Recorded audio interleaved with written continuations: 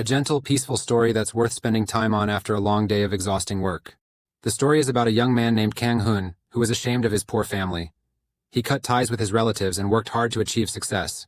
Finally, when becoming a judge, you realized your ideals were wrong. Everything seemed to collapse when you discovered you had terminal cancer. In his despair, Kang Hun tried to save a drunken man who had fallen on the train tracks, but the worst outcome occurred. He couldn't even say goodbye to his mother before helplessly losing his life. At that moment of life and death, a symphony played, taking him back to the past, where miraculous events began to unfold, and he realized he had a great talent for music. Today is the graduation day for the students of this school. The young boy Kang Hun has studied very hard, now only the tough bar exam remains. Just stepping out of the school gate, Kang Hun heard his mother's familiar voice calling right next to him.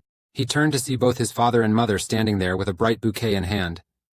"Congratulations on graduating, son. Look at how much you've grown. Come here." At that moment, Kang Hun's hand suddenly clenched around his book bag, and his emotions seemed far from happy with the arrival of his parents, partly guessing his son's expression. The mother sighed and said, "Even if you say we don't need it. How could you say that? This is your final graduation, and your parents are just here to congratulate you. Let us stay with you for a while, have a meal together, and buy what you like." As Kang Hun's expression worsened facing his mother's gentle demeanor. "When you graduate, son, you can play the violin. You like again." As soon as he heard this, Kang Hun gritted his teeth and shouted no. Then his hand flung away his mother's bouquet. The bouquet fell to the ground as Kang Hun's cold voice echoed, "You gave it up long ago. Why bring it up now? Does it mean anything? The exam still has 2 people left, but they don't need to come. I'll take care of myself. Tired of this laundry detergent smell already," the boy said as he turned and walked away, leaving his parents standing there with mixed emotions. What exactly had happened to their family that made Kang Hun become like this? Actually, the family makes a living by running a small laundry shop. Simple daily dishes and the scent of laundry detergent on Kang Hun, on his parents. Everything made you feel suffocated, so you kept studying with the hope of having a better life despite being called a loner. The internet is a luxury for Kang Hun. Each day he can only befriend textbooks and boring notebooks. You don't want to spend your whole life stuck in a cramped, tiny room like this.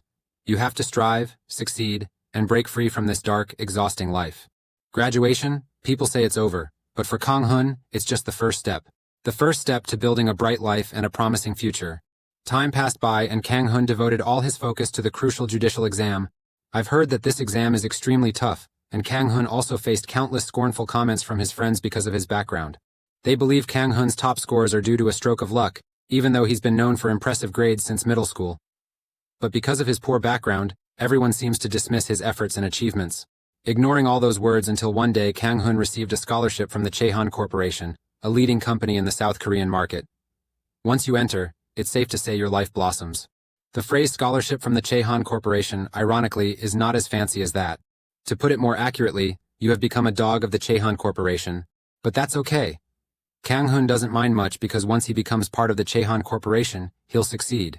And soon your life will change. This is surely a solid stepping stone, and there's no better opportunity at the moment. After graduating from a top university in legal research and training, Kang Hun became a prosecutor at a district prosecutor's office in the western region. Kang Hun was also the one who handled the dirty work for the Chehan Group, and he quickly rose to the position of chief prosecutor. Instead of enforcing the law and upholding justice as his ideals, he covers for the Chehan Corporation. When success brings you everything, what will your life be like? Kang Hun can't help but think about it, but feelings of inferiority and greed quickly make those thoughts disappear, leaving him groping in the dark. Until one day his father-in-law asked Kang Hun a meaningful question. "Shouldn't you now step into politics?" Although Kang Hun didn't quite understand, his father-in-law explained that this was an opportune moment since Kang Hun's reputation was still good. The financial matters for this endeavor would be handled by the Chehan Group. The father-in-law gently placed his finger on Kang Hun's wedding photo and said with disdain, "Everyone knows you come from a filthy, poor family, a dragon rising from a small pond." This saying is very fitting to describe filthy rats, but when it comes to my son-in-law, that past is more like mud than a small pond. Although at Chehan you did very well, you still need to get involved in politics, then you can turn my daughter into a modern princess. Turn that past into your advantage even when faced with such contempt. Kang Hun still had to nod because he really hated having to send back the scent of laundry detergent from the shop, even if it was just a memory. Everything was peaceful until one day Kang Hun had a routine checkup at the hospital and received shocking news from the doctor. He seemed to not believe his ears, kept asking the doctor in front of him, "Are you saying I have pancreatic cancer?" The doctor slowly nodded and advised Kang Hun to brace himself because it was already too late. After saying this, the doctor sighed in regret, as the patient before him had neglected his health for too long, only coming in for a checkup when it was the final stage of cancer. If it had been just a little earlier, the doctor could have treated it. If it had been just a little earlier, things wouldn't have turned out this way. At that very moment, Kang Hun's mind twisted into a tangled mess. It felt like he had fallen from heaven to hell with nothing to hold on to. Kang Hun had no idea how he managed to walk out of the hospital in such a chaotic state. Waiting until he stood in front of the train station and heard the announcement echoing, he finally caught his terrible thoughts again. But who can he tell that he's dying of cancer? Kang Hun wondered in despair. Tell this to the rich wife beside you but with no feelings. Maybe tell your dear father-in-law who only sees you as a dog his family keeps.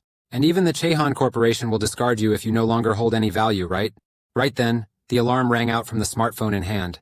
Kang Hun looked down at his phone and was stunned to realize the caller was his mother. Trying to stay calm, Kang Hun hesitantly answered the phone.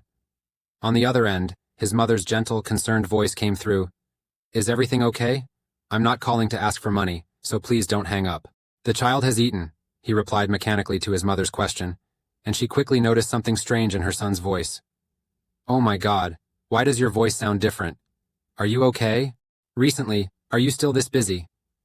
Glancing at his reflection in the window, Kang Hun shook his head and replied, No, not busy, Mom, he said as tears he tried to hold back spilled from the corners of his eyes. At this moment, everything Kang Hun has tried from the beginning until now has lost all meaning, leaving him to ask himself, what have I been living for? Through the reflection in the glass door, he saw the sweet smiles of the schoolgirls with violins on their shoulders. In the past, Kang Hun, like them, had his own joyful moments.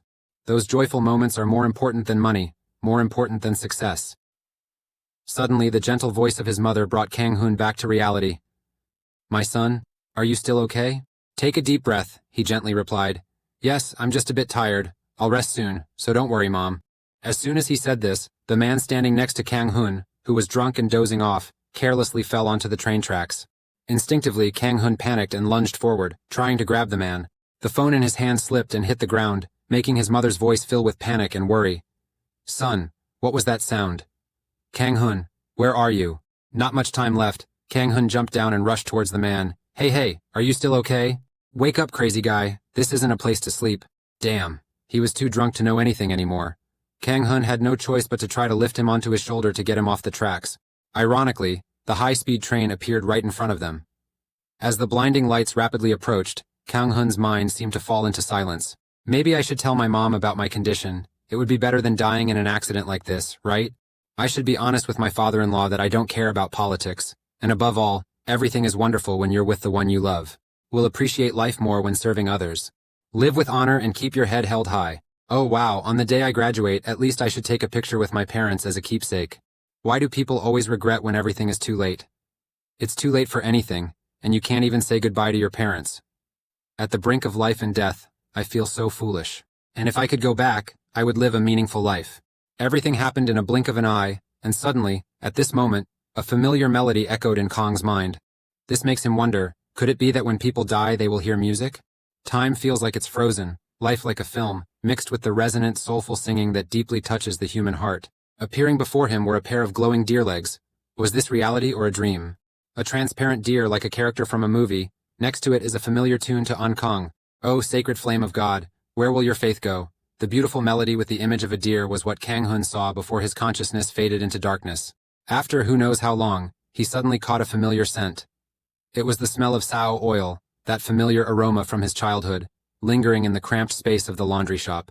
The stench clung to Kang Hun every day, even now, a decade later. He still can't forget it, and that smell followed him even to his death. But the smell he used to hate so much as a child, he now strangely misses. A quiet longing filled the consciousness of Kang Hun. If just once before I die, I could meet my parents again, the ones who spent their whole lives caring for me. If I could do just that, I would have no more regrets. A tear of remorse rolls down my face and falls into the void. Suddenly Kang Hun woke up abruptly when he heard his mother urgently calling, Kang, get up now, son, it's time to wake up. In the familiar early morning sound, the boy jolted up, bewildered, looking around. His mind hadn't yet grasped what was happening. And the moment he saw his mother's youthful, beautiful face, Kang Hun thought he was dreaming. Hurry up, son, or you'll be late for school. That's the face and the sound, the figure that Kang Hun could never forget and couldn't believe was real. He stammered, calling out, Mom!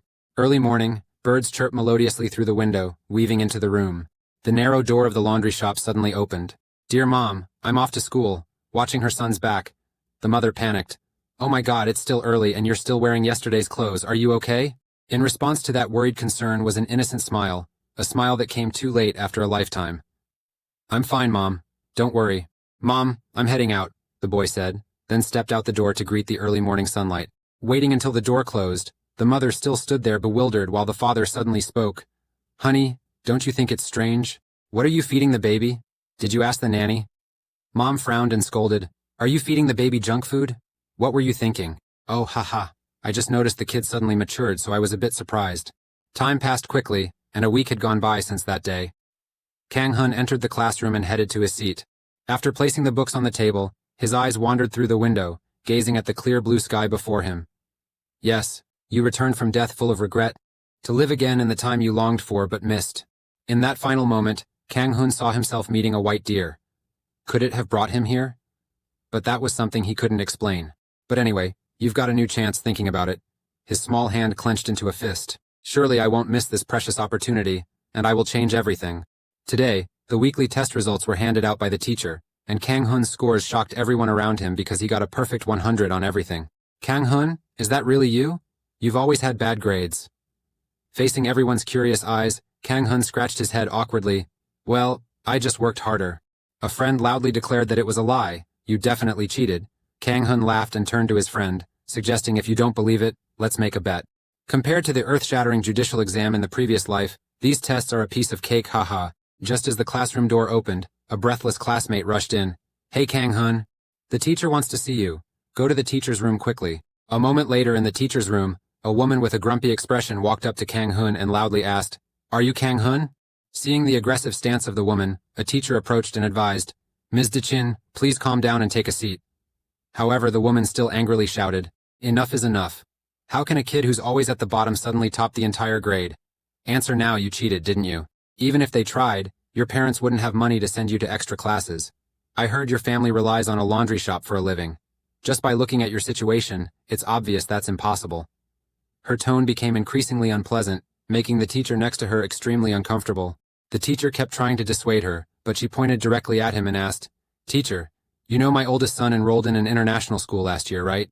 Since then, as the president of the Parent-Teacher Association, I have raised many funds for this school, with the sole desire to create a great learning environment for my child.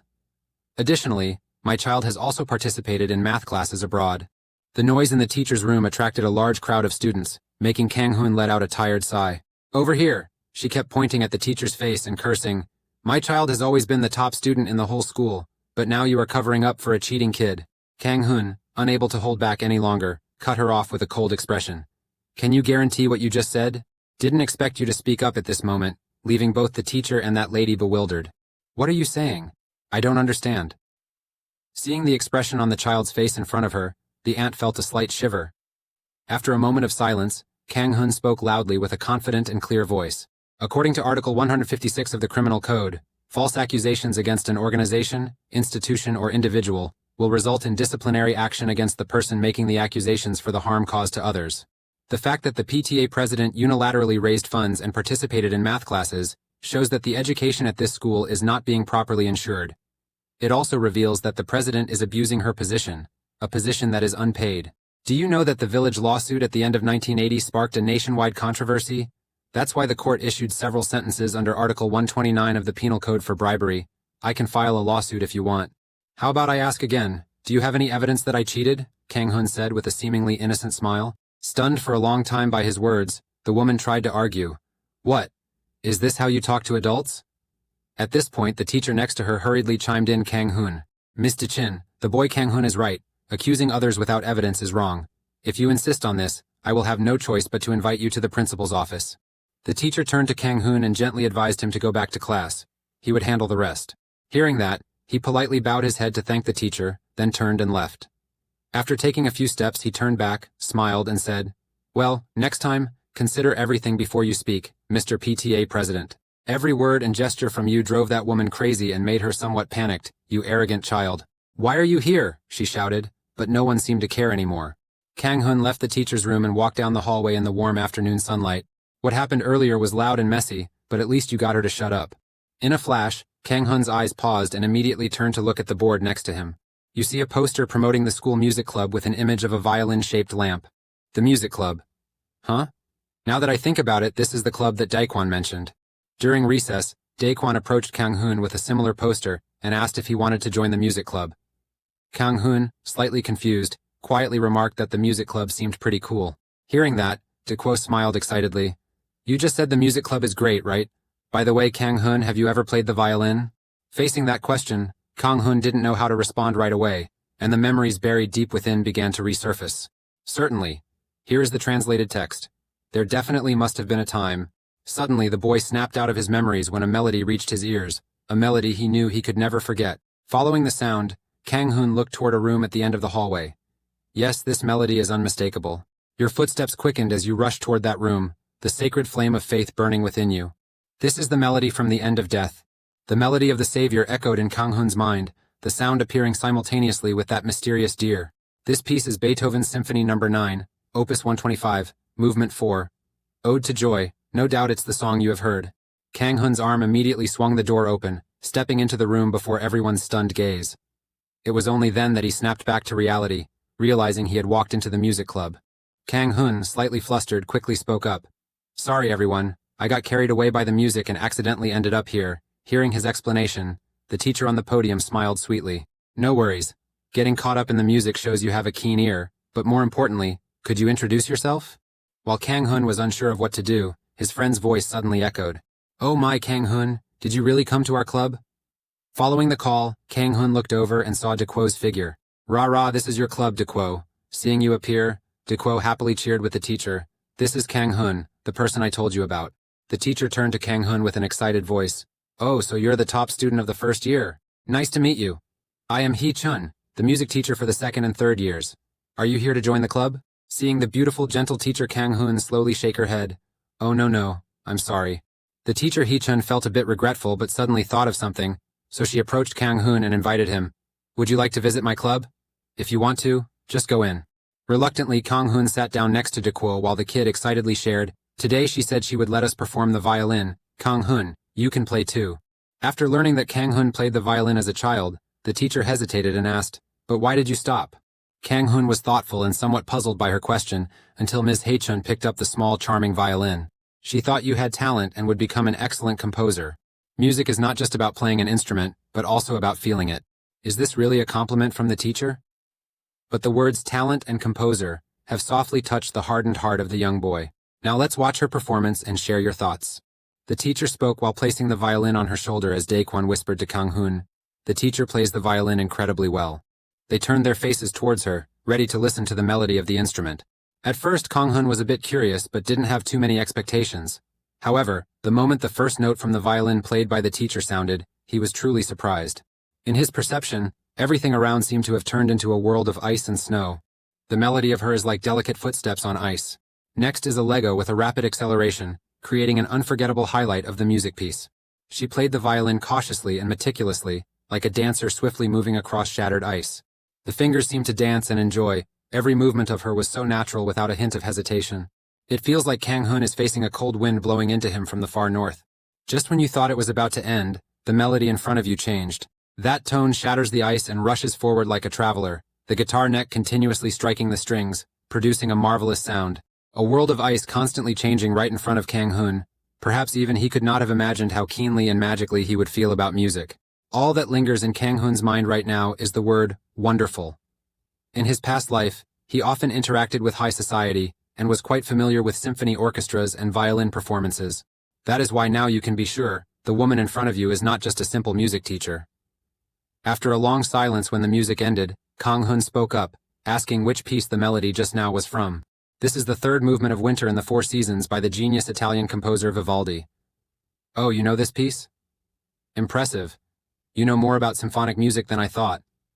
So, what do you think of my performance? Kang Hun did not hesitate to clap and give her a wonderful compliment. This was an amazing performance, and he had never heard anyone play better than her.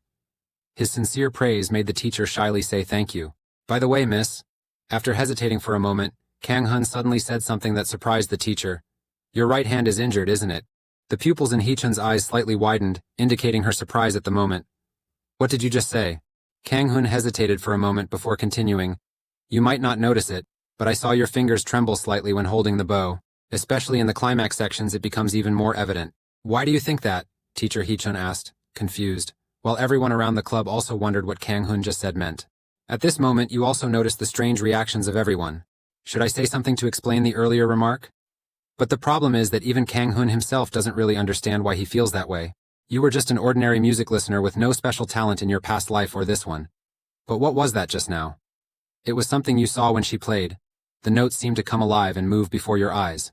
Not sure how to explain it properly, Kang Hun could only give an awkward smile. That's how I feel. Looking at the innocent smile of the little boy in front of her, Teacher Hee-chun silently wondered to herself, is it just a feeling like that? A moment later, when all the students had left, Teacher Hee-chun stood dazed in the middle of the classroom under the golden afternoon sunlight. Suddenly, she remembered the past, as she paused and slowly looked down at her hands. At that time, she began dreaming of becoming a violinist, but before she could achieve that, thinking about the haunting past, Hee-chun gently clenched his hand and wondered once again, but what could it be? Of course, the boy Kang Hun has an incredible ear for music and the demeanor of a true music connoisseur, but to notice her healing wound through just a brief performance?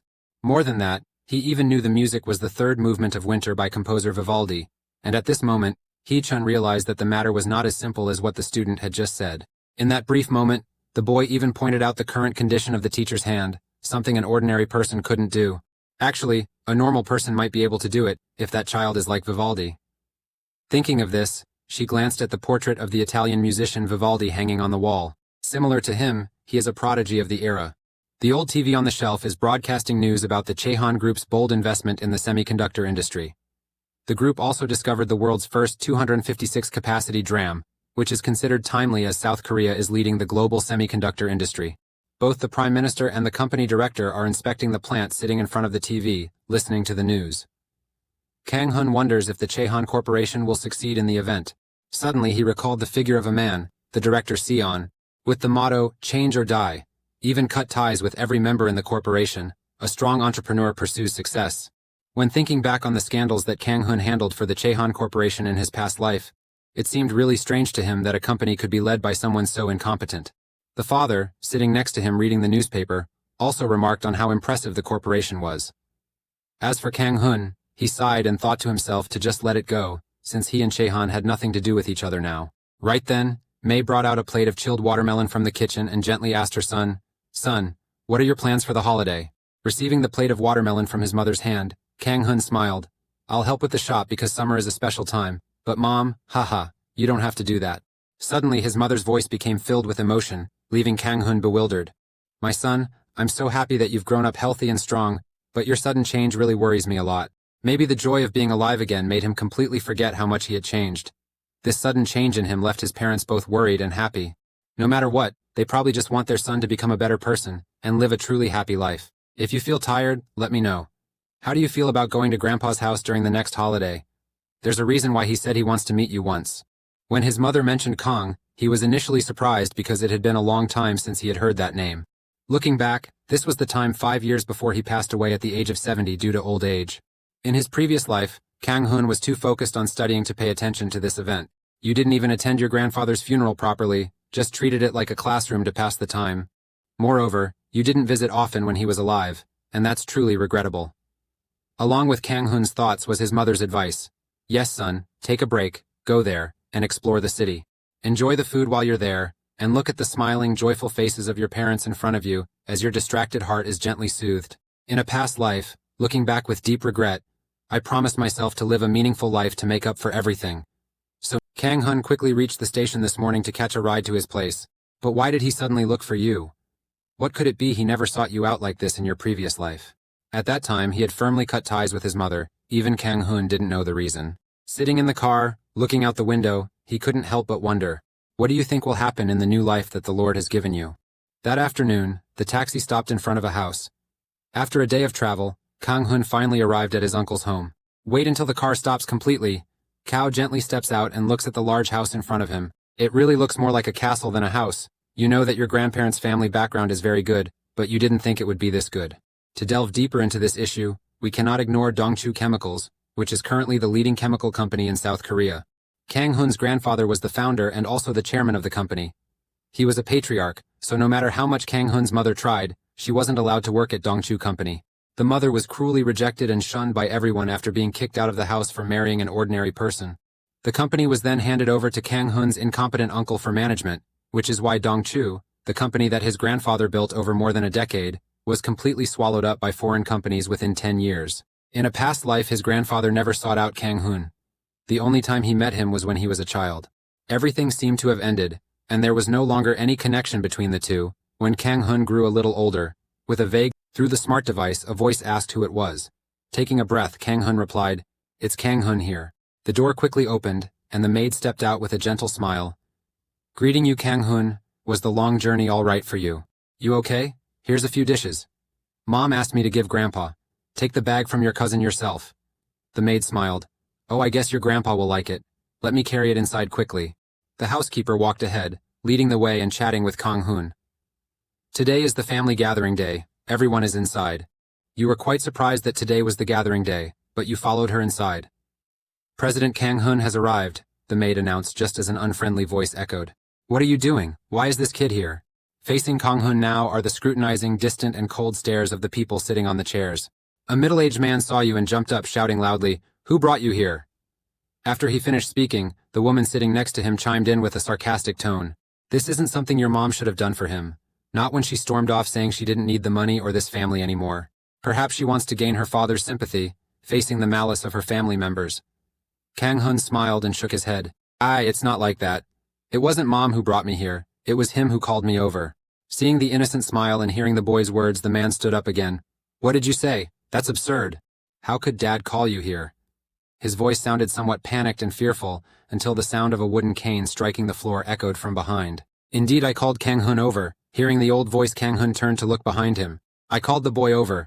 Do you have any objections?" he asked, walking closer to his grandfather while glancing at the three adults sitting on the chairs, making them so scared they quickly stood up.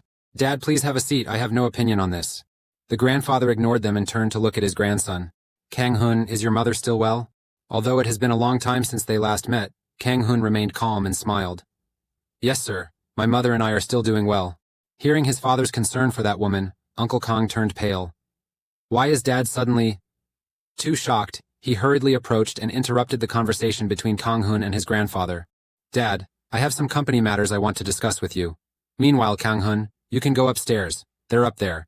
Seeing the stiff, fake smile on his face, Kang Hun glanced with disdain. He interrupted so hastily. Could it be that my presence here scares him that much? I guess there's some other secret hidden in this place. At the same time, he could sense the smell of lies here. With thoughts in mind, Kang Hun smiled and said to him, "Sir, you're absolutely right. It's been a while since I've seen my cousins, so now I want to meet them. May I go upstairs to see them?" A bit surprised by his grandson's request, the grandfather nodded. "Yeah, go ahead. All right, I'll head upstairs first." Polite bow greeted the old man. Then Kang Hun walked past his despicable uncle as if nothing happened while the old man kept looking at his back. At this moment, pretending not to know anything is the smartest choice, and I don't need to step into this dirty mess, Kang Hun told himself. Walking up the stairs, stopping in front of a room, and this must be the room. Gently turning the doorknob and opening the door, he found a few pairs of eyes staring at him. At first they were surprised by his appearance, but then they showed signs of discomfort. Pretending not to notice those expressions from the kids, Kang Hun smiled and said hello. "Long time no see, everyone." As they stood there confused, someone walked up to Kang Hun and called out his name loudly. "Why are you showing up here?" The kid standing in front of Kang Hun is Seok. In his previous life, he was arrested for fraud, embezzlement, and was one of those who tarnished the reputation of Dongchu Chemicals. He was pushed to the brink and shamelessly begged Kang Hun for help. In the end, he was still a heartless person, and back then, he wasn't much different from now, still the same personality that made people despise him. Seeing Kang Hun not answering and just staring at him, Seo-wook angrily gritted his teeth. "Damn it, are you deaf? Why did you come here? I guess you're here to ask for money for your mom, right?" Haha. Hearing what Seok said, the cousins around all slightly covered their mouths, amused. With the soul of an elder, Kang Hun could easily sense their malice. If he stepped back now, they would look down on and despise him, just like in his previous life. So how could they possibly let them, huh, la ha ha? Then Kang Hun looked straight into Seok's eyes and called his name. Being caught by this direct gaze made Seok momentarily bewildered and stammer, asking what. At this moment Kang Hun's hand was placed on his shoulder. "Keep that position." Every cold word came out from Kang Hun. "Seok, don't be stupid like this anymore." Although stunned by Kang Hun's presence, Kim was so enraged by his words that veins bulged on his hand. He then grabbed Kang's collar and slammed him into the wall. What did you just say, you dog? I should punch you to wake you up, you filthy wretched scum, he shouted while throwing a punch straight to the face. Kang Hun stayed silent under the assault, staring intently at the jerk in front of him. He wondered to himself, maybe this time he should teach him a lesson. Guys who only rely on their parents' money like this. Thinking of this, Kang Hun lightly swung his foot, aiming straight at the stomach of Seok in front of him. A precise and forceful kick that made Seok's eyes widen. The look on their face suggests that this hit must be quite painful. Then the kid collapsed, his face yellow with pain, looking no different from a torn sack. After a moment, waiting for the pain to subside, he shakily stood up, still muttering to himself, "How could you? How could you?" Before Seok could recover, Kang Hun approached quickly, grabbed his collar firmly, and pulled him up forcefully. The swift action left Chim so shocked that he turned pale, unable to utter another word. Unexpectedly, a big tough guy like Seok was taken down by a small kid, leaving everyone around them in shock. They just stood there, bewildered, not daring to intervene. The kick earlier probably scared Seok so much that he might have wet his pants, which is why he's now constantly mumbling for help. Help me, save me. In his previous life as a prosecutor, Kang Hun faced many difficulties, some of which were so terrifying they were almost unimaginable. So dealing with a child was easy. A chilling smile appeared on his cold face. Seok, if you ever treat me like this again, it won't be this simple. I don't know what I'm going to do, so be careful. Because Kang Hun's move to his grandfather's house took a day and a night, he arrived early in the morning, so today he will have breakfast with everyone. In the dining room with 2 tables separated for adults and children in the family, everyone quietly ate their food, making the atmosphere somewhat oppressive, until a plate of soy-marinated crab was served. Dad, this is a green crab dish made by your youngest daughter. Try a bit, Dad. The grandfather was slightly surprised as he took the plate. Oh, this is Huncha's crab dish. Seeing the plate of crab, the aunt frowned and wondered why it was served, but the grandfather ignored her, picked up a piece of crab. When he tried the crab and even praised it, the expressions of the uncle and aunt at the table immediately turned serious. Every time they mentioned Kang Hun's mother, they all put on that expression. Maybe in the past, she truly was a fear that still haunts them to this day. Who would have thought that just with Mom's green crab dish, things would turn out like this? Those people must be really worried, right? After a decade of not hearing the name of the rival they had eliminated, suddenly hearing it again must be quite a shock. With his personality, he wouldn't let his daughter inherit. But this is quite interesting. Enjoying delicious crab while Kang Hun watches a good play in this house. It's funny how they get anxious just because of a green crab. Waited until everyone was almost done eating, the uncle suddenly spoke up. Dad, now you can retire and relax. You've worked your whole life building a strong Dongchu chemicals like this. Now it's time for you to rest and enjoy your old age. Hearing these words from them, the grandfather, who was eating, had to stop his chopsticks and slammed his hand on the table, startling everyone. Then, he coldly called out the names of his son and daughter. Bomjin Bomjong, looking back at the production process of Dongchu detergent, do you two have anything to say? Facing his sharp gaze, both his uncle and aunt stayed silent, avoiding direct eye contact. Seeing their behavior, the grandfather sighed and continued. Even an executive doesn't know what he and his company are producing. How dare you say I should retire? Grandpa's eyebrows furrowed tightly, his expression stern and cold. Seeing his father angry, his uncle tried to explain, but his grandfather didn't want to listen. Stood up straight. Enough. Don't say anything more. I don't want to hear any more. You'll only ever be a salaried employee in this life, so stop dreaming about things that don't belong to you anymore. After saying that, he left the dining table, making his uncle panic. Dad, please, just listen to what I'm saying. Enough, I will never hand the company over to a fool like you. Chemicals Dongchu will be handed over to a capable person, got it? Everyone here, listen up. This company is my life's work. If I leave it to you, I won't be able to die in peace. His harsh words were like a cold slap in the face, making his uncle's expression incredibly sour. The kids at the table fell silent when he got angry, and none of them dared to speak up, but Kang Hun, on the other hand, always paid attention to everyone's state, especially watching his back. His attitude is so tough, isn't it? That attitude surprised him a bit, but these people aren't even clear-headed enough to understand what he just said. So in the end, that company went bankrupt and they destroyed everything. Just as the saying goes, it's easier to change rivers and mountains than to change someone's nature. Despite being scolded and talked about to that extent, they are still gathering to gossip and have yet to wake up. After breakfast in his study, grandfather read the newspaper while chatting with Kang Hun. I think South Korea will join ASEAN in the future. The world is changing rapidly and at an astonishing pace. Kang Hun, what do you want to do in the future? Being called out, Kang Hun thought for a moment, unsure of how to respond. You still don't know exactly why he called you here, but Kang Hun didn't want to overthink it, so he sincerely answered, I want to make my parents happy. Oh, you're such a good kid. So do you want to make a lot of money? Thinking about money, Kang Hun momentarily drifted into deep thought. If he used the knowledge from his past life, making money wouldn't be difficult, but he didn't want to focus too much on wealth as he once did. Thinking about it, Kang Hun flashed a bright smile. No, I just want to live a life where I feel happy. Earning a lot of money doesn't necessarily mean I'll be happy, right? Hearing the sincere answer, Ong Noi looked at his grandchild with eyes full of warmth for a long moment. You've grown up a lot without me around, kid, he said, then shifted his attention back to the newspaper in his hand. A moment later, the housekeeper walked by and smiled at Kang Hun. I've tidied up your room and packed your luggage. Would you like to go take a look? Oh, thank you, let me go check, said Kang Hun as he stood up to leave but was called back by the old man. Kang Hun, let's have lunch together today. An old friend of mine always brags about his granddaughter to me, so this time I have to get back at him. It's a fresh new resolution, but there's no reason to refuse, so Kang Hun nodded. Yes, I understand. After leaving the living room, he found the room the maid mentioned and stepped inside. The scene in this room surprised him a little. This used to be your mom's room, a clean, luxurious, fully equipped space. Even though it hasn't been occupied for a long time, it's still been well maintained without a speck of dust. Did Mom ever have a room as beautiful as this? She is now struggling to raise her child and wash clothes for others without a single complaint. Exclaiming, you walked closer to your mother's old study, then suddenly noticed a familiar-looking bag lying there. This is a violin ensemble, Sao. Gently placing the violin on the table, Kang Hun realized the instrument had been well preserved. Perhaps his mother used to play the violin, which might explain why she was happy when he started playing it too. After a moment of admiring the exterior, Kang Hun reached out to unlock the guitar case. Open it with your wide-open eyes. After everything, seeing the violin again, Kang Hun's feelings are truly hard to describe. You just stood there, hand raised in the air like a statue. After a while, that hand gently touched the inside of the instrument. But before she could do anything, the maid poked her head in and called out, Kang, the president has prepared something for you. Do you want to try it? With no other option, he had to close the lantern again and follow the maid. Ah, I'll be right there. That afternoon, sitting in the car with his grandson, the grandfather kept bragging to the driver. Mr. Kim, do you know that Kang Hun is the top student at his school?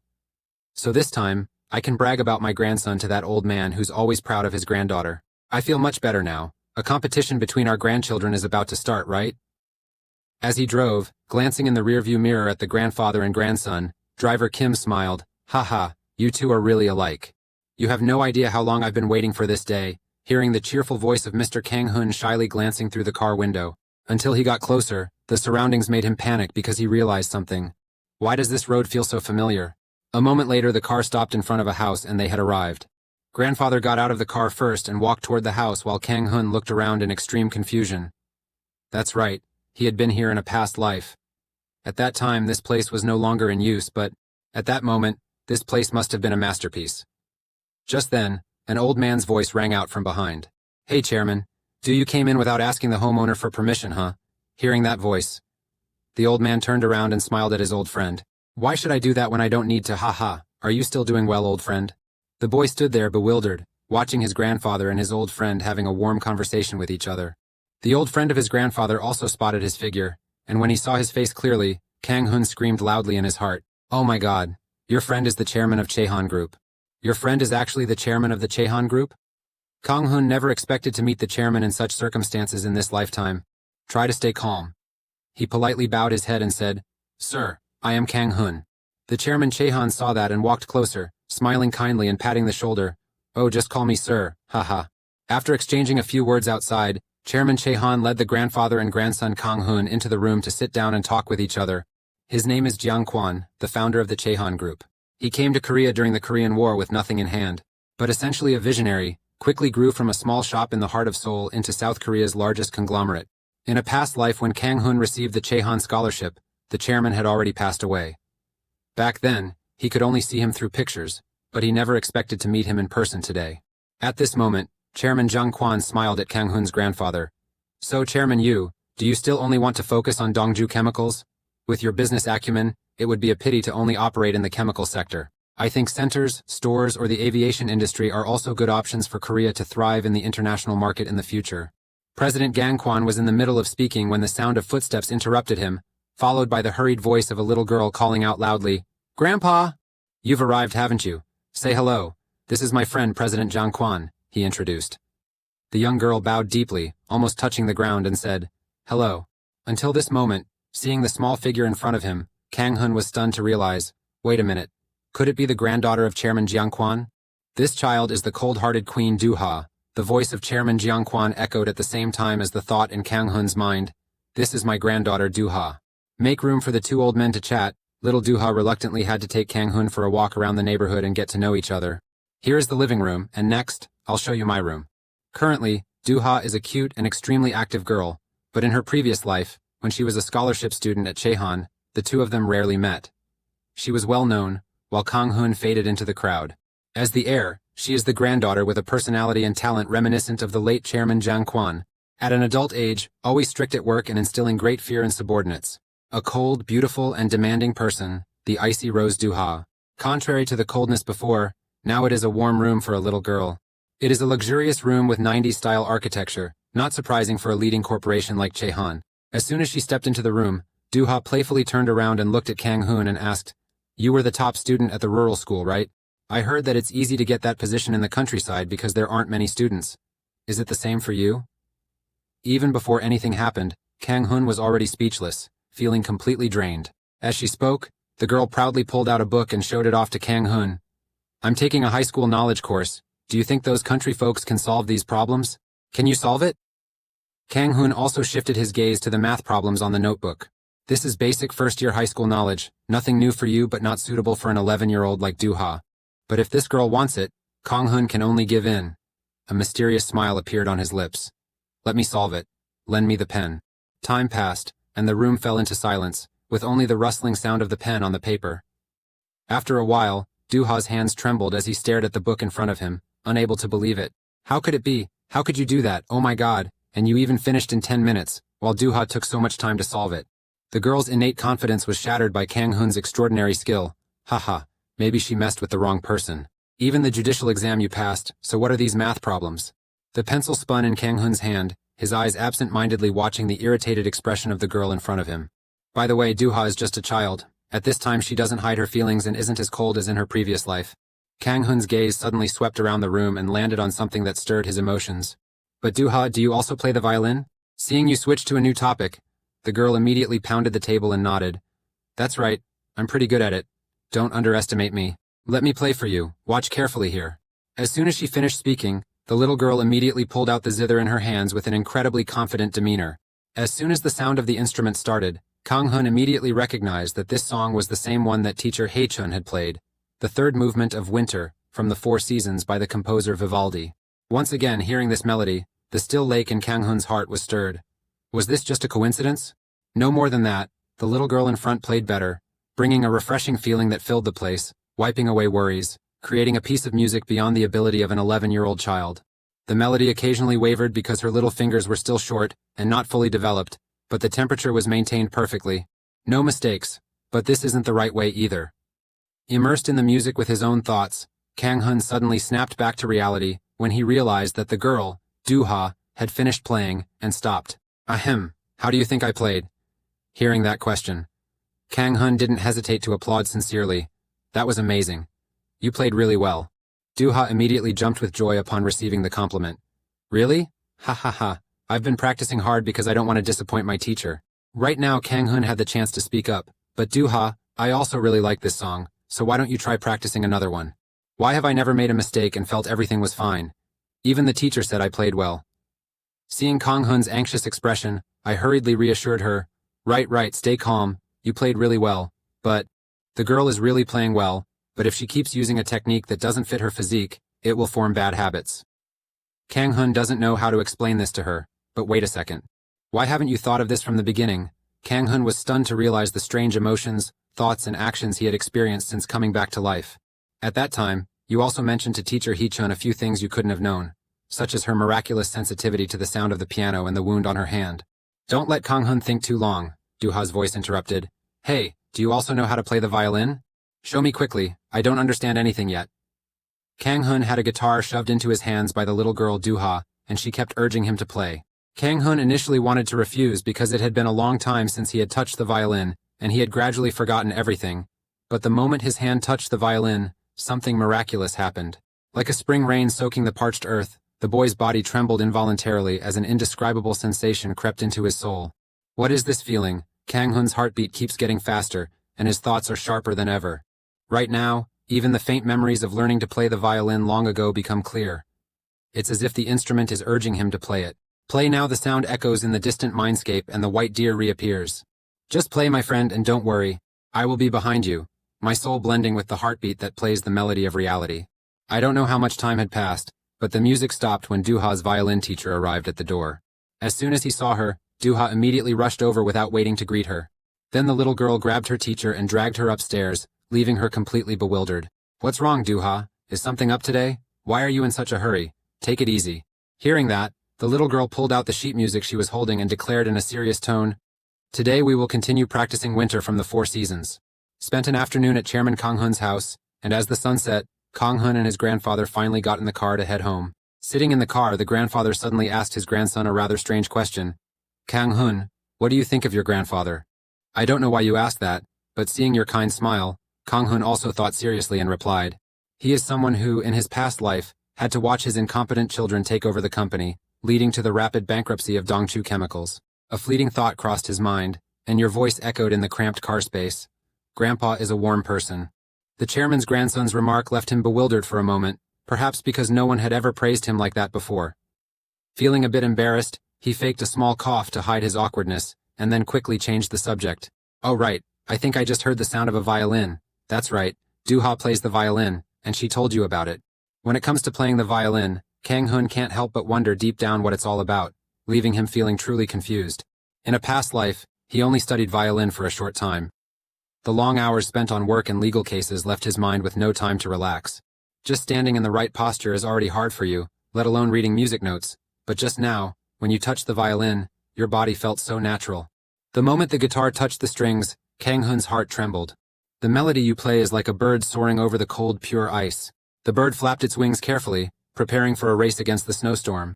A snowstorm blew in, and as the earth and sky were covered in ice and snow, the melody changed.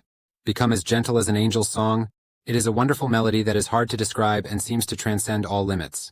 Kang Hun's soul was completely immersed in the violin in his hands. In this moment, he seemed to have truly become a real violinist, not just a child or a child with the soul of an adult. Facing that melody, Duha opened her sparkling eyes wide, her mouth agape in utter astonishment. When Kang Hun caught that expression, he was startled. His feelings quickly shifted from surprise and confusion to slight embarrassment, and the music stopped at that moment. Sitting in the car, recalling what had just happened, the boy's hands trembled slightly. It wasn't clear, not exactly what had occurred, but his body continued to sway gently to the rhythm. With that magical feeling, should we play the violin again? Should I play again? Kang Hun wondered as he gazed up at the crimson sky of the sunset. Suddenly, the man's voice brought him back to reality. Do you know what I do for a living, Kang Hun? Yes, sir. It's the chemical industry. Siwook told you that, saying he is the chairman of Dongchu Chemicals, while replying to you with an innocent expression and silently apologizing in his heart. Sorry for using your name as a shield. Siwook, haha. So what do you think about the chemical industry? Another question he asked. This question made Kang Hun fall into deep thought. It's really a tough question for a child, as most children around this age worldwide probably haven't even begun to understand what chemicals are. The grandfather patiently waited for his grandson to think. The reason he asked this question was because he wanted to try something. Dongchu Chemicals were developed from a soap factory. Now they have expanded to produce various chemical products like laundry detergent and plant growth stimulants. The field is now only in its infancy compared to the future developments in industrial chemicals. Emerging technologies in chemistry have become the foundation of the information technology industry, which will lead to significant advancements in today's society. Mr. Hwahak, I believe it will be a key material for industries in the future. The grandfather remained silent for a long time after hearing his grandson's answer, staring at him. From his face, it was impossible to tell whether the response pleased him or not. A new industry for the future? After some time traveling in the car, they finally arrived home, and the car stopped right in front of the gate. The driver politely opened the car door, inviting the grandfather to step out while he remained deep in thought as if pondering something. After taking a few steps through the gate, he suddenly turned back to Kang Hun and said, "Let's find a day to go out for dinner together." Kang Hun, confused, asked if they were eating out. He thought it must be just a regular meal, but the old man's next words startled him. Chairman Jiangquan will host a party where there will also be kids around your age. Oh my gosh, one Chairman Jiangquan is already too much, and now we've got the spoiled heirs of these conglomerates too? This party is not going to be easy to handle. Hold on. Could this be considered a party between 3 generations of corporations? Kang Hun wondered, recalling information related to this in his memory. In the 90s, the relationships between corporations were very close. They were all people who shared a common background of rising from poverty. Once they've reached the peak of wealth, to protect their interests and power, they've formed numerous binding relationships. However, as management rights gradually transfer to the second generation, such parties become an inevitable and unfortunate necessity. Of course, in a past life, Kang knew this because you worked for a long time at Chehan. But this is as far as it goes, because how could an ordinary person understand that vast world? Kang Hun could only hustle for his daily bread, occasionally glancing up at the elite society above him. That's their own world, one that ordinary people can never understand. Ignoring the side issues, the important thing about a three-generation party is to subtly introduce the future official heir of the group in Vieti. Thinking about it, Kang Hun felt confused. Could it be that he wanted to? The boy's hand involuntarily clenched into a fist at his own speculation. If he were allowed to attend that party, and if things turned out as he suspected, then this is a sign. He's trying to make you the heir to the Dongchu Corporation. This is shocking news. It's hard for you to stay calm, but the image of the violin appears in your mind, magically easing that sorrow. Take a deep breath to regain his usual state. Kang Hun walked into the house with the man as if nothing had happened. At the same time, in her room at Chairman Jiangquan's villa, little Duha firmly declared to her teacher that she wouldn't give up easily. Oh my god, Duha, I'm so exhausted. Just one more time, I'm begging you. Your persistence is making your violin teacher want to cry. The third movement of Winter in Vivaldi's Four Seasons, the girl constantly strives to prove her worth, and being able to play this piece professionally is a golden opportunity. The girl is a hard-working student, but she's too stubborn. Being that stubborn really makes it tough for the teacher, haha. She's clearly done very well, but, Duha, don't you like the way I play? Seeing the frown on her face, Duha awkwardly shook her head. That's not it. She's really good at playing and she actually brought snow, but looking at the confused expression of the little girl, the teacher felt puzzled and wondered, did she just mention her brother? The next morning they had breakfast together again. Good morning, grandfather. Did you sleep well last night? Grandfather walked to the dining table, smiling. I'm fine. Sit down quickly. Kang Hun sat down next to Seok and nodded in greeting. It's been a while since we last met. Facing Siwook's gaze, he seemed flustered and quickly looked away. Since that day, he couldn't look at Kang Hun naturally anymore. How could he be so shameless and deceive everyone like that? In the end, he was just a bully who preyed on the weak. Everyone sat down at the table. The aunt wearing a workout outfit stepped out from the kitchen, flattering Grandpa. Hey, this rib dish was made by me. Try it out, Dad. Watching her cook so carefully made Kang Hun's eyes roll. What's going on here? Is this still the same person who never even washed a bowl before? Did someone put her up to this today? However, Grandpa seemed to ignore his daughter's care, pushing the plate of ribs aside. Just leave it there. He then turned to ask the maid if there was any soy-marinated crab left, which immediately caused the lady's face to show fear, and her smile faded. All right, let's eat, kids. If you want to enjoy your meal, go ahead. But looking at that lady over there, it seems like she isn't enjoying her food today. The breakfast table was quite empty this morning with just the four of them eating together. With a persistent and stubborn nature, they had only taken a few bites when that lady started talking again. Dad, are you planning to bring anyone to this party? Clearly understanding his granddaughter's intentions, the grandfather furrowed his brows even more tightly. Why do you want to know this? The party this time includes 3 generations, but my dad has never brought his grandchild along. The fake voice of the aunt echoed as Kang Hun sat silently, eating his breakfast. Her words referred to the party that he had mentioned earlier, so let's see what she is up to this time. The third son of you guys is still young, so I think the one who can be taken along is Seok. As soon as the words were spoken, Grandpa's face immediately darkened, but he tried to control himself and asked another question. Do you know what kind of party it is? Ha, sure. It's not like I'm a kid who doesn't understand. Seeing her still laughing, Grandfather slammed his hand on the table and shouted, You know, and you still want me to take Seok along? Dad, what I mean is, this is a great opportunity, and it would be such a waste not to participate. She hurriedly tried to reassure her grandfather, but he wouldn't back down, repeatedly raising his voice. So now you're forcing me to choose that boy, aren't you? An ignorant and greedy person who doesn't know what to do. Every criticism from Seok and its mother could only bow their heads without daring to resist. At that moment, the grandfather suddenly turned and stared intently at Kang Hun. Kang Hun was confused by his direct gaze and vaguely sensed something but didn't dare to say it out loud. As for the old man, when he looked at his grandson, he remembered what the boy had said before. This child mentioned that remark is similar to something Kang Hun's mother, his grandfather's daughter, once said. Chemical technology will be a material of the future. Right now, the past and present overlap, and Grandpa has made his decision. I've decided that Kang Hun will join me at the party. Hurrying through his shocking breakfast, Kang Hun reluctantly got into the car as the driver took him to buy new items. He asked him to wear a suit, so this clearly wasn't going to be an ordinary party. Even though he had anticipated it, he still Was that really what he meant? Kang Hun thought idly as he glanced out the window and noticed something. The building on the side of the main road looked somewhat familiar to Kang Hun, or rather very familiar from his past life. At a busy intersection, old memories that are hard to forget come rushing back.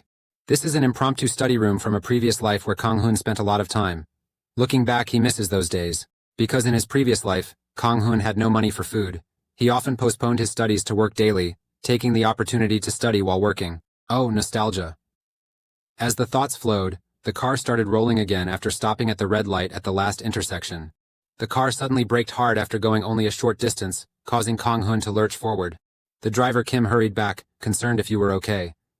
Kang Hun nodded and replied, "Yes, sir. Did something just happen? Why did the car brake so suddenly?" "Sir," the car in front suddenly stopped. "I might take a detour, so I'll be a bit late, heading west." The driver Kang Hun also noticed a taxi parked ahead, with someone saying something. "That's a foreigner, isn't it?" It seems the taxi driver doesn't understand what the foreigner is saying. Maybe he's speaking English. It's overwhelming to hear the faint words of that foreigner trying to act. Kang Hun suddenly wanted to be a good person, so he opened the car door and stepped out. "Driver, please wait for me a moment. I'll be right back." He then approached the foreigner and started conversing with him in his fluent English. "Hello, how can I assist you?" A moment later, Kang Hun's car continued down the road with the foreigner sitting next to him in the back seat. They were all talking in English, and he recounted the entire incident.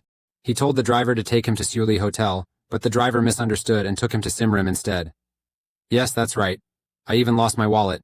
Bad luck just keeps coming my way. Fortunately, I met you, a kind guy, and now I'm fine, so thank you so much." The foreigner tightly grasped Kang Hun's hand, shaking it excitedly with a smile on his face. After chatting for a while, Kang Hun curiously asked if he was in Korea for tourism. "Oh no, I'm here on a business trip." Knowing this news, Kang Hun became even more confused. Could it be that his partner didn't arrange for someone to pick him up? "That's true, I came here for work, but I wanted to do some sightseeing, so I arrived a week ahead of schedule. Turns out this guy likes to travel." It seems that finding someone who speaks English made the foreign guy quite excited, so he kept talking non-stop to Kang Hun. "I love traveling because I can explore new things and make new friends. And there are chance encounters that turn into special relationships like today. Meeting you was one of those moments. I'm truly happy. Could this be God's plan for us to meet?" Kang Hun felt helpless in the face of his foreign friend's overwhelming enthusiasm, while every move he made was carefully noted by driver Kim. While they were having a pleasant conversation, the car stopped in front of the Seuli Hotel, where the foreign friend wanted to go. "Sir, we have arrived." Getting out of the car to pick up the luggage, the foreign friend exclaimed about how quickly time had passed. Thank you all for bringing me here safely." Kang Hun smiled and shook his head. "It's nothing. I was just sitting in the car. It was the driver who had the hard job of getting us here."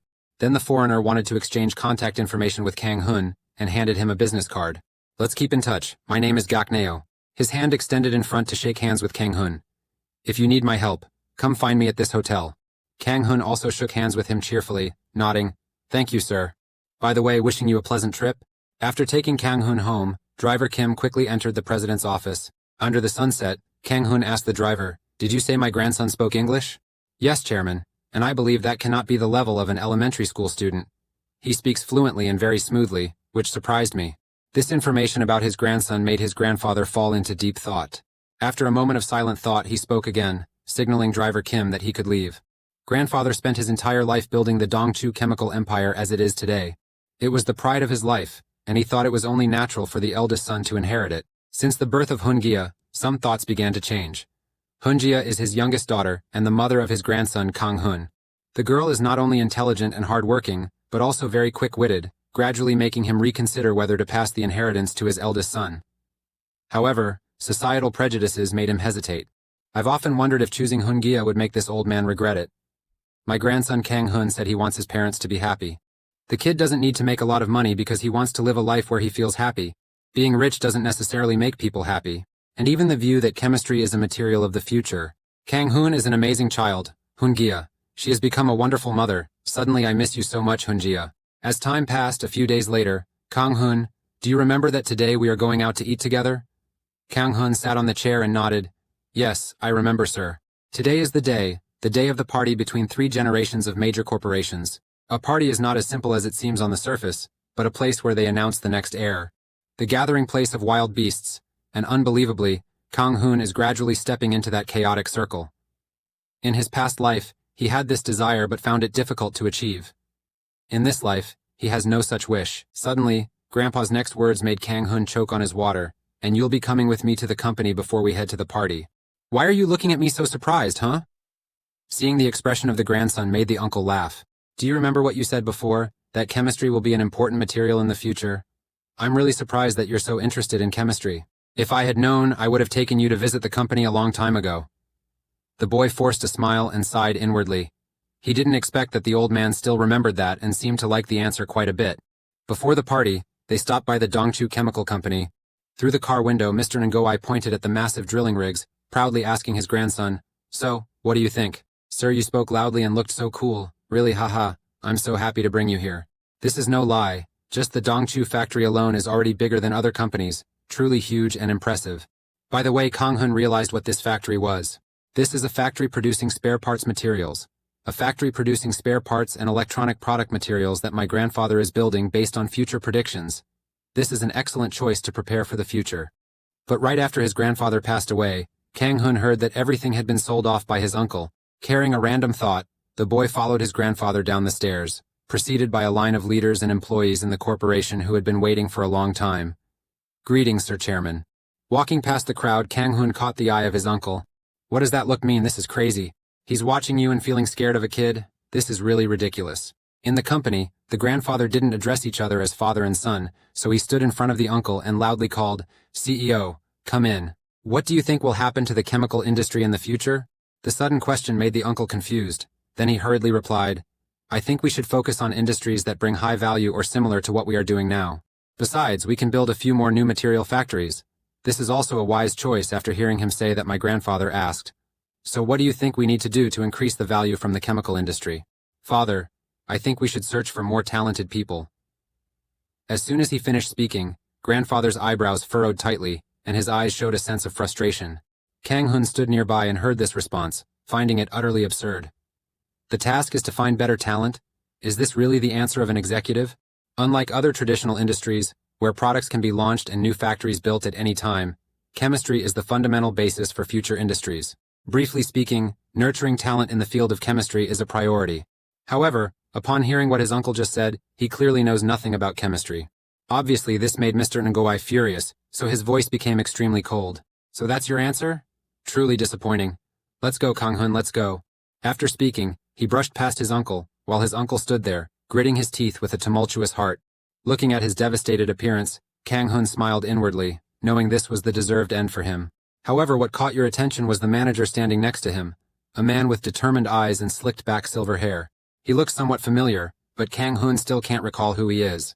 The campus of Dongchu Chemicals is quite spacious, with walkways surrounded by greenery, and the two of them, grandfather and grandson, walked and talked. "Kang Hun, what do you think management is?" Hearing the question and looking at his desolate back, he guessed that he was worried about the unreliability of that uncle. Without much thought, he quickly answered the man's question, ensuring everyone ate well and lived a healthy life. Isn't this what a manager should do? There is a saying that more is better than less, and I think that's quite true in this situation. Silently absorbing his grandson's response, after a moment, the grandfather turned his head back to gently stroke his grandson's smooth hair. Wouldn't it be wonderful if Kang Hun could grow up a bit faster?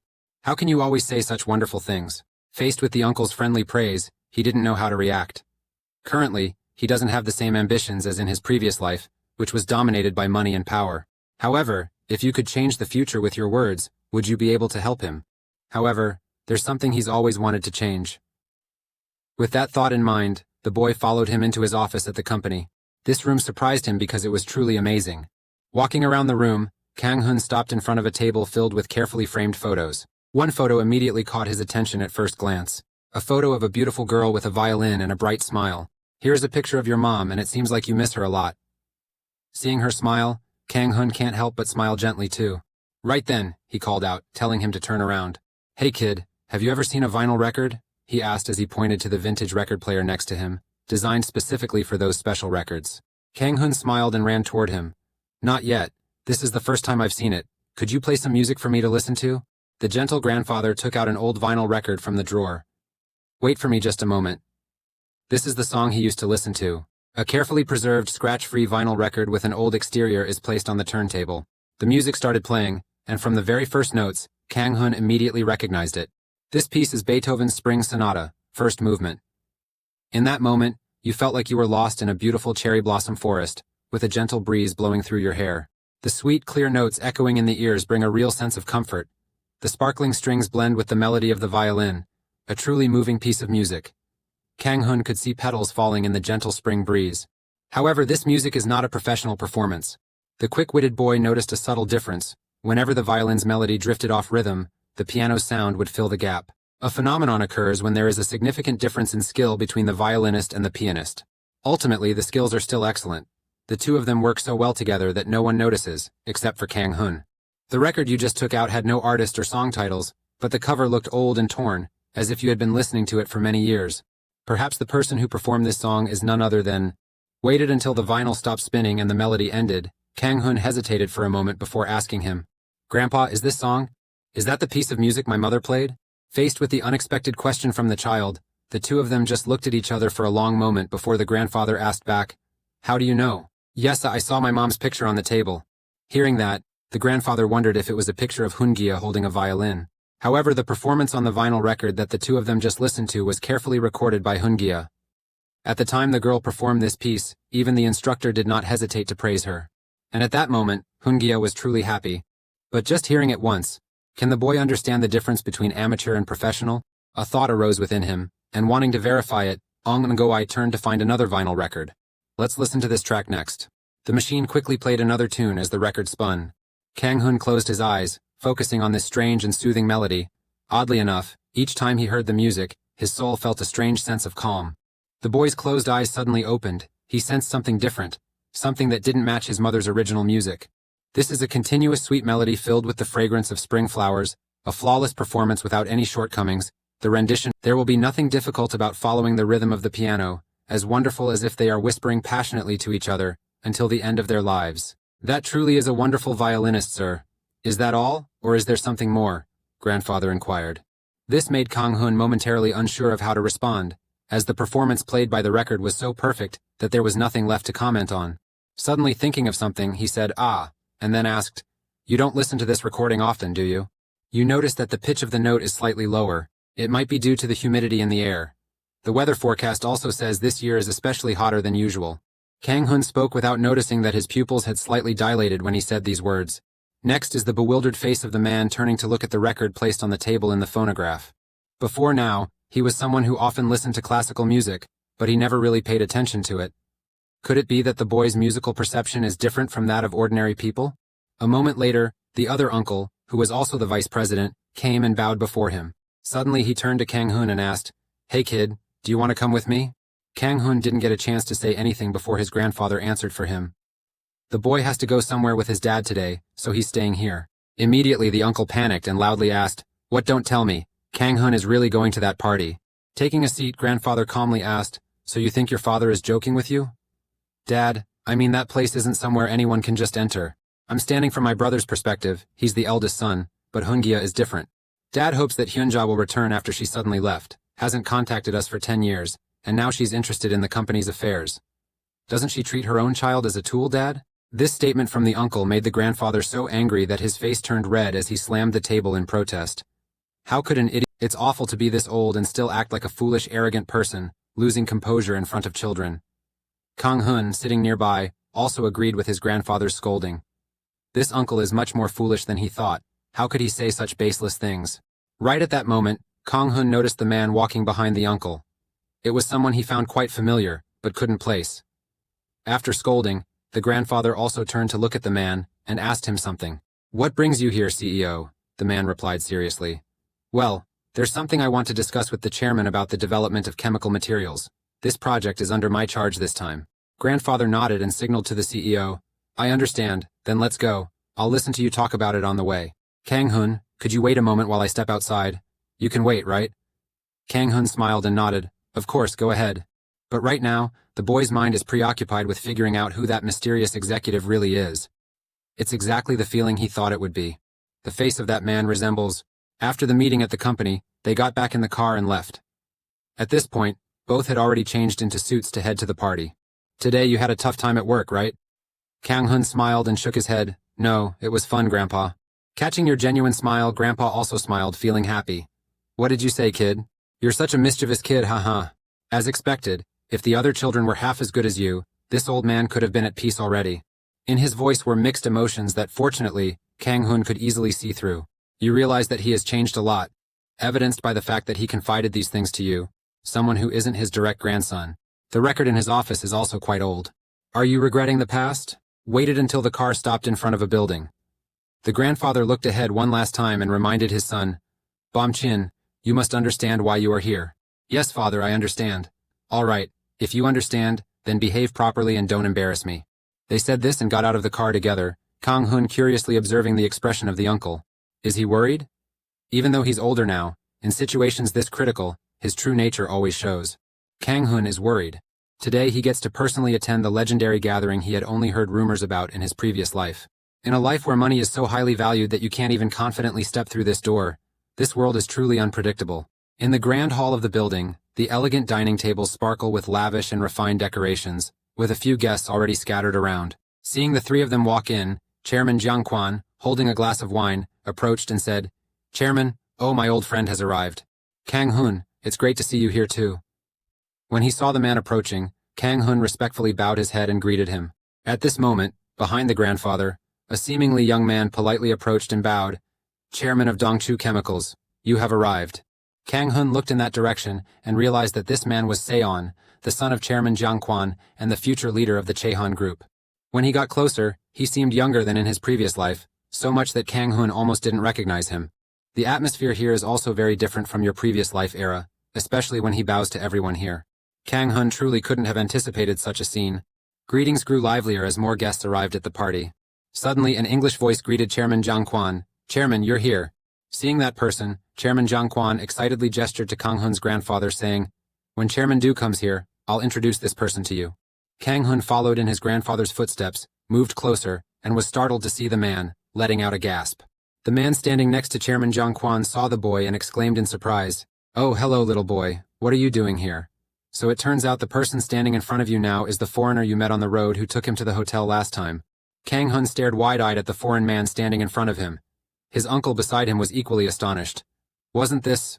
Before he could finish his sentence, Garner eagerly approached Kang Hun, the young man, and asked, What are you doing here? The earth is indeed round, and the young man quickly realized that this was Mr. Gardner, the foreigner who got lost and had been escorted by him back to the silly hotel. He laughed cheerfully and said to Kang Hun, You still remember me. Don't you know how much I regretted not asking for your contact information?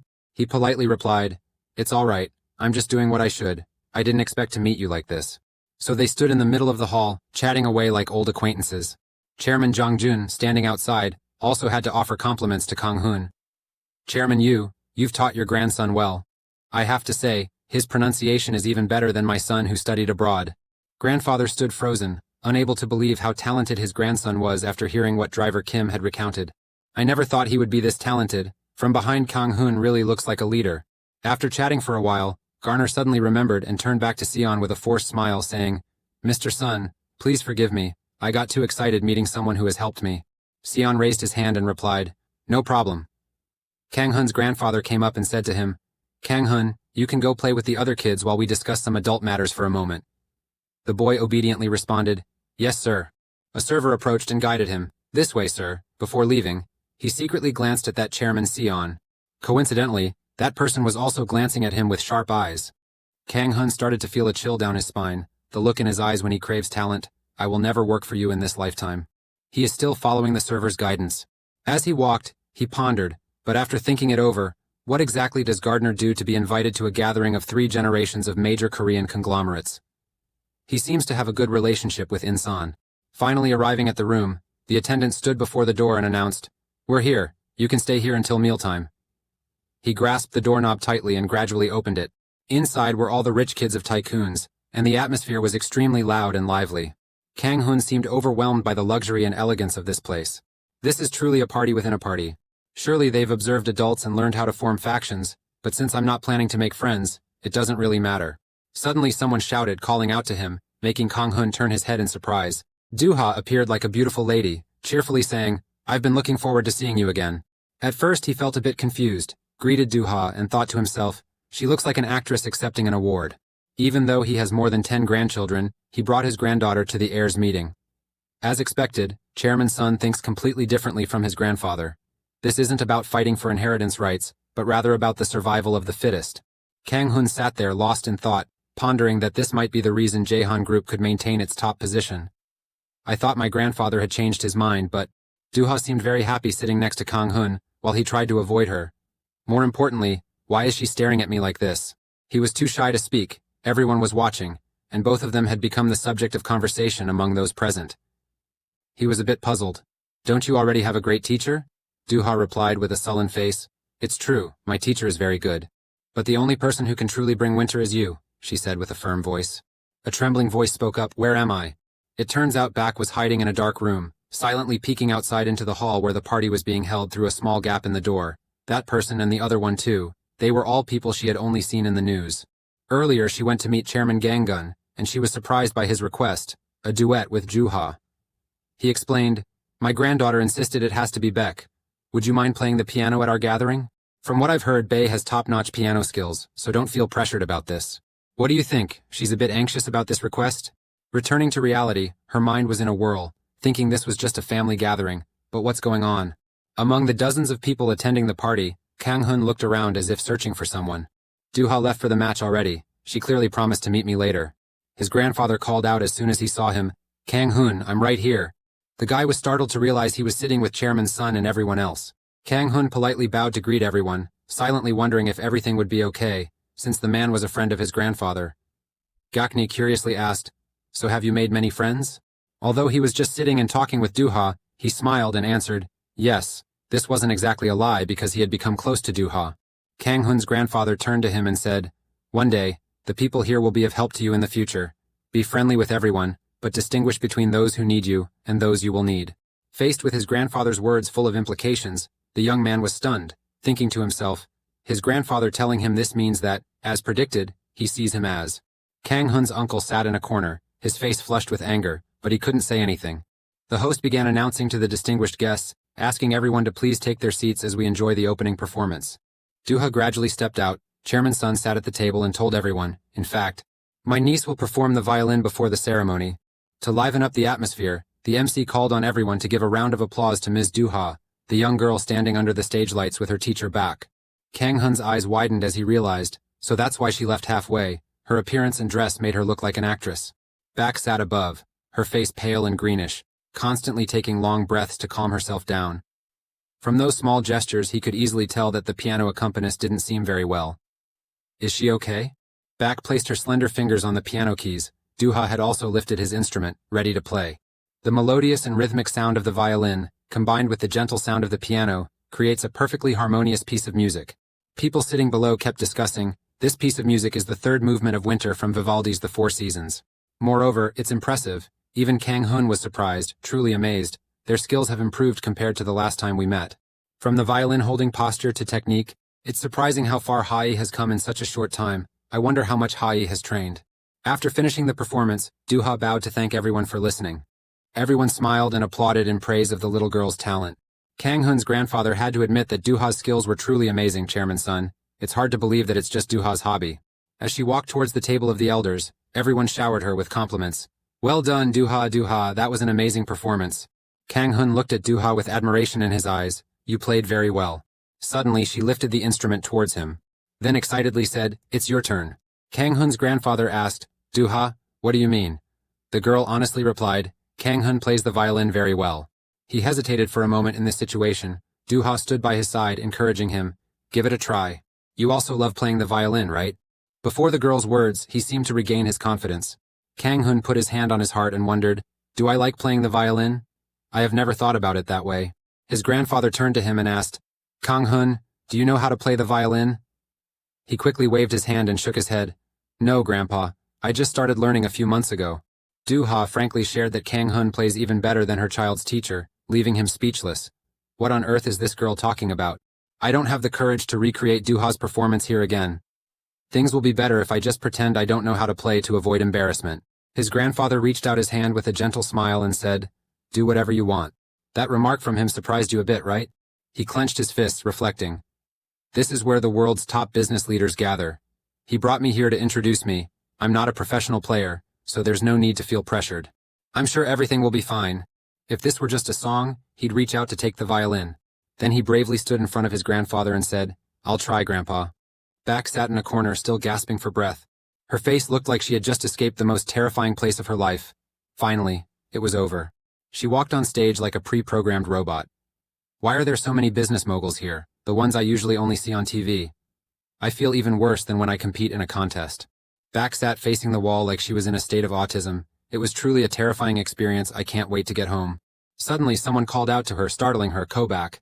The host bowed respectfully and said, "I'm sorry, but could you play one more song?" She was even more shocked when she received this shocking news. I'm sorry, but... Seeing her pacing back and forth, MC excitedly shared that they said they would pay more than what she was previously offered. As soon as she heard about the money, her eyes lit up. "I'm very willing," she said. "What should I do now? Am I going to play with Duha again?" Suddenly, another stranger appeared before her. "Good evening. Did you play the instrument earlier?" Back asked in surprise. "Who are you?" The young man bowed and introduced himself. "I'm Kang Hun. This time I'll be playing the violin." She silently thought to herself, could this be the arrogance of the third-generation heirs? Whatever, all I need to do is support him and get paid. Kang Hun reminded her not to forget to take a deep breath before hitting the first note. Kobak felt a bit puzzled, holding her breath. He pointed out her flaw when she played the concerto for the second time. She made a small mistake in that part when the melody changed. She went from one surprise to another. How could you? Her mind now in complete turmoil. She thought no one would notice, but a child like this noticed a mistake that lasted just over a second. Kang Hun reassured her, "There's no need to worry, just remember to hold on to your breath." Finally, he and Back stood in the right position on stage, ready for their performance. Below, his grandfather smiled proudly as he listened to his introduction. "Good evening, my name is Kang Hun. My skills are still lacking, but please pay attention to my performance." He rested the violin against his shoulder. Then he began to feel it, listening to his mother's sonata every day to soothe his longing. If this little violin could soothe his heart. After playing a small piece, he began to give her orders. Catching the signal, Kobak nodded seriously in response. Kang Hun became the center of the spotlight. "My heart is pounding even though I denied knowing how to play, as if it's begging me to just play it. I have a feeling that right now, whether by accident or on purpose, it will change the rest of my life." The sound echoed throughout the room. Everyone was stunned by this melodious tune. Kang Hun's grandfather could hardly believe what was happening before his eyes. He could almost feel each cherry blossom petal falling onto his hand. This was... The skilled hands of Back glided swiftly over the piano keys. "This is not the sonata by Beethoven that I had engraved in my mind. It feels like a completely new song is playing. And this flawless and tight violin performance always guides me." Kang Hun is still immersed in the world of music, his performance rivaling that of a professional artist. The rhythm of spring is warmly felt through each violin melody. But this melody has a wistful tone. Meeting Duha was like being transported to a world full of romance, just like finding the love of your life. However, after what seemed like an eternity, the spring clock stopped again. Teacher Back turned her head to look at him with a wistful gaze. After the performance ended, he stood there in disbelief, unable to comprehend reality. His eyes gradually became sparkling and fluttering. Duha had to stand up and give him a round of applause. She could only exclaim bravo to him. Everyone stood up and clapped along. In an instant, the entire auditorium filled with applause. "Great! What an amazing performance!" Kang Hun smiled and responded to everyone's enthusiastic support. "Thank you. That action of yours reminded your grandfather of his beloved daughter. After each performance, your mother would always smile and say, 'Thank you for listening.' Dad, it's like he's been transported back in time, reliving every memorable moment with his daughter." Under the bright light, tears of both joy and sorrow streamed down his face. "I miss my daughter so much." Kang Hun walked over to where his grandfather was sitting. As soon as he saw his grandson, he quickly asked, "Impressive. Is it true that you've never learned the violin before?" Duha eagerly hugged his arm and said, "See, Hyun plays the violin very well." Suddenly he realized something. It turns out, Grandpa held his hand tightly as if trying to convey something. "Thank you." The young man was incredibly surprised by this statement from the old man. Kang Hun was confused, wondering what he should say in this situation. Even in my past life, this situation, no, maybe I don't need to say anything at all. So the grandfather and grandson held hands tightly, showing their closeness. A new day begins as grandfather takes you to work in the familiar car.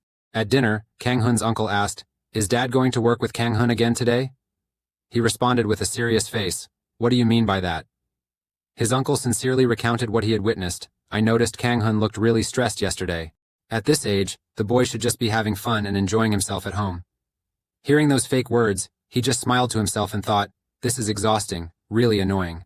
The grandfather turned around and said with an annoyed attitude, "Today, Kang Hun will go to Chairman Sun's house, so don't worry." Both turned around in shock to look at him. "Huh?" The uncle was about to protest, but "Father, Why did Kang Hun? Before he could finish his sentence, the man stood up and said, I've prepared the car, eat quickly. Going with driver Kim, Kang Hun finally had to go to President Sun's house. Right now there's so much on my mind. What's going on here? Did Duha especially want me to come see her? A moment later, driver Kim announced, We have arrived, sir. He stood in front of the chairman's gate. I always get chills feeling the strange pressure in this house. In the previous life, whenever Sion's business was unstable, he always came to this mansion, and it seems that I have understood the reason. Seon and Duha warmly welcomed him as they opened the door. The girl excitedly called out, Hey brother. Kang Hun politely bowed and said, Thank you for inviting me.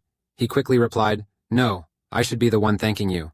Duha kept saying he wanted to learn the violin with Kang Hun during the break.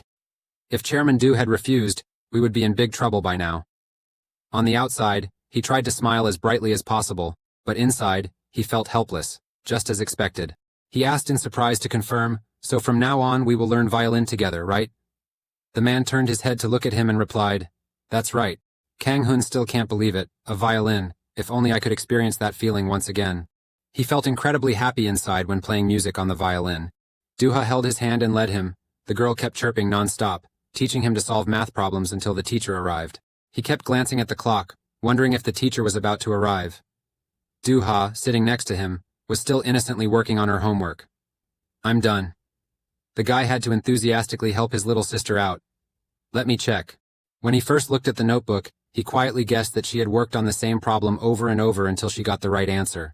Spent over 30 minutes just to solve one problem, an unbelievable level of focus for an 11-year-old. Where did this intensity come from? After finishing the check, he turned to praise the girl, saying, Everything's correct, you did great. Duha was thrilled to have completed her homework. Kang Hun was curious, so he asked, But aren't these questions very difficult? They're at a level he hasn't learned at his age. Her answer surprised him even more, my father said. Everything will collapse the moment you give up, so you can't let go but must persist and keep going. In the end, they will belong to you. Suddenly, the guy went from surprise to fear. The corporate-style education was truly insane. He must have told this to his daughter amid the fierce inheritance battle between the brothers.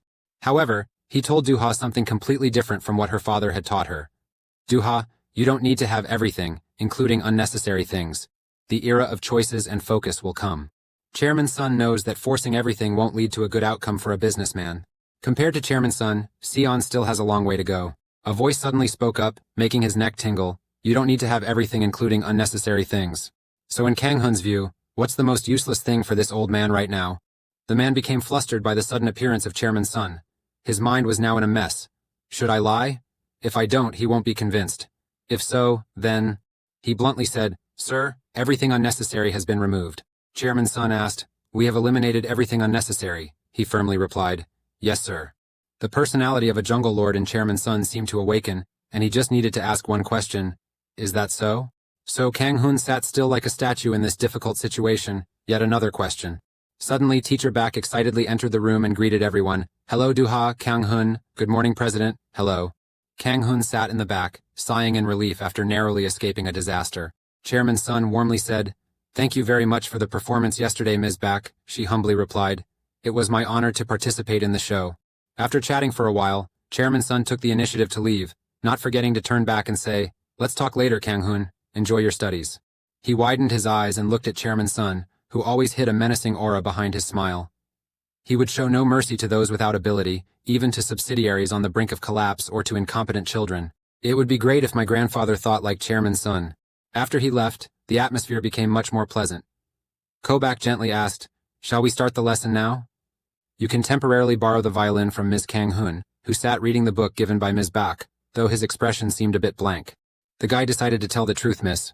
Standing in front of everyone, he hesitated and said, Actually, the teacher was shocked when she heard the startling news. What, you can't read music?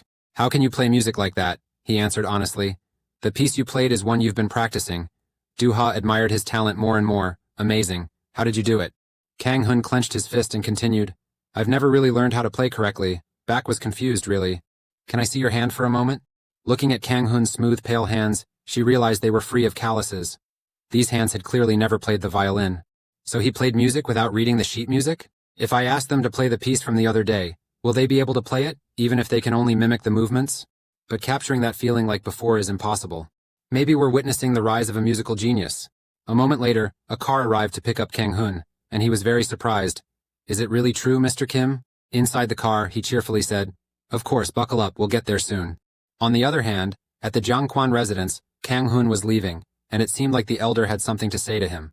Sion walked in and asked, Has Kang Hun left already, Dad?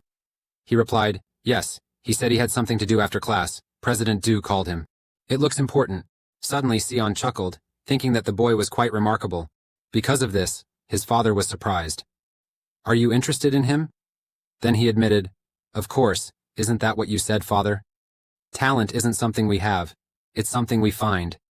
You know that the boy is very special, don't you? Hearing the heartfelt words from his child, Jiangquan was still stunned. Indeed, a few times he had felt something strange when looking at that boy.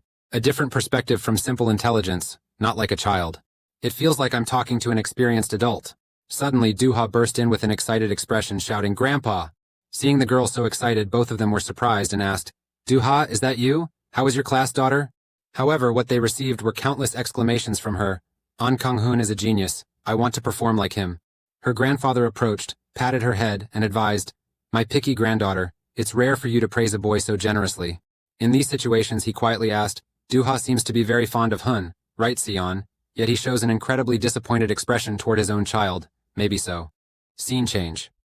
Kang Hun returned home after a few minutes, and before leaving, he hurriedly told Mr. Kim, I'll go inside first. In a room, two people were already standing waiting for him. A moment later, Kang Hun finally arrived, calling out sweetly. Seeing her son return, she was overjoyed. You quickly ran to your mother and asked why she came without calling first. You would have definitely picked her up if you knew she was coming.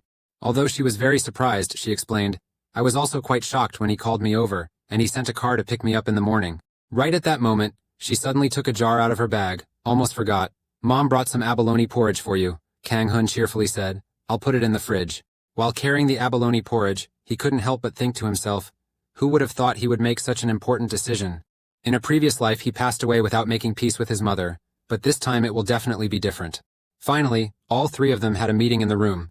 Chairman Du anxiously asked, Are you tired from the long journey? His kindness left her stunned, and thanks to the car that Chap prepared, I was very comfortable. But does Dad feel unwell anywhere? He replied calmly. No, I'm still fine. Hearing his affirmation, she sighed in relief. President Du suddenly asked, But what about you? At this moment, the maid brought them a few glasses of water to drink. Everyone drink water. Hungia suddenly gasped in surprise when she saw the teacup. Oh, you still remember I like plum tea. She responded cheerfully. How could she forget? You're the only one in the family who drinks plum tea. This situation made Chairman Yu a bit pensive. He looked at her silhouette and thought to himself, when mother was young, the hands of Hungia, with those slender hands, it feels like just yesterday, the little girl was still smiling, playing the violin. These memories partly leave him feeling a bit disappointed. Time flies quickly. Chairman Du just sat there, seemingly unsure of how to start speaking. Suddenly he called out Hungia. Then she smiled and said, You have raised your son very well. The boy is more mature than his greedy uncle, and his praise made him extremely embarrassed. He affirmed that people often say you can judge a parent's character by looking at their child. Aren't you two going together? What I mean is that next time, your husband should come along. Hungia was still astonished by his father's suggestion. She heard his gentle words and gradually became teary-eyed. In an instant, she became incredibly vulnerable. Kang Hun suddenly remembered something. In his previous life, he never accepted his father as a son-in-law. Deep emotions have caused them to sever their ties. In this moment, he gently holds her in his arms to comfort her. I miss you, my daughter. Back at Chairman Sun's residence, Duha questioned, now realizing, Why didn't you and Dad go to the office today? They both asked in unison. Now you're just wondering about that? So her father explained the reason. Today we're expecting a guest, and hearing this she was quite surprised. Suddenly her father revealed something. Duha, you've met that person before. Right then, the butler arrived to inform them. The chairman's guests have arrived, so he suggested, we should go greet them, shouldn't we? All three went down to the mansion's courtyard to welcome this guest. Duha stared at the figure, completely stunned. It was someone he knew. At the same time at Kang Hun's house, a sound suddenly reached him, making him surprised. A news report about a special foreigner just appeared on TV. The person on the news is... I didn't expect the person on TV to be Chairman Sun's guest. Thank you for inviting me, Mr. Sun. Duha stood next to him, thinking to herself, It's the foreign uncle I sat with at the party. Kang Hun was extremely shocked by the news on the station. On the other hand, Duha had a rather indifferent expression. It would be better if the guest were Hun. On the other hand, Kang Hun now asks himself, what is he doing here? A prince visits South Korea. A moment later, they went into the office to discuss things. Chairman Sun spoke up, The recent fame that the Sealy Hotel has received is all thanks to you, Sameo. Even so, he rejected it. Why would he do that? I haven't done anything at all, I'm just like a puppet. It's all thanks to the potential of the Chehan Corporation. Sion was very excited about the situation. It is known that the eternal Crown Prince Gakno, although he was not initially granted the throne, but after the self-abdication of the troublesome former Crown Prince, the new Crown Prince was enthroned as king, a politician who garnered unprecedented support and love from the nation. With all the news about Crown Prince Sameo's visit to South Korea, the Sealy Hotel is always behind it, so its impact is unquestionable. The current expression of Chairman Sun partly surprised Sion, a revenue boost that money couldn't buy. Just look at his satisfied face. Right at this moment, Gardner quietly asked, "By the way, Mr. Sun, if you don't mind, could I ask you a favor? Regarding last night's party, may I request the video of that little gentleman's performance? It seems that the performance that day was recorded." Upon hearing this, he spoke up. "Oh, of course, this is not difficult at all, but why do you need it?" Gakne calmly remarked. "An old friend of mine is very passionate about classical music. I really want to show him that performance. Through amazing instruments, combine the melodies of different instruments, to create an amazing vibe. It made a significant difference in music. The word violin, accompanied by the clear sounds of the flute. Additionally, there is a Western-style trumpet. All of this was the work of a single music director. This person is Bensa. He is extremely strict. Just a small mistake and he would notice it immediately, yelling and cursing. You played out of rhythm, you amateur. Redo it for me right now." After that day's practice, he was utterly desperate. "Mitri, is there really no one here who can play decently? How could a host possibly miss the beat like that?" However, he thought you were too perfectionistic, and that comment drove him mad. "Not because I'm a perfectionist. They're the ones who underestimated this." He spoke up, "Sorry, but I am here not to recommend a new person to you. I am here to transfer a call to you." Hearing this information, Benseo was very surprised. "A phone call?" After picking up the phone, the voice of my old friend Geokne rang out from the other end. "Benz, how have you been lately?" He responded in surprise, calling me so casually. Then Gaknu questioned if he wasn't being too strict when I called after a long time of no contact. "Currently I am in Hanguk."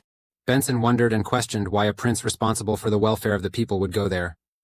He immediately shared good news with Benson. "I have discovered a genius here. It feels just like seeing an old friend in his prime." However, at this moment, he gave a sinister smile. "I don't believe in innate talent. No one has possessed natural genius since Mogiat." Gakni then said, "Sure, I will send you the video of the performance I mentioned, so take a look at it." Benson replied, "It seems like you're still not done with your nonsense, so I have to hang up now." Just after that, he immediately handed the phone back to Dimitri, saying, "I guess I've grown weaker as I've gotten older." "A genius, huh? Geniuses are a bunch of trash."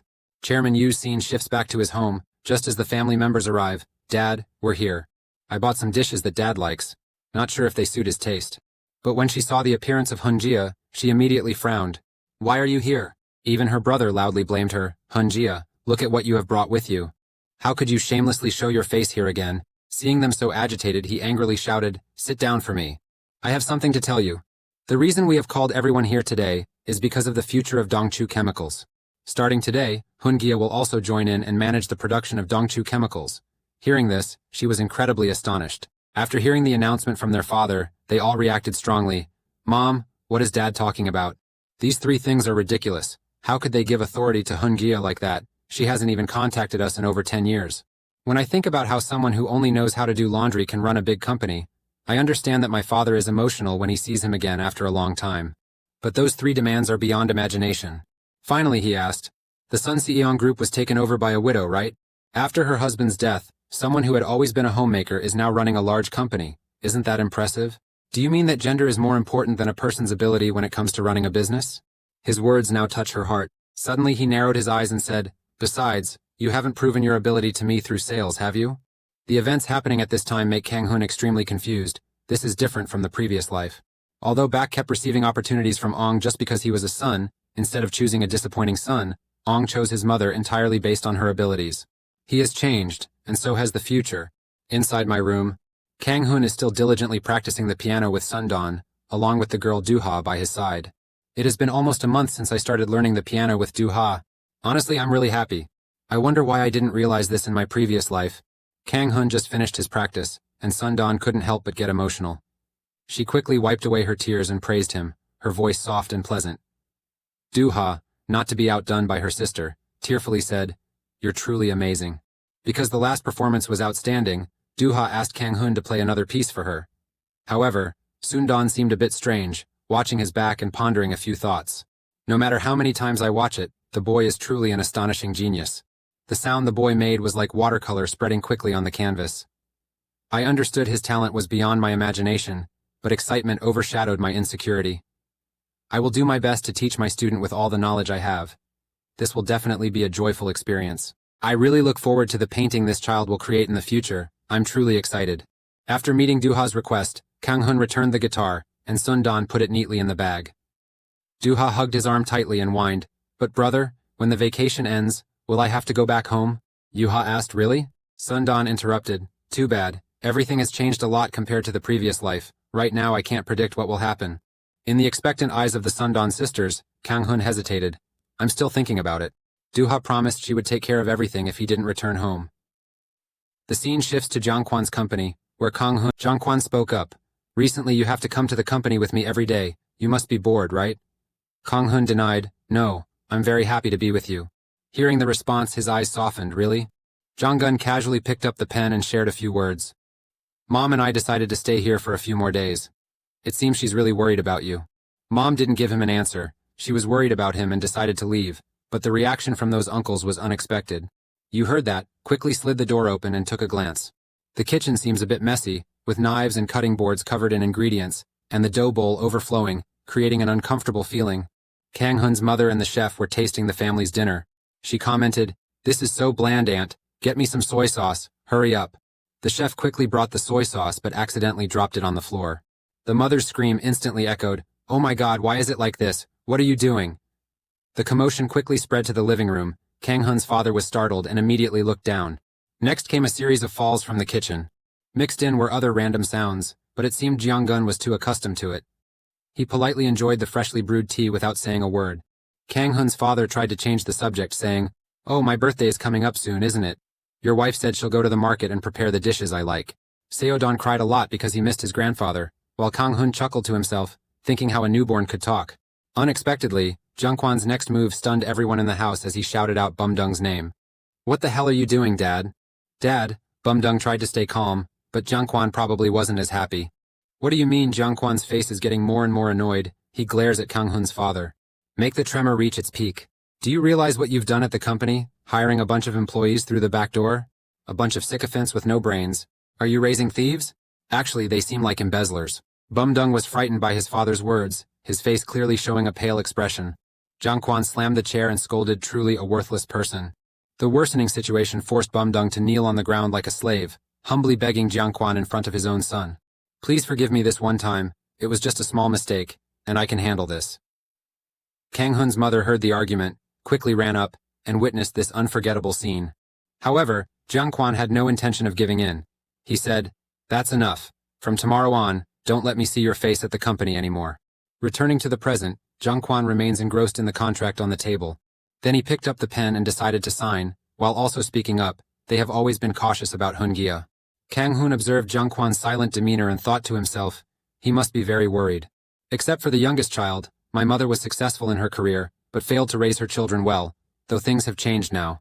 Currently, though his thoughts have wavered, it's still uncertain whether he'll abandon his intentions regarding his sons. Kang Hun approached him and reassured, "Don't worry, sir.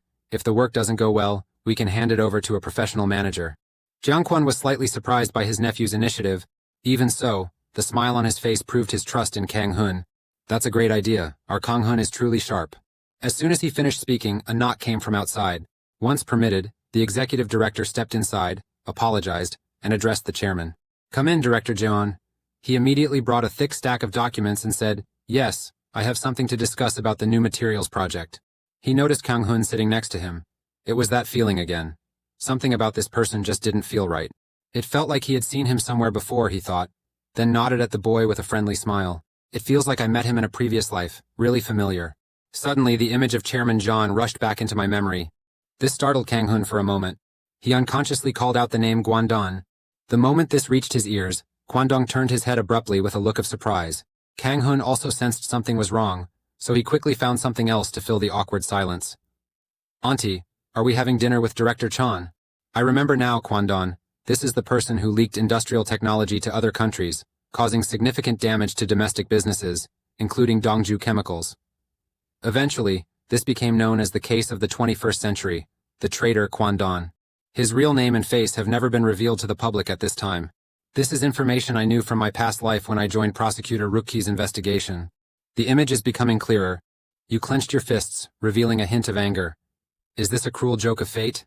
But in this life, I will absolutely not let Dongchu Chemicals go bankrupt. This name is like a parasite that clings on and won't let go. Is there any way to get rid of him? President Zhang Quan gently pushed the contract forward with a sigh. Kang Hun asked, "Are you worried about something?" "I'm fine. Do I really look that down?" He asked directly, "Is it because of Uncle's matter?" This made Zhang Gun pause for a few seconds. He thought to himself, as expected, this kid is really smart. The boy is already talented, and recently, he has been diligently observing my work. The kid must have some grasp of the company's situation. I don't have much time left, but the ones who will inherit from me are just a bunch of fools. What would happen to Dongchu Chemicals without me here? Thought Zhang Quan, then said, "You don't need to worry, Hun. I will take care of everything." The look in his eyes gradually became determined. Hands gripping each other tightly, the uncertainty was clear. What should I do? I don't have any evidence to prove that Director Chan will betray the company and cause Dongchu Chemicals to go bankrupt in the future. I'm just a kid, and the uncles will think I'm a crazy troublemaker. Finally, Kang Hun made a decision. His face darkened. Then he responded to Jiang Quan's reassurance, but mold doesn't just grow in one spot. He was left speechless when he heard this suggestive remark. What do you mean? Kang Hun awkwardly explained. When working at the laundry, he would encounter all kinds of clothes. Sometimes he would see outfits covered in mold inside. The owner of the suit only cares about the mold on the outside, not realizing there's mold inside as well, even though it's the same suit. Zhang Gun started thinking, yes, the damaged part will quickly spread to other areas, and if left unattended the outfit will become useless. But why is the boy mentioning this? Suddenly his eyes lit up, and images of those tarnishing the company began to appear. The brightest name here is the executive that Kang Hun almost mentioned. It can only be him. Can't be mistaken. That face he still remembers clearly. He stared blankly at the child, who was only 10 years old, standing in front of him. A series of questions arose. Hun, could it be that this boy said this after observing everything? On the other hand, inside the auditorium, someone's voice rang out. Conductor, there's an increase in domestic demand in Asian countries. Asian countries like Korea and Japan. Suddenly someone called out Bensu's name and it turned out to be Gaknu. Benexo was a bit surprised to see Gakno here. The conductor asked, "Didn't you say you'd stay in Korea?" "I rushed here to show you this," Gakno said as he rummaged through his pocket. Then Gakni pulled out a roll of tape and was overjoyed. "This is the performance clip of the boy I mentioned. Turns out there is a reason for it all." Benson dismissed Garner's idea, saying, "Forget it. I don't want to waste time on things that aren't worth it." Garney was a bit disappointed but still held the conductor's hand, just once. "Just once, please, listen to it." Benseo was once again surprised by the unprecedented determination of his friend. Usually he would give up as soon as I refused. Why is he so stubborn this time? Banks remained silent for a moment before making his next move. He took the tape from Garner's hand and said, only this time Garner got his wish, and he was visibly delighted. "However," the conductor added, "don't waste my time again in the future." As promised, the conductor, along with Garner and his assistant, entered the broadcast room and enjoyed that film. The opening scene features Kang Hun with his favorite guitar, bowing to the audience, while another pianist nearby offers support.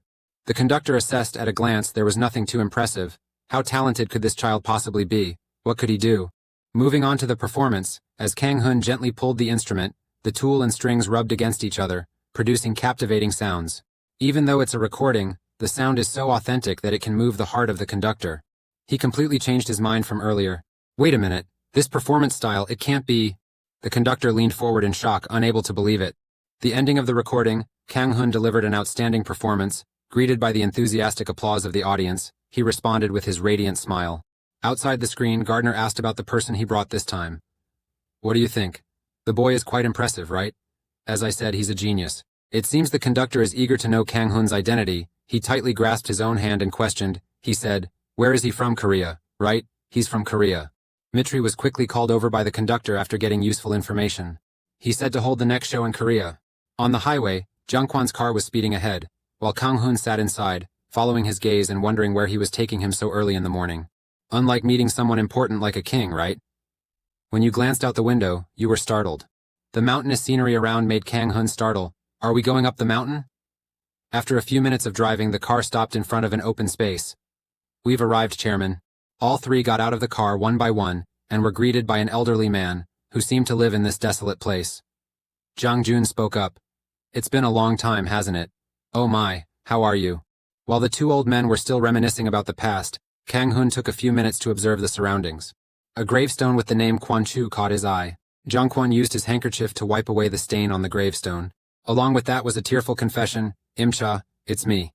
At that moment, Kang Hun realized this was her final resting place. Your grandfather quietly asked, "Do you want to hear an old story? I met her for the first time when I was your age. She is my friend and has been working in my household. When we reached a certain age, we decided to get married. We faced strong opposition from our family, so we decided to run away and start a new life. At that time the people asked if there was any regret. Do you know what my answer is? You already have the whole world, so what's there to regret? That's what we said." Quan Gang pointed to the gravestone and continued, "The letter in the middle of his name and the last letter in your relative's name together form the name of the Dongju Chemical Company. As its name suggests, for me, nothing can replace the chemical Dongchu." However, his gaze suddenly softened and his voice grew gentler than before. "In life, there are things that don't always go your way." Kang Hun quietly observed the man's actions. On the other hand, Quan Zhang became hesitant in his speech. The next paper, he called his grandchild's name with affection. "Do you like music?" This strange question Kang Hun heard for the first time, and at that moment, he seemed to be immersed in distant dreams. Returning to Dongchu Chemical Company, it was still the familiar yelling of Chairman Jiang Quan. "The goal today is to manage Du." Jiang Quan slammed the table forcefully. "How many times have I told you to pay attention to waste management?" He bowed his head humbly and apologized. "I will fix it right away, Chairman." As always, Kang Hun was still in the chairman's office, quietly observing the situation. After making his promise, Manager Du quickly left the room in fear, just as the CEO entered. "Hello, Mr. President. Why are you here, Director Chan? I have something to discuss about the new material development project." Kang Hun immediately became alert. "Kwandon, we need to find a way to eliminate him. I've spent the past few days gathering information about him and his family background, even hired investigators, but I still couldn't find anything. I need to help him too." Looking back at the recent visit to the grave, Jiang Quan had told him, "Hun, you can be anything you want. Nothing is more important than the life you desire. I only have one request. In the future, if Dongchu Chemicals needs your help, would you be able to assist me?" He just chuckled and replied, "Don't worry, sir. I will definitely protect Dongchu Chemicals." Because of this, Kang Hun became even more determined, starting to worry about what might happen if he told him everything. Thinking about this for so long made him not pay attention to the conversation between Director Chan and his grandfather. They had finished their discussion, and he was about to leave. The door had closed, leaving only Jiang Quan and his grandfather in the room. Suddenly he spoke. The musty smell grew stronger. Kang Hun's eyes widened instantly. "When you looked up at Zhang Gun, he questioned you. Why didn't you say earlier that mold doesn't just spread on the surface of clothes? So before it spreads, we should disinfect it as soon as possible, try to disinfect it thoroughly." The old man's words were like a bright ray of hope, and the more Kang Hun thought about it, the more reassured he felt knowing that his grandfather had spotted the flaw in the company. "I underestimated you. You spent your entire life building and developing an empire, while I only relied on experience from a previous life. You, on the other hand, relied on your own experience." Returning to the place of the female trainees, they are still diligently training under the guidance of Sundan. Duha plays the violin with great skill. Duha has improved and was praised by Sundan. "Compared to the last time, you've played better. You've worked really hard." On the other hand, Kang Hun was also here, staring at them in a daze. Duha continued, "This part is too difficult, miss, but after practice I'll go to the neighbor's house." Sundan sighed deeply, indescribably. "You quickly noticed and approached, miss. Do you have something on your mind?" Sundan quickly regained her composure, adjusted her usual bright smile, and denied it. "Oh no, is it that obvious?" Duha asked. "Is something wrong?" She spoke up. Sundan hesitated for a moment. After that, she picked up the heavy stack of papers, feeling that her skills hadn't improved at all in the past few days. The little girl Duha reacted quite strongly. Even someone experienced like her was worried about this. On the contrary, Kang Hun thought to himself, learning is a lifelong matter. Because she is the tutor of a chaebol's child, the pressure is immense beyond just the skill requirements, and she must trust us to share this. Then, he said, "Come to think of it, I've never seen you play the violin in a formal way before." "That's true. When do you usually play?" Daha pouted, but her skills were still impressive. "However, to me, Hun is still the best." Sundan patted the girl's head and said, playing a song after a long time, "It sounds good, really." "Yeah, Hun wants to watch you play." Took a few seconds. "How about you? She also wants to hear your feedback from the last party." "Take a deep breath before you hit the first key anyway. She thought you would figure it out." She looked at him with sincere eyes and softly said, "I beg you, please." With Kang Hun's approval, Sundan began with the first notes. Next are the chords that prove one's cosmic level prowess. Duha was also captivated by the emotions in the symphony that the teacher brought. Kang Hun listened carefully to each note, and after a few minutes, Sundon finished her piece and asked Kang Hun, "What do you think?" If it were anyone else, they would praise Sundon's singing talent. But being a musical genius like Kang Hun, he was keen enough to notice the core of the issue. Kang Hun's voice was a bit hesitant. Despite Duha's applause, he remarked that it was so bad that it made the teacher a bit uncomfortable. Although she didn't miss a single note, I feel like something was off. The performance looked great, but where's the problem? Fortunately, you noticed the detail of Sundon's violin playing just in time. Your face lit up when you realized it. Miss, when you play, do you think about the previous rhythm? Especially in that moment of raising and lowering the instrument, the teacher thought for a moment and then replied, "It seemed like she was just trying to help me play well." Kang Hun suddenly burst out, "That's the problem, she's just trying to play perfectly. Yes, it looks great, but it feels like a robot playing, chasing perfection, avoiding mistakes, but making it all seem mechanical. What will you do when the technique is perfected, when the melody ends, questions filled with doubt were thrown at you?" Time flies and it's already evening in London. The audience left after enjoying the spectacular performance. Benseo, today's show was great. Inside Benso's office, the conductor's assistant asked if he wanted to review the recording of today's performance. Benseo ignored Mitri's question and moved on to another. "Mitri, what do you think about genius? There are truly talented artists, but I believe that without the combination of learning and experience, everything becomes meaningless. But since watching the boy's performance, that image is still vivid in my mind now." "You still remember that moment vividly?" Benson nodded. "Me too. I'm really looking forward to the upcoming performance in South Korea." "But who did the boy learn from?" Mitri's question made him anxious. Bankster immediately jumped up. "The teacher of that boy, yes, with such a talented person. Don't all the famous people in the industry want to take the boy as their student?" Suddenly he hurriedly put on his coat and left in a rush, leaving the assistant worried. "Where are you going, sir?" In a rush, the conductor thought to himself, "Oh God, why didn't I think of this? Maybe others think the same way."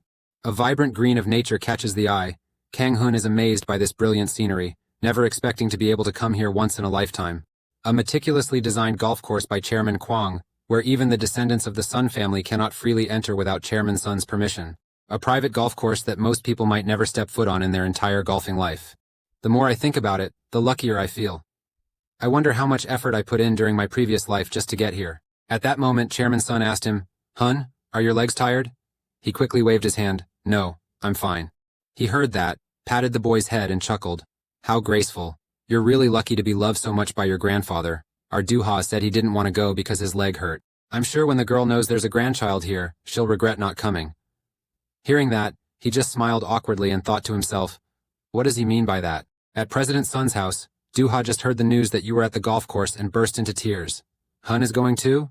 He's really gone too far. Returning to the golf course while walking together, Chairman Sun suddenly spoke up, "Chairman Du, about the matter you asked earlier." He smiled. "Japan called us urgently after watching that video. Miss Hiro insisted on meeting Hun." Hearing his name, Kang Hun hesitated instinctively. Hiro Sao, known as the Queen of Strings, has transcended the boundaries of Japanese classical music, establishing herself as a world-class violinist. You become even more suspicious. Hiro wants to meet me, but what about that video? Does it have anything to do with my performance? You rub your chin thoughtfully. At this moment, Mr. Sun continued, "Chairman Ju, even though inheriting Dongju Chemical Company is very important. But wouldn't it be a waste of Hun's talent?" This question has truly left Mr. Du puzzled. Then suddenly he placed his hand on Kang Hun's shoulder and asked, "Hun, what do you think about studying abroad?" At first he was completely shocked, but after regaining his composure he slowly said, "I don't want to." The answer surprised Du. He asked again, "You don't like studying music?" You immediately responded, "No, I really like it though." Kang Hun was speechless. He bowed his head with a jumble of thoughts swirling in his mind. "I understand that you love me in the way you couldn't for Mom. But he only has about 5 years left, so he doesn't want to waste precious time studying abroad. I won't regret it." You clenched your hands so tightly that veins popped up. At that moment, Chairman Sun intentionally added more to persuade him. "Hun, do you know who Hiro is? Hiro is very famous." Suddenly Kang Hun interrupted him. "It doesn't matter if that person is famous or not." This attitude made Mr. Sun freeze for a moment. You think to yourself, "I'm not planning to study abroad just to meet some boring violinist." Then you puff out your chest, look straight at Mr. Sun and say, "If she wants to meet me, wouldn't it be better if she came here?" Mr. Sun was astonished as he looked at the bold young boy standing in front of him. Right after that, he burst out laughing. He smiled and patted the boy's head. "You have a lot of guts, don't you? Now I understand why my granddaughter loves you so much." Kang Hun looked puzzled. "What are you talking about?" But Mr. Sun turned to Mr. Du and laughed. "I won't forget our promise, old friend." Mr. Du also laughed. "Mr. Sun, My memory is just as good as yours. Hearing this, the boy was speechless, thinking, why does it feel like my future has already been decided? While they were laughing and chatting happily, someone walked in and called Chairman Sun. He whispered something into his ear. He listened and smiled. Is that so? Then he turned around and announced, President Yu, it seems we have a guest looking for Hun. You will be surprised once again. The guest, he wondered, returned to Mr. Sun's villa, with only Du-ha sitting with the guest. She reached out and grabbed a piece of cake, then awkwardly took a bite.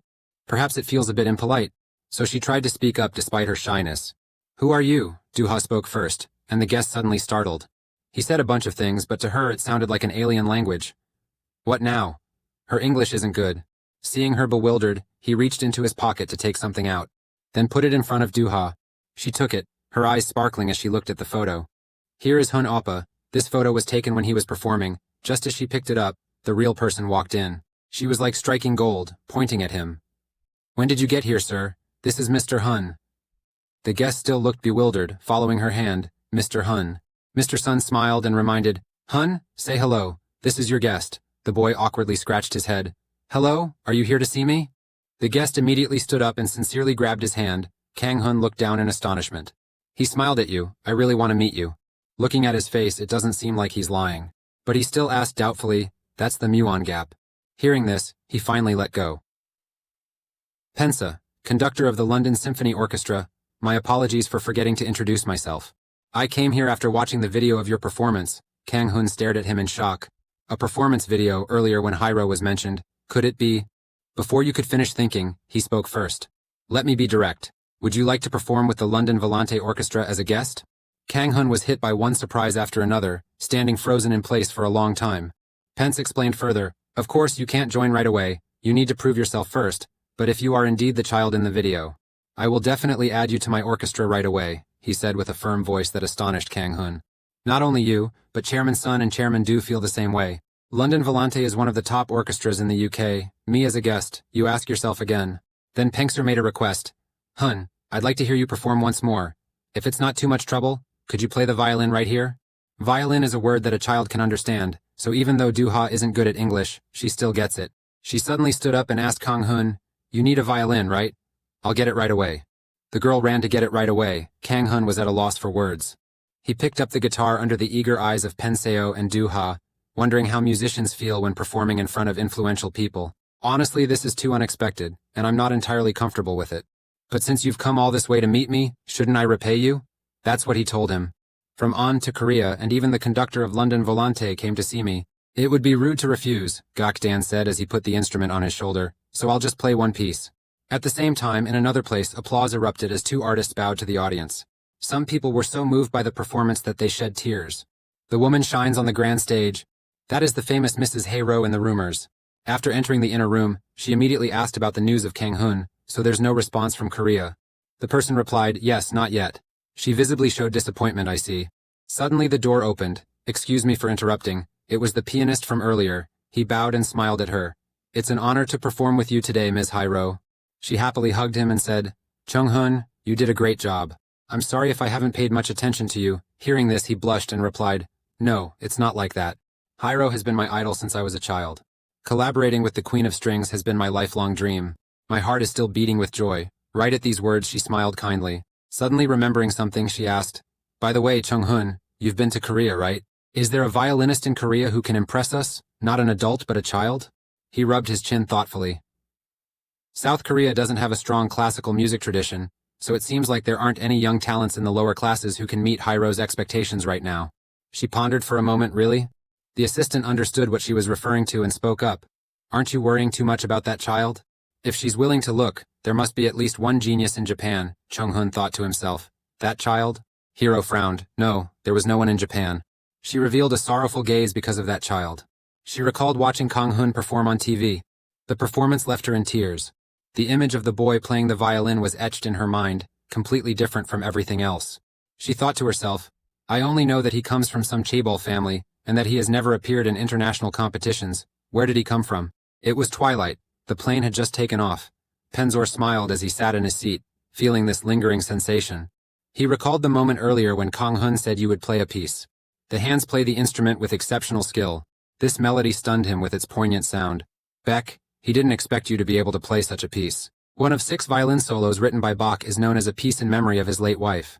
Click download to save Patata Kung Retu for solo violin by Bach MP3 YouTube.com. Radiating grandeur like an invisible organ accompanying the melody. How could a child perform this piece, which not only demands musical knowledge, not just maturity of the mind? He clenched his fist. Inviting him as a guest performer was definitely a mistake. Mr. Sun praised it highly, truly outstanding. Penseo thought before he was just impressed. But now he was sure the child's talent surpassed all the musical talents he had known up to this point. Mr. Du smiled at Kang Hun and said, Chairman Sun, I really don't know what to do with that child anymore. Mr. Sun put his name on his shoulder. Why is he so worried? You know, the boy is a smart kid. He will handle everything on his own, of course, even if he has to take over managing Dongdu Chemicals. So whatever Hun chooses definitely has a deeper meaning that we don't know. After the performance, Kang Hun frankly told Pencer, I decline your offer. He couldn't help but be surprised when he received this response. He grabbed his hand, then whispered something. This only startled him even more. Sorry, but I didn't expect to be rejected. He looked out the airplane window. However, surprisingly, I found it not bad at all. That look, he understood his talent better than anyone else. He put his hand on his forehead so no one could easily get him. Suddenly, he thought of something.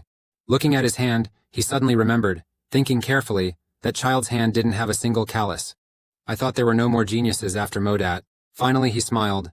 Samuel, you were right. In the dead of night, the sound of music still echoed from the house. The room was completely dark. A pair of hands were frantically playing the piano. Chung Hun kept dancing on the keys. After a while, he stopped completely, a few tears lingering on the piano. Chung Hun wiped away the tear that had just fallen, silently cursing himself, thinking he really couldn't do anything right. The performance images keep haunting his soul. I was so excited to collaborate with Hyro, I thought I could finally match Hyro's level. But, the harsh reality did not meet Chung Hun's expectations. During the joint performance, he carelessly missed a beat, and at that moment, Chung Hun's mood became somewhat unsettled. Although everyone was still engrossed in enjoying the performance, it did not make him any happier. He had made a mistake while performing with her, even if it was just a brief moment that the audience did not notice. Hyro's glance subtly touched Chung Hun's mind, but she was different. Then, as if nothing had happened, she covered up her mistake with her graceful melody, fully immersed in her passion for music. The more he thought about it, the more regretful he felt for his mistake. Chung Hun bit his lip in frustration. His pride had ruined the performance. In the Sun Villa, the lady asked the cook, Is my father in the study room? The chef respectfully reported, he had left in the morning with Hun, ma'am. The lady was very surprised. Where had he gone since morning? Japan, that was the answer from the chef. The plane took off from the gate in the morning. Zhangquan took Kang Hun away from the airport station and asked, Hun, this is your first time flying, right? Kang Hun politely replied, Yes, it was very interesting. He smiled happily and said to him, Actually, you don't need to take off your shoes when boarding the plane. Kang Hun scratched his head awkwardly and explained, Really, I didn't know. Inside he felt embarrassed thinking, I did make sure to take off my shoes when boarding the plane, sir. Kang Hun suddenly noticed the airport space and remarked that aside from the airport, Nari wasn't much different from other airports. But why are you going to Japan? The vacation is far from over. Maybe you want to take me on a trip? Many questions linger in his mind. He smiled happily and expressed his wish. When we get to Japan, there's a place I want to visit. Kang Jun was curious. Where is it? A bowl of noodles with crispy toppings beautifully arranged, hot on the table, served by enthusiastic staff, welcoming. Zhangquan looked puzzled. How did you know about this place? Kang Hun shared the information. I saw it in the newspaper. This place is famous for Japanese cuisine. The truth is, seeing this elderly couple reminds me of my parents. I used to come here every time I came to Tokyo. It's been a long time, hasn't it? Zhangquan's voice brought him back to reality. Hun said he'd step out to take a phone call, and he politely replied, Yes, sir. Taking advantage of the moment, Kang Hun picked up a piece of noodles, ready to enjoy. Putting the noodles in his mouth, he suddenly noticed someone in the restaurant. Chung Hun sat at the table next to me, holding his head in frustration. Observing his hands moving rhythmically, you instantly realize, a pianist, his concentration is remarkable even in the middle of a meal. But that way of performing, something about it, Kang Hun noticed something strange. The look in Kao's eyes dropped in contemplation. Something was missing. Kang Hun, lost in his own world, suddenly noticed someone had just approached. Kang Hun appeared with a bright smile, starting with a compliment, You're really good. Chung Hun was quietly puzzled. A kid? He questioned. What did you say? Kang Hun responded halfway, You're always playing. Violin Sonata No. 3 by Brahms. It was only then that he noticed his own restless hands on the dining table. How could he possibly know which piece I was playing just by the way my fingers moved? How could it be? No, even if it was said he realized he was playing the piano, Kang Hun's understanding was like a hard slap in Chung Hun's face. Looking at the bright-faced boy before him, he wondered, who is this child? Kang Hun enthusiastically expressed his view on musicians, saying the way a piece of music is performed depends entirely on the performer and doesn't necessarily have to follow a specific pattern. You analyze very professionally. Your left hand should have played the sad, deep notes. And the major drawback is that you're held back by your obsession with perfection, preventing you from conveying emotion. Chung Hun was stunned by every word you said. He wanted to play a lively piece of music. But he played the melody that had died 100 years ago. The truth hit him straight in the face, leaving him stunned. He realized the negativity in his thoughts and agreed with you. Yes, he had focused on perfection to avoid disappointing her and to prevent making mistakes. However, the music of Bo Ram has always been expressed in various contradictory ways, with no standard way of playing it from the beginning. After a moment of reflection, Chung Hun spoke. The music had died 100 years ago.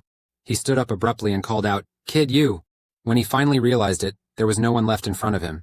2 bowls of noodles beside them were also finished. After enjoying the dish Kang Hun wanted, the grandfather and grandson decided to stroll around the city.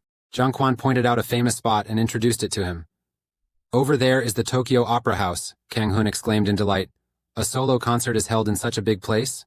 Suddenly his voice became serious. "Hunta has something to say to you. Jiang Quan brings you a big surprise. I've got tickets for the Hyro concert that's happening here. Do you want to go with me tomorrow?" Of course Kang Hun can't say no. He blushed with excitement. Kang Guan expressed, "Since you said you didn't like studying abroad, you should at least try this kind of experience."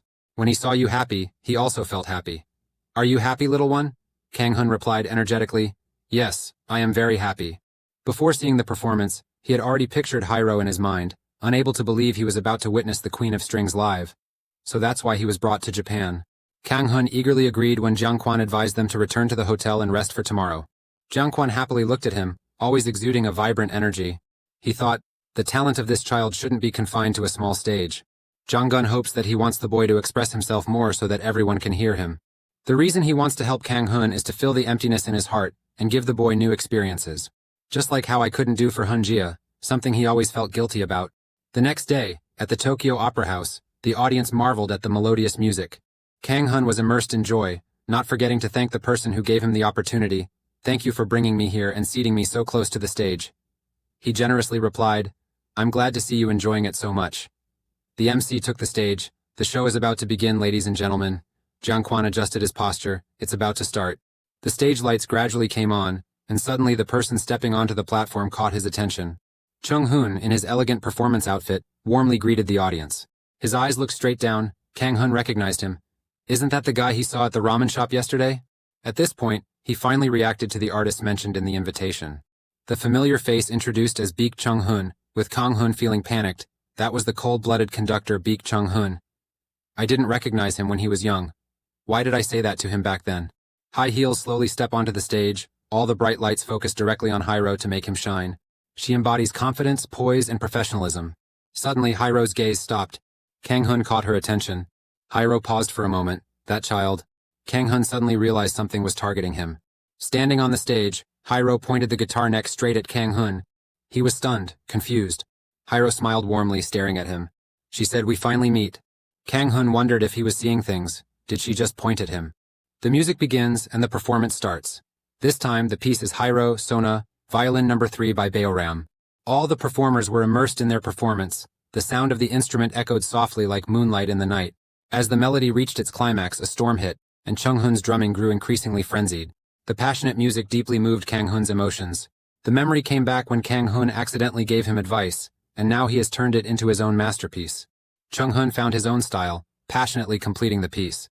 Kang Hun affirmed, truly living up to his reputation as the cold-blooded conductor. But the star of this performance is undoubtedly the violin queen. Like someone pushed to the edge, she embraces the desperate sound of the violin, with a melody full of compassion. All the purest perfection is fully felt by Kang Hun. You are captivated by the masterpiece unfolding before you. This is the performance by Hyro that I've always wanted to hear.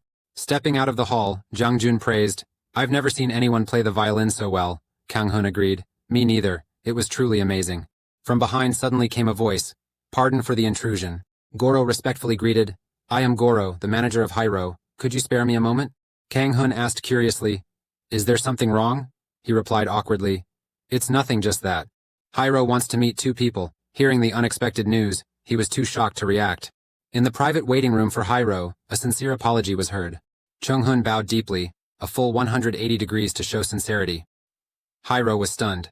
What are you saying, Chung Hun? He responded. Even though you made a mistake last time, you didn't admit it and felt very ashamed. Because of my mistake, I ruined your performance. I sincerely apologize. Hiro smiled gently and began, today's performance. Chung Hun's performance was truly outstanding, she praised. More than the performance a few days ago, Hiro couldn't hide his pride when looking at him. On stage, she observed all his expressions. Chung Hun blushed at her compliment, thinking the apology was enough.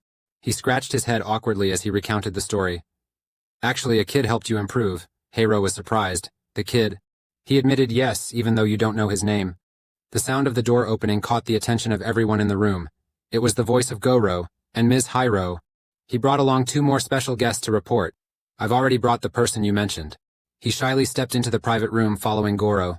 Kang Hun assessed that Chung Hun's expression was a bit awkward, though he had anticipated this reaction. Chung Hun turned pale and screamed when he saw him, which left him completely bewildered.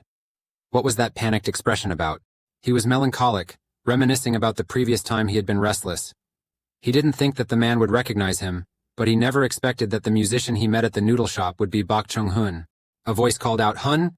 Hiro reached out his hand for a handshake. Nice to meet you. I've wanted to meet you for a long time. A strange feeling rose in Kang Hun's heart. In his previous life, when he became a fan of Hiro, she was already gone. All he could do was listen to her albums. Meeting her like this, for the first time, you are standing side by side with your idol at a close distance. He reached out his hand and said, meeting you is an honor for me. Hiro was surprised to receive such a friendly reaction from him. She turned Kang Hun's palm up to examine it, nodding with admiration. This is amazing. Turns out she saw Kang Hun's performance on TV, Hiro said. If such talent is achieved through mere effort, it doesn't make sense at all. I was captivated by your performance the moment I heard it. Hiro's voice was steady. If it weren't for the performance schedule, I would have flown to Korea right away. So Hun, would you like to discuss the violin with me for a while? She suggested. Realizing that the boy was being given special treatment, Chung Hun was captivated. It wasn't about teaching but discussing, which meant she recognized this child as a worthy artist. The noodle shop kid, so this is the child you're looking for. Kang Hun anxiously glanced back at Jiang Quan, who was still waiting for him. Hiro quickly took a violin bow out of the compartment in the piano. Do you want to try playing my instrument one last time? The manager was taken aback by her unexpected proposal. To explain, that violin, the desire of every violinist, one of the 3 sacred treasures of the violin world, Trari. The instrument is seen as the artist's very soul. Goro hesitated, wanting to intervene, but she wasn't one to be easily stopped. The guitar seemed like a wish Kang Hun wanted to reach. He swallowed hard with tension. On the other side, Chung Hun was surrounded for an interview. Hello, Mr. Bok Chung Hun. How do you feel after collaborating with musicians? He happily answered the question. It was a great honor. Instead of collaborating, I was taught a lot by her, which shows how great she is. Hiro is also attracting a lot of attention from reporters. A female reporter spoke up saying that Hiro highly values Mr. Bok Chung Hun and believes he will become a master of leading Korean classical music in the future. What do you think about this? When asked, Chung Hun smiled politely and responded, even though it wasn't the proper thing to do. His gaze suddenly sharpened, but the image of Kang Hun flashed in his mind as he predicted that classical Korean music would undergo a significant change in the future. A relaxed sigh came from the sauna room. Jiang Quan asked for his opinion. Hun, is this hot spring amazing? He agreed. Yes, I'd love to come back again. Kang Hun hopes you're taking care of your health. By the way, have you had your regular checkup yet? Jong Gun quickly dodged the issue. Kid, don't worry, I've got at least 10 more years left in me. Kang Hun's face suddenly fell. He worriedly thought, but he only had about 5 years left, with many issues still unresolved. The call woke him up. Hey Hun, why don't you try playing Hiro's violin? He was startled. How could you? Jiang Quan teased. Did you think I didn't know Japanese? I know, but I'm curious why you turned down Hiro's offer. With her help, your future with the violin would be much smoother, he wondered. In my memory when you refused, Hiro was a bit disappointed but very understanding. Kang Hun was amazed, thinking he had never imagined his grandfather would think that way.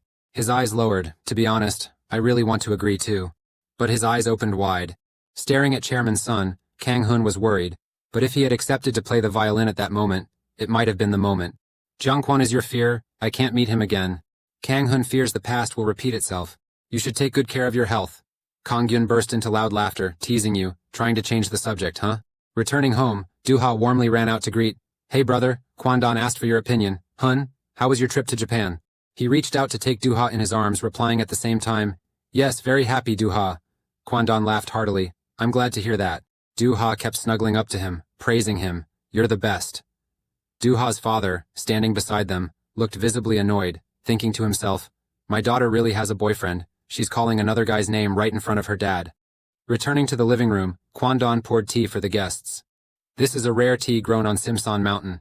Everyone should give it a try. Kang Hun gracefully lifted the teacup to inhale the aroma, taking a sip, while Du-ha, with a puzzled expression, couldn't quite appreciate its flavor. Jiang Quan saw that Kang Hun could appreciate the taste of tea with satisfaction. He didn't think the boy would enjoy tea like that. Jiang Quan put down his cup and called out, Seon, there have been many rumors recently about the location of the factory. Ai-sun responded, yes, father, but you don't need to worry. I will handle everything well. Kang Hun pondered their story, thinking about the factory. The areas around the province of Gyeonggi are competing to attract factories of the Chehan group to build, but things eventually went too far due to the overzealousness of the local people. He was lost in thought. It was an unprecedented incident, and the only mistake Seon ever made. Jiang Quan switched to another topic, asking how the authorities plan to handle this. That matter has been handed over to the regional representative, Jiang Quan, as well as Kwon-don, who both turned toward the direction of the voice. Seon presented the remaining details, and the relocation to the factory will receive early confirmation. Kang Hun sighed to himself, thinking that Sun Seon still lacked experience. In reality, this matter was only handled by the regional representatives, which ended up offending many other politicians. They did not realize that they were indirectly enriching those parasites. Kwon-don noticed the different mood of the boy calling his name, Hun. You're starting to worry under his scrutiny. Can I ask you a question? If two thieves try to steal your things, what would you do? Kwon-don asked a challenging question. Kang Hun was stunned when he suddenly received the question. This was too blunt, wasn't it? The pressure was overwhelming, but he didn't want to get involved in this issue. He hesitated, unsure how to respond. Jiang Quan showed no emotion, calmly enjoying the fragrant cup of tea. Kang Hun felt a bit helpless. He didn't know much about this, but he had to offer his opinion. To avoid losing his at this moment, Jiang Jun spoke up again. Looks like the leading chess player has made the first move. Kwon-don grimaced and reminded, Jiang Quan, all you do is eat and play chess. He surrendered to Jiang Kun's move. I've lost, but next time I won't be fooled again. Jiang Kun laughed with delight. Should I count the number of times you've already lost? The game continues to unfold. At this moment, Kwon-don whispered, Hun, the boy looks a lot like you. Seon is still refusing. Azaleas and pines are all growing from the fertilizer. He crossed his arms and expressed, as long as one person is nurtured, the other will become jealous. The image of Kang Hun appeared faintly, and it's understandable that these issues are not just about intellectual understanding. That's the special aspect of Hun. In that moment, they understood everything. How could the boy do that at his age? Like a ghost, now here, now gone, Kwon-sun changed the subject. What about Hun's school? What's your plan? Jiang Quan replied, as soon as the vacation ends, I'll arrange for Hun to study in Seoul. Kwon-sun exclaimed, that's big news. Du-ha will have to move constantly between Seoul and Cheondong. He raised the teacup to ask, you won't forget your promise, will you? Jiang Quan didn't dare forget, so he handed over the cup as his response. The morning sunlight warmly enveloped the house. Hee-chun is touched. This is the album of Hyro. There's also a signature, Hun. Thank you so much. Hun responded warmly, no problem at all. She suddenly wondered about his feelings. How do you feel about witnessing Hyro's performance firsthand? The stream of memories from the violin's melody brought him back to that day. Hyro's immersion in the music created a masterpiece. He summed it up in 4 words. Queen of the strings. She's really amazing, Kang Hun praised. Haechan nodded in agreement.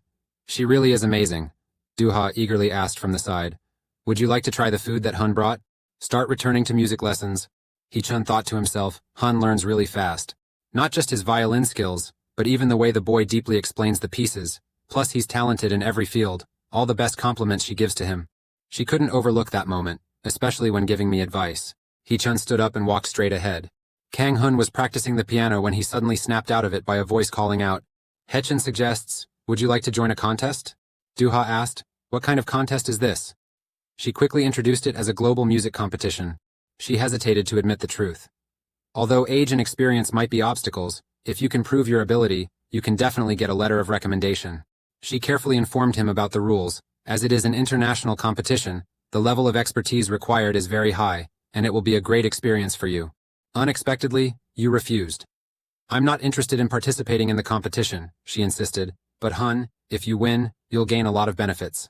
Kang Hun stared at the violin in his hand, thinking, I play the violin simply because I enjoy it, and besides, I don't want to compete with anyone. I believe I can make a lot of money, so I don't need to worry about the bonus. That's your perspective. The biggest reason is, in a past life, Those are not the fondest memories. I've spent my entire life chasing money and fame, but now it's all meaningless. Hee-chun still tempted him with attractive rewards. If he won, he would be exempt from military service. Suddenly he stood up abruptly, startling her. Hee-chun awkwardly watched Kang Hun's unexpected reaction. Are you sure? He asked again. Hee-chun didn't understand what was going on, but she nodded in agreement anyway. His face looked puzzled. It's been so long that I forgot about this, Duha next to him asked. What is military service? Remembering the past life. In that life, I was a prosecutor in the military, so I didn't have to go. Does that mean in this life I have to go? A small note. Lawyers who meet the criteria can choose to become military prosecutors instead of fulfilling the obligation. I don't have any hope for those people, and it wouldn't be surprising if they knew how to push me away. You're lost in your own world. The face slowly began to sweat with anxiety, he thought, spending his entire youth serving the nation. The option to opt out was crossed out by you. Kang Hun's eyes gleamed with determination. He decided this was a great chance to assess his abilities. This competition was crucial. I can't give up. Kang Hun's hand grips the guitar tightly, and of course I can do it. The biggest goal of Kang Hun is to be the winner, even if Beethoven were to come back to life. Chairman Sion and Chairman Sun are sitting together playing chess. Sion is quite deep in thought, considering his next move on the chessboard. Jungkwon sat casually, joking with his old friend across from him. If you keep staring, the board will flip over. Suddenly, Seon unexpectedly asked Jungkwon what he thought about the violin. It turned out that Seon hadn't been thinking about playing chess, but about the violin. Jungkwon realized that it was related to Kang Hun, and the old friend across from him nodded in agreement. Jungkwon spoke up and gave his opinion. This guitar is quite expensive. Seon is also quite concerned about this issue. I heard that Hiro's guitar was worth $40,000 in the 60s. $40,000 was an unimaginable amount. Seon was stunned when he heard it. At that time, an apartment in New York was less than $40,000. Now it has probably increased tenfold. Even if it wasn't put up for auction, the real value of that piano couldn't be known. Seon also thought a guitar would be quite expensive but didn't expect it to be that costly. Seon is carefully considering the recent issue. Hiro once asked Kang Hun if he wanted to use his guitar, which was truly a valuable opportunity for him. And Seon witnessed this. He was thrilled to finally hold the guitar of his dreams, especially since it was Hiro's guitar. But you decided not to play Hiro's guitar, which surprised Seon a lot. Kang Hun's eyes clearly showed disappointment at not being able to play the instrument. After Seon pondered Kang Hun's issue, the teacup in Seon's hand was slammed down forcefully, sending tea splattering everywhere. After a moment of thought, Seon called out to Jungkwon. Seon warmly invited Jungkwon to play a game with her. On a rainy day in a luxurious villa, someone was kneeling in the garden in front of the house. The soaked person urgently called out to his father. The man begged his father to give him another chance, his face pale from kneeling for so long, constantly calling out to his father. It seemed as though the door opening, as if in response to the plea, also frightened the man. Chairman Seon walked out with an imposing presence, his hands clasped behind his back, sternly looking at the man kneeling at his feet. It turned out that man was Chairman Seon's son. Seon coldly asked his son, Omgin, do you know where you went wrong? Omjin immediately spoke up to defend his mistake, saying he really didn't know there was an issue with management, and he was telling the truth. He begged his father for another chance to make things right, promising to resolve everything thoroughly, and assuring that from now on, he wouldn't cause any more worries. Chairman Seon was furious and shouted, calling his son a worthless person. Shouting directly at his son, you still think this is a problem caused by Manager Joe's corruption? Omgin's face was terrified, unable to move, his mouth quivering as he responded. He was furious because there was no clear explanation for this, turned away, leaving his son crying and begging. He decided to get up and chase after his father to ask for another chance to make things right. As a result of kneeling for too long in the rain, his legs could no longer support him, and he fell face down to the ground. He pleaded with his father in a weak voice, but Seon ignored him and walked straight into the house. On a beautiful day at Dongchu Chemical Company, in the office of President Seon, Kang Hun and Seon each focused on their tasks. You are considering an invitation to join a global music competition. This will definitely be a great opportunity for you. Kang Hun is quite hesitant about this unexpected invitation. While he was thinking, Chairman Seon called Kang Hun. He asked if he should assign you a task, and Kang Hun was quite surprised by this. Your task is to make Chairman Seon happy, and you'll be rewarded with something. You were thinking about your reward when there was a knock on the door. A person in formal attire entered and politely greeted Chairman Seon. Kang Hun seemed to dislike this person. The traitor his uncle brought was still here. Chon Kwon-don, CEO of the New Materials Development Team, was the one who leaked all the new material technology abroad in his previous life. Kwon-don smiled as he submitted the report on the new material development plan. Chairman Seon was quite pleased, while Kang Hun was very annoyed by that guy's fake attitude. He was determined to find a way to eliminate this guy and protect Dongchu Chemical Company. Chairman Sion is reviewing the documents he just received. He pondered deeply over what was written in this document. Kang Hun feels quite worried about Chairman Sion. He felt this was definitely a fake document, as there is currently not much information about new materials, making it easy for him to forge. Kang Hun thought it was the right time to counterattack, so you decided to speak up and help Chairman Sion handle that document. You won't let that guy ruin this company, will you? Kang Hun asked if he could see that file. Kang Hun started marking the documents with a pen and found quite a few inconsistencies in them. The look in your eyes was serious as you searched for Kwon-don's unusual behavior. Kang Hun is going through each page, while Chairman Sion is worried whether you can understand such difficult documents, even though you are very smart. Finally, Kang Hun completed it. The errors in the document were related to confidential and legal regulations concerning the development of new materials. Sion was quite surprised that he could understand these things. To be sure, he asked again, were all these documents written by the former executive director? Chairman Sion also confirmed it was true. After that, you show him the unusual places you have found. Don't you think the important parts of the document here are expressed in a vague and subjective way? The chairman of Sion didn't understand Kang Hun's intention. Kang Hun explained that the firmness of writing changes depending on how it is written. At first glance it may look similar, but there is a difference in expression that can completely alter their meaning. But if this document was written by Director Chan, the development of new materials might not be limited to Dongchu chemicals. The prosecution will enforce the law on Dongchu chemicals if any issues arise, as the documents contain no provisions to protect our rights. Chairman Sion was quite surprised. Furthermore, this is a major project. If anyone leaks this plan, just hearing what Kang Hun said made his hands tremble. If the things Kang Hun just mentioned are discovered, the one held accountable will definitely be Dongchu Chemicals, not Director Chan. Chairman Sion felt utterly powerless, leaning back and staring at the documents in his hand. In the 1990s, the laws were relatively loose, so schemes like these were widespread. It was even called the era of corporate fraud. Moreover, since Dongchu Chemicals did not have a legal team, it was bound to encounter these issues. Kwon-don took advantage of the benefits from the information leak at Dongdu Chemicals. He will surely pocket a fortune from the company embezzlement. Kang Hun was lost in thought when Chairman Sion called out to him, asking how he knew about this. He didn't know how to respond. These are all things you knew from your previous life? You can't say it like that. You can't share such unbelievable information, so you just have to cry inside without knowing what else to do. In his past life, Kang Hun was buried in paperwork, working tirelessly until he finally understood. Now, I can only make up a more convincing reason, so you came up with an idea. I saw it on the news. Seon's eyes looked at him with doubt, clearly not believing what he had just said. Suddenly, the other side spoke up. Seon's gentle eyes and smile seemed very pleased with his answer. Kang Hun stared blankly at his face and realized. You felt quite shy when he looked at you and smiled like that, your cheeks blushing. You noticed he was already smiling. Your question surprised him a bit. He said if you could make him happy, you'd get a reward.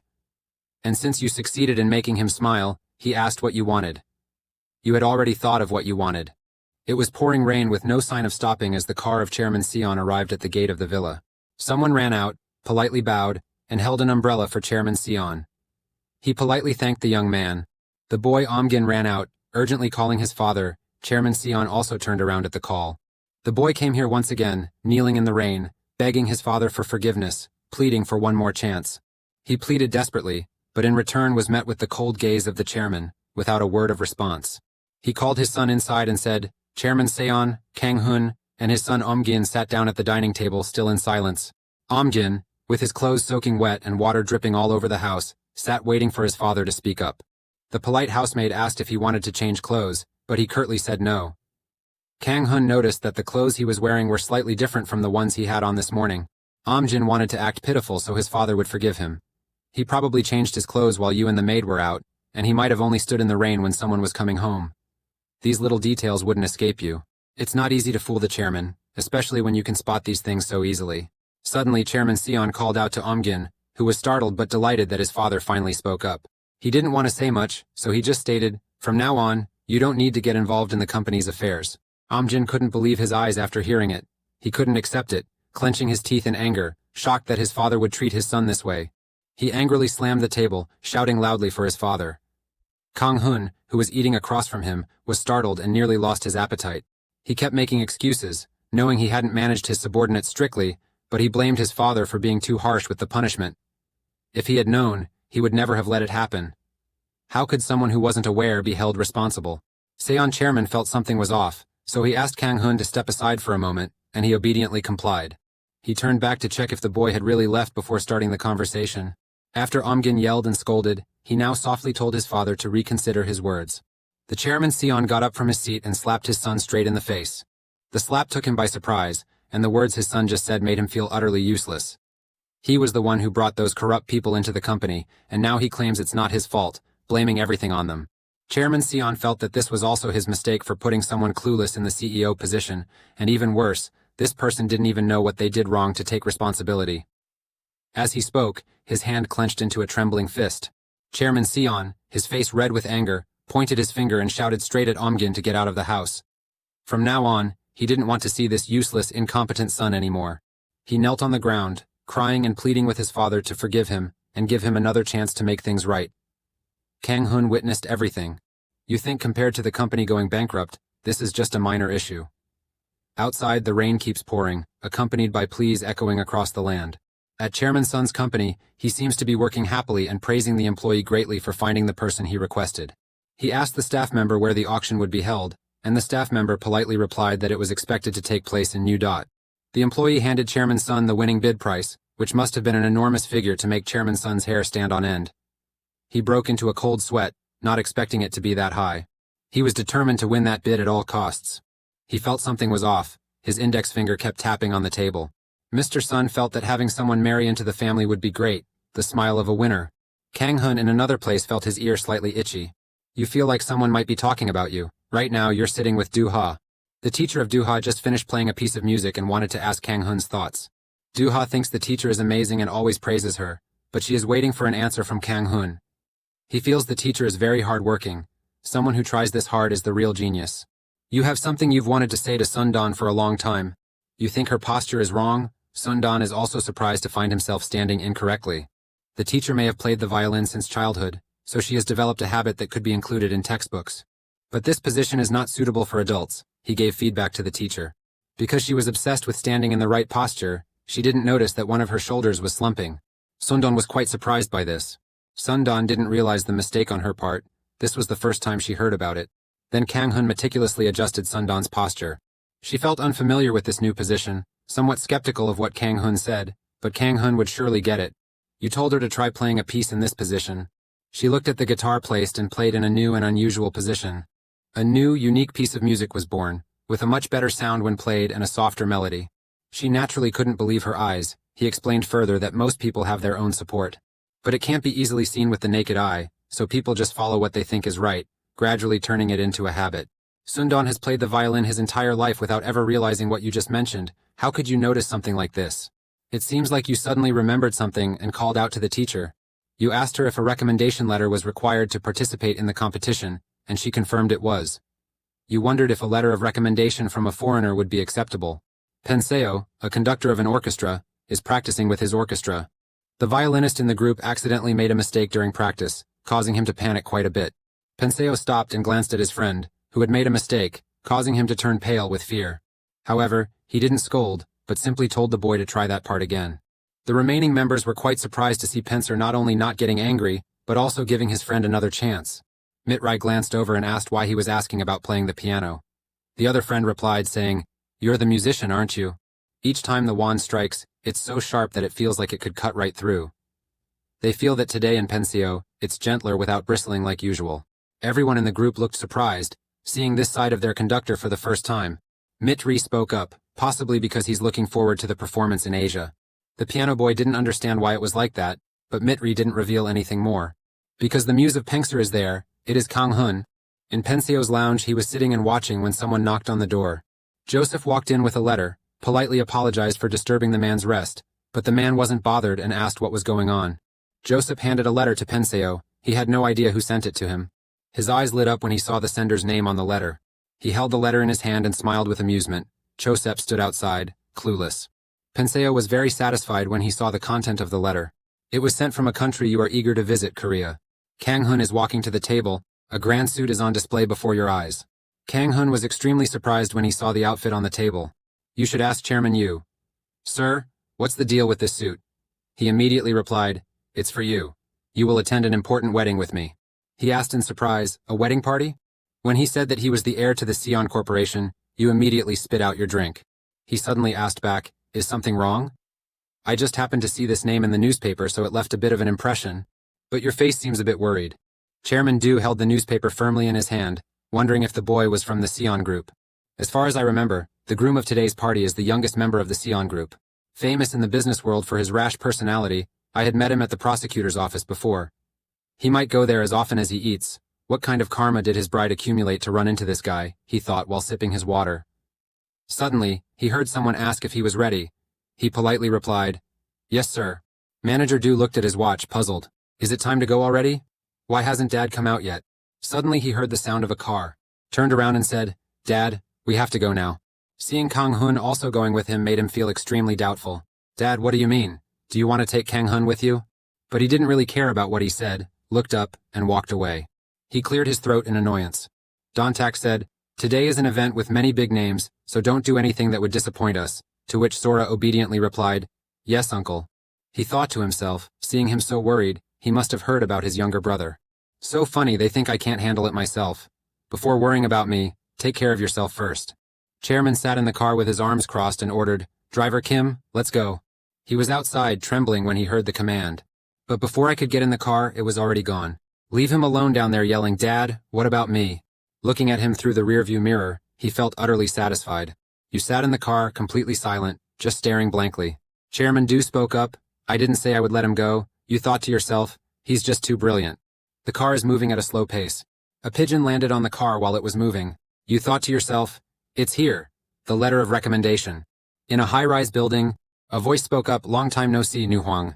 Hyro said, "Queen? What queen? Thank you for coming." The person who asked was Editor-in-Chief Gwynsa. "One does not need to mention it. It is my honor, Queen Daydan. Congratulations on releasing your 30th album. I'm sure it will win an award again. I feel like I'm being favored," he laughed out loud. "You understand too. Our magazine is the world's most famous classical music publication. This is not where we rely on one-sided opinions from editors." Hiro nodded and replied, "Of course I know." He was pensive, as if deep in thought. "I heard that he had stepped down from the judging panel of a competition. She sips her tea with a faint smile. "So I just feel like I can't come up with any reasonable opinions. I was captivated by the melody of someone, so if he joins, I won't be able to focus on any other performances." His face showed a hint of worry, the person who spoke like this. She knows all the violinists performing. Who could possibly make the queen flustered when offering an opinion? Adam, she accidentally called his name. "I heard that there will be a guitar presented at this auction. You will also participate in this auction, right? Because the Ryu tree is as valuable as the Rhea tree of others, but that doesn't mean I necessarily have to use it, because I already have a friend I've been using all this time. But I think a tree like this shouldn't be displayed in a museum. It's frustrating to see such a valuable instrument locked in a glass case just to entertain the wealthy." As expected, an Asian businessman quickly secured it. "The true value of a musical instrument is to create sound." She sipped her tea, lost in thought. Bagan said there was a sound inside Riot. Even angels or demons, only those who play its melody can truly know. So don't worry, Adam. That guitar will eventually find its true owner. He was worried when he learned he had been rejected. The last person who understood it, right? The owner of that guitar and the person who can create captivating melodies. Kang Hun was now inside the room. Marriage between two corporations draws a large crowd, with many familiar faces from the previous event. The wedding is being held at the family church. Are they trying to turn an arranged marriage into a romantic love story? Look at the bride and groom. They truly make a perfect match. Both are holding hands, listening to God's words. They are truly beautiful and handsome, don't you think? They look like a prince and princess. Later I'll be just like them, but then they ended up in a tearful marriage. Marriage isn't always beautiful, Duha. Next, let's enjoy the performance celebrating the love of today's perfect couple. Suddenly he spotted the familiar figure of a boy. So that was Young Hun. Why would someone as influential as him show up here? The dishes on the banquet table were all eye-catching and appealing. Everyone is seated neatly according to the assigned positions at the banquet table. A beautiful girl there spoke up. "Hey, do you want more food?" He nodded and mumbled, "Duha, just go ahead and eat." Seeing the boy next to her staring at her intently, "You're extremely anxious, please stop looking at me, I had no idea Duha liked me that much." Chairman Zhang Chuan asked Isun how things were going in Tianjin. "We are still discussing with their side, it will take us a little more time.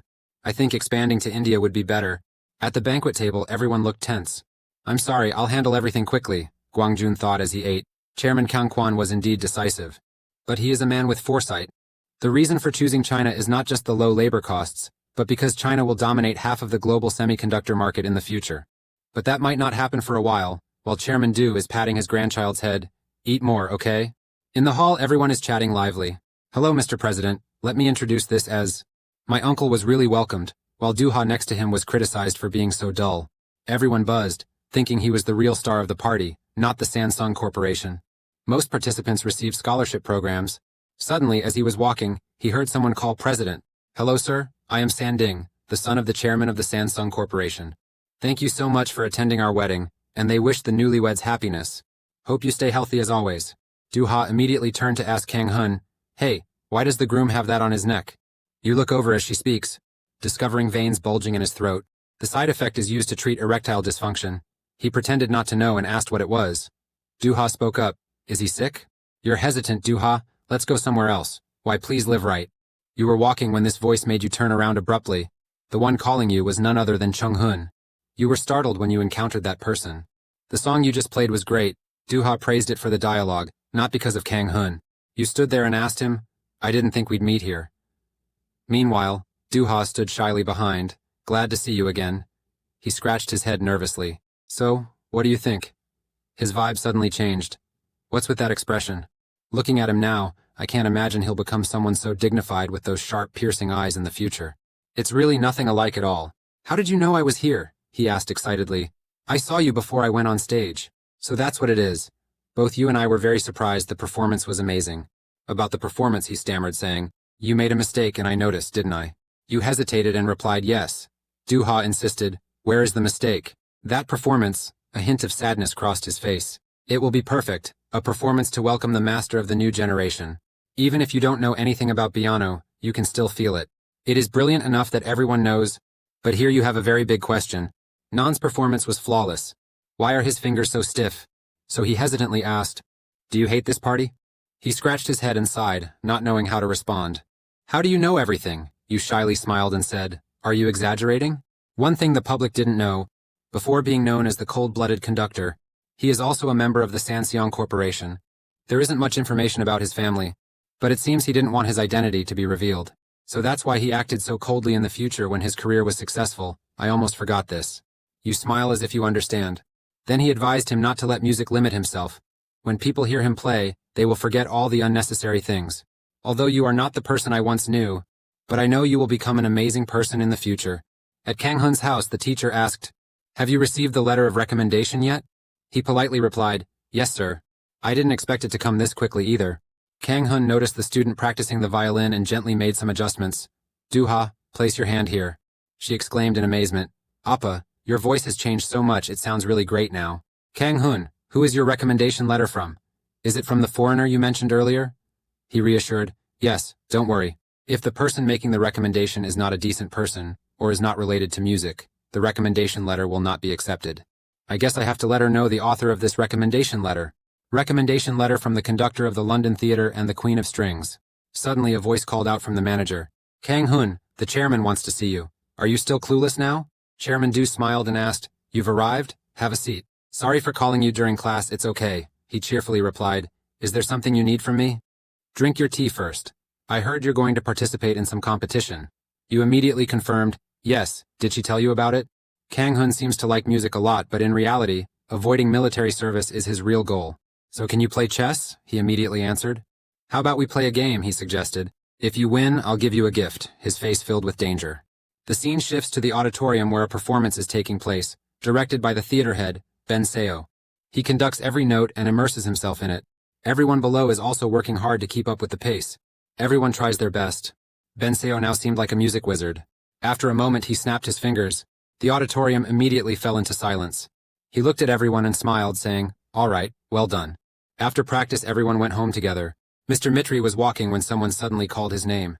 Ben Seo cheerfully ran over and said, I'm about to go eat, do you want to join me? Hearing this, Mitri immediately agreed. They went to a nearby restaurant, chatting and laughing over a meal. I heard that the Eli beauty contest has been postponed to fall, Benson replied. That's right. Actually right now my mind is only revolving around that child. Mitri found it strange upon hearing that. Since returning from Korea, his mood has improved significantly. Ben Seo has changed a lot. Although the band members felt that his new approach scared them even more, some musicians timidly mentioned it to him. The conductor even joked with me, asking if he had done something wrong, saying he'd rather have him be angry. Benson interrupted his thoughts. Mitri, if Bagan were to come back to life, what do you think would happen? I'm sorry, this is really hard to imagine. If it were that boy, don't you think the whole world would focus on his melody? Transition to Chairman Sion's room with Kang Hun's grandfather, this old friend, who once taught Kang Hun Go. The old man, upon hearing this, curiously replied, "This is the first time I've heard of this. Does the boy know how to play chess?" Chairman Sion replied, "Not just knowing how to play. In a few moves, I felt the boy was guiding me." He recalled the time they spent together playing. Kang Hun scratched his head and said, "I lost, Grandpa." Sion raised his hand to cover his mouth in thought. He said, "You only know how to play a little, huh? I just feel like I'm the one who lost." He looked at the boy with a probing gaze, wondering if the kid really knew nothing about Go. How could such moves be made? The intense showdown, the spectacular victory, all were led by Hun. Kang Hun's grandfather was also very surprised when he heard that his grandson was so talented. He said, "To be honest, recently I've come across a few interesting things. Do you still remember our previous discussion about new materials? Even when the document had errors, I couldn't spot them right away, but Hun could, although the boy's expression is still exactly like a child's." Sion was also quite shocked. Mr. Kang Hun continued, "You should see when Hun reads the laws. Hun is really smart." Suddenly, Chairman Sion grabbed his arm. The chairman's eyes lit up and said, "What's the rule?" Hun's grandfather saw that and said nothing. He brushed off the chairman's hand and said, "Calm down a bit. You haven't forgotten our bet, right?" Chairman Sion smiled and replied, "Forgotten? Do you think I'm that old? Secretary Kim, bring that to me and call both Hun and Duha here." Hun's grandfather saw this and asked, "What are you doing?" Sion replied, "I knew you would complain. I bought it, now a box of something is being delivered. Kang Hun is now with Duha training." You wondered to yourself, "I'm a bit curious. What could be the gift that Chairman Sion mentioned?" At that moment, I was a bit surprised, didn't have time to think, but what made him want to bet with me, I had no clue. While thinking, Duha suddenly called, "Hey, how do you think I played?" Kang Hun ran over, gently stroked his head and said, "Great. You really are a genius," Kang Hun thought. "To be honest, I want to know if I can beat him. In my previous life, I definitely couldn't have done it." Suddenly, there was a knock on the door outside. Kim's secretary announced, "Duha, the chairman wants to see you, and Kang Hun too." Duha frowned and said, "Seriously, why does he always call when I'm showing you my playing?" They finally reached his room. "You called us. Is there something you need, Chairman?" He replied, "Come in." Kang Hun followed in, also very curious. "There is a very strange box on the table right now." Suddenly his eyes snapped open. "What's going on? Why is my heart racing like this, from the moment I saw it?" The chairman told the secretary Kim to open it. Kang Hun's eyes followed every movement. "I remember it was called," Mr. Sion slowly spoke. "That thing has a body red like fire with black streaks as if scorched." Kang Hun was very nervous when witnessing, "And that thing is called Chari Fanzia." Chairman Sion snapped his fingers and said, "That's right, her name is Fansia." Kang Hun couldn't believe his eyes, thinking to himself, "My God, am I dreaming? This is a masterpiece of the violin." At that time, a Chinese businessman who owned it declared that somehow, Fansia naturally caught fire. It may be true what he said.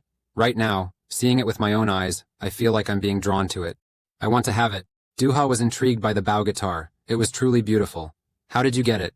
He replied, "That's what I bought to give to Hun." "So this is the gift he mentioned, Chari." Kang Hun suddenly woke up. Your eyes brightened. The Sion chairman laughed with delight. "But Hun lost the bet with me, didn't he?" Kang Hun froze for a few seconds. He continued, "What a pity. We can't give this gift to Hun anymore."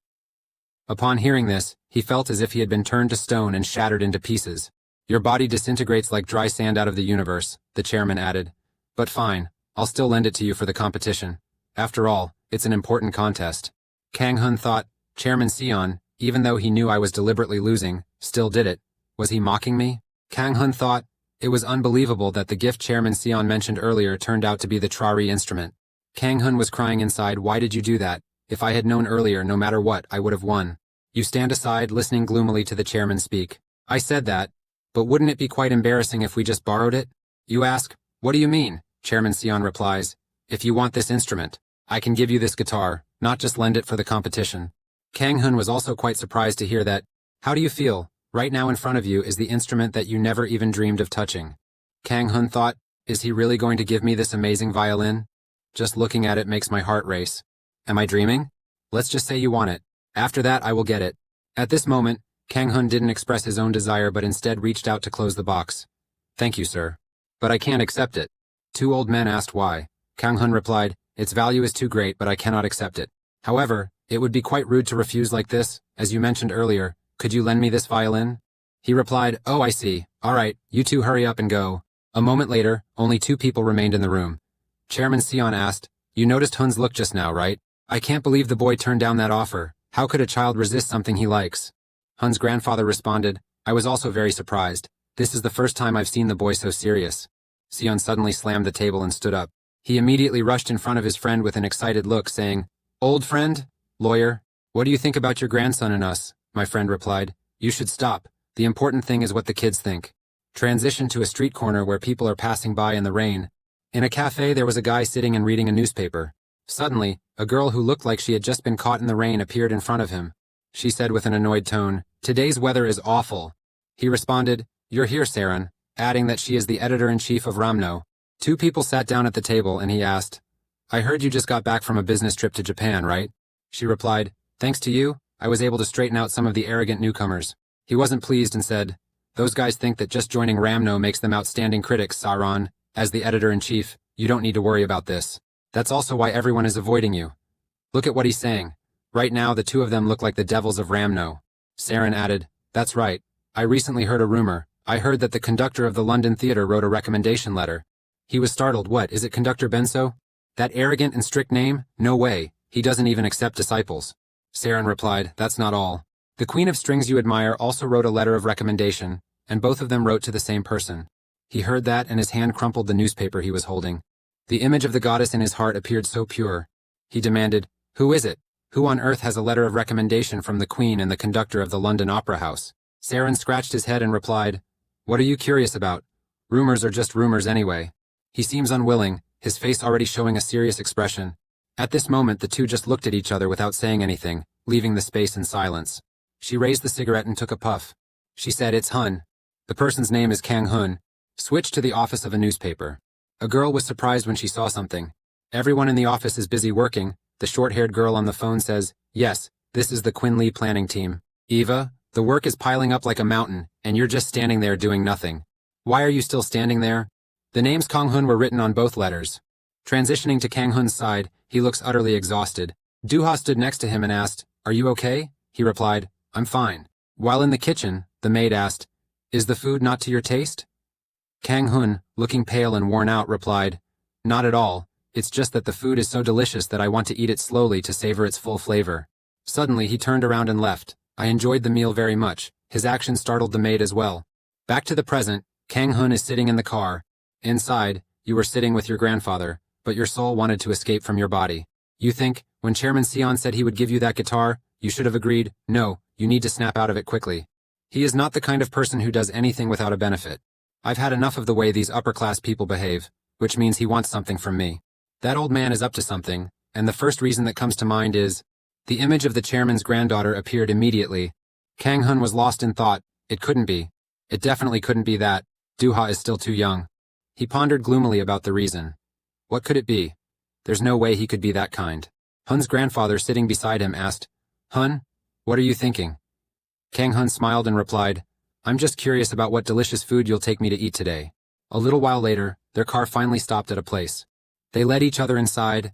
A staff member came to greet them and said, "I will take you two to your reserved table." The employee gestures towards the two people already seated at the table. Kang Hun was very surprised to see them. Two men saw that and stood up to greet. Your eyes now wide open, sparkling brightly. Turns out they are Kang Hun's father and mother. You see your parents right in front of you, and you're frozen for a few seconds. They were overjoyed to see their son. Kang Hun immediately ran into their arms. "How are you feeling?" Kang Hun replied. "Of course, I'm fine."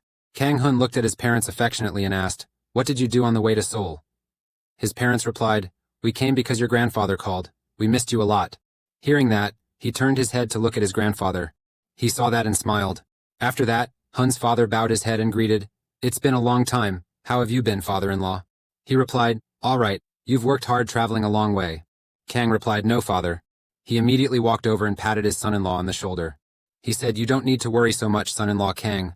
Kang Hun stood aside watching everyone, thinking, now father can call him father-in-law. This is something I never imagined in my past life. At this moment, a family of four is happily laughing and gathering together. Kang Hun saw that and couldn't help but smile. After a while, Kang Hun joined in, smiling. "You're so funny, are you doing well?" After a while, they started eating. Kang Hun's grandfather said, "Kang, my son-in-law, if you ever need my help in the..." He added that maybe the two of them aren't interested in the chemical industry. Kang's son-in-law replied, "What about the chemical industry?" He continued, Considering what you have learned in college, I think it would be a good fit. What do you think? Kang Hun sat beside and thought, Dongchu Chemicals, the chemical industry, of course I'm interested, his eyes now sparkling brighter than ever. The new material that Dongchu is about to develop will be a boost in the future. If the chemical industry becomes a high-value sector in the future, Dongchu Chemicals will be the goose that lays golden eggs. Kang Hun looked at his father and thought, Dad, please agree. I will do my best to support you. After a moment he replied, thanking his father for the suggestion, but said it was a bit sudden. His father responded, That's okay, take your time to consider it. Also we have one more thing. Is it true, Kang Junha? Kang Hun replied, he would stay in Seoul. She was overjoyed upon hearing the news and immediately flew in to hug him, but perhaps she didn't control her strength, causing Kang Hun to cough up water. The teacher was also happy and said, Everything is great now, Kang Hun. She added, Oh right, Kang Hun, have you submitted the video for the contest yet? Kang Hun replied, Yes, I used the performance video from the last party. She replied, The selection process must have taken place already. After all, there are thousands of candidates participating. He was startled to hear that. So many, really. You're right, since it's an international competition, but it's even more intense than I imagined. The teacher rested her hand on her chin and said, Among them, only the videos of 200 candidates selected after reviewing their profiles were considered. If it were you, she hesitated, because you don't have much experience, so your usual recommendation letter might not be enough. Ava enters holding a tray with 2 letters. She announced to everyone, the Queen and Conductor London, introducing someone. All the men in the room turned to look at her. The youngest winner in the history of the competition, she stammered, is Andrei, a violinist from Russia. At that moment, 21 years old, someone about to drink a cup of tea suddenly stopped. He asked, Is this child's nationality Chinese? She replied, No, it's Korean. He seems worried, which means, this child, except for the time in Rusi, has never participated in any competition. The man next to him replied, I think we should watch his video first. They took the remote and turned on the clip. Kang Hun appeared after the performance of Miss Do-ha from Chahan Group. The performance by Kang Hun from Dongchu Chemicals. The light turns on, it's time for Kang Hun to shine. The notes seem to come alive from the hands of Kang Hun. Meanwhile, in the training room, Kang Hun asked his teacher what would happen next. After the video screening round, what happens next? The teacher replied, Only 60 out of 200 people could move on. Those selected will have the opportunity to perform at Ruse, and then, 24 will be chosen from those 60. After the final preliminary round, only 12 will remain. Do-ha asked, So those 12 people, don't they need to take the preliminary test? The teacher replied, Of course they do. This is the best part. There is a secluded villa called Chap in a city near Ruse, and these 12 people will stay at the training camp for 8 days. And it will be broadcast live on TV? Do-ha and Kang Hun were surprised to hear that. Live broadcast? Kang Hun wondered, what is the Chap training camp, along with the media appearance? I'm not feeling very comfortable. The teacher added that if you win the competition, you will get to play a violin crafted by a master artisan. The master's violin when you play, those around you will be affected, Kang Hun thought. Nothing is more important to him than being exempt from military service. Do-ha suddenly realized something. The girl turned around and walked away saying she would bring it. The teacher also didn't know what Do-ha was doing. What was she planning to take? Kang Hun also suddenly realized Do-ha's intention. Do-ha, is she planning to get married? The girl then ran out of the room. A moment later, the guitar was brought in. Do-ha handed it directly to Kang Hun saying, Take it. The teacher looked at the scene in front of her and thought, It seems a bit old. Do-ha actually has such an old instrument. At this moment, the guitar is held by Kang Hun. It is embraced in your arms. Switch to the scene of the housekeeper. She's washing dishes when the doorbell rings. Who could be coming at this hour? She went out to check, and it turned out to be the mailman. Hi, how are you? Yes, I'm doing well. The parcel from overseas is here. The maid took it, from overseas. Who sent this? The letter says Kang Hun. The scene shifts to the inside of the room where a man is standing, looking out the window. Some have said they would sell their souls to the devil just to play the trari once. Before Kang Hun is the gleaming instrument he has always dreamed of playing. Kang Hun's heart begins to race, pounding so wildly it feels like it might explode. But as soon as this violin, touching my shoulder, my heart has calmed down, no longer as fast as before. This time, the fansia tree radiates warmth. It's like it's waiting for me. Kang Hun stood playing the instrument, radiating an aura that opened a doorway, guiding souls to a new world. Sundan and Do-ha seemed unable to take their eyes off the sound of his guitar. This time, Sundan even thought of Mozart and Beethoven when he heard Kang Hun's piano. But no, it was more than just a melody. It was a tune she had never heard anywhere before. However, in Sundan's mind, the names of countless masters from the past still appeared when he heard the sound of the instrument. Sundan started to ponder more deeply on the music. The heart races with the sound. Sundawn is captivated by the melody, curious about what this piece of music is. Then she dismissed it, realizing there wasn't any actual music. The boy was just playing unconsciously, moving his hands to avoid getting swept away by Fansia. If it's in a moment, you'll immediately be drawn into the melody of Pansia, holding tight where you should let yourself go. Deep inside Kang Hun's mind, something feels off. And then the strings of the lyre slipped, sending his hand out of sync with that chord. The sweat was dripping all over the floor. Kang Hun started taking short breaths as the bowstring snapped away from the bow. Kang Hun looked at the Fansia tree again, realizing that if he played this instrument in the first round of the competition, he would be completely overwhelmed and unable to perform anything at all. Sun immediately asked you what piece of music you just played because she was very impressed by it. However, even you absolutely cannot know the name of the song that just played. You can only answer that only the violin knows what piece it is. Its melody is truly amazing. The sound it produces is so chillingly perfect, it's the desire of countless violinists, or the manipulation of a demon. This seems to be the question that immediately popped into your head right now. In another development in Kang Hun's garden, Jiang Quan was informed that Kang Hun would be arriving in Brussels. Chairman Du and the gentleman chatted and laughed with great pride about Kang Hun. Mr. Jiang Guan was pruning the branches, both astonished and impressed by the unusual scene. He couldn't believe Kang Hun made it through the qualifiers so easily. He called his old friend who was standing there frozen. I've always thought musicians are like orchids. Hearing this, Du was surprised and asked why orchids. I was immediately reminded of my old friend's response, how they overcame countless challenges and fought to stand out. It made me think of orchids. But honestly, Hun is truly amazing. The boy's talent is truly diverse, like a vibrant koi fish. Sometimes the boy seems like a normal child, but is incredibly calm and composed, and especially when he plays the violin, his passion is greater than anyone's. Perhaps he realized everything when Kang Hun refused the trari tree. He thought to himself that he could never buy him with money, and that made him very happy. Mr. Du then asked, "So what do you think? How did we become in-laws?" He rushed forward to shake hands, his eyes shining like ice, suggesting the proposal to become in-laws. Mr. Du began to stammer awkwardly, "Come on, why do you keep bringing this up? I have no opinion on Duha, but we should respect their feelings." Thinking about his grandchild's family, the old man no longer wanted to impose his will on matters like this. Out of nowhere, Duha appeared. Just as he saw his granddaughter, the old man told her to greet Hun's grandfather. Duha smiled obediently and greeted him. Two old men were arguing back and forth. "Aren't you going to greet your grandchild? Don't you have anything left to say? At the airport right now?" Kang Hun's family is arranging for him to travel to the city where the competition will take place. His mother is very attentive, reminding him not to forget his passport and plane ticket. She worried endlessly about whether the food might not suit your taste, so she was concerned for your health. If your departure schedule hadn't been moved up by 2 weeks, she would have prepared more for you. When mentioning the 2 weeks, Kang Hun began to wonder why they made him come 2 weeks early. Suddenly Kang Hun remembered something. You look around, capturing this moment, then your uncle asks, "Are you looking for something? It seems like you're trying to find Duha because you can't see her anywhere." He laughed loudly, teasing, "Seems like you're really looking forward to Duha seeing you off." Kang Hun started feeling shy, thinking to himself, surprised that he had these kinds of thoughts. It must be because they've been together for a while, so it became a habit. Hun's mom just called and asked, "Are you sure you're okay going alone?" Kang Hun smiled and replied, "Of course, the contest staff will also pick me up at the airport." Starting to carry the suitcase onto the plane, he turned his head and said, "I'm leaving now." The family bids farewell to their son as he departs. Mr. Du said, "Let's get inside and then we should go." The sound of heavy footsteps approached.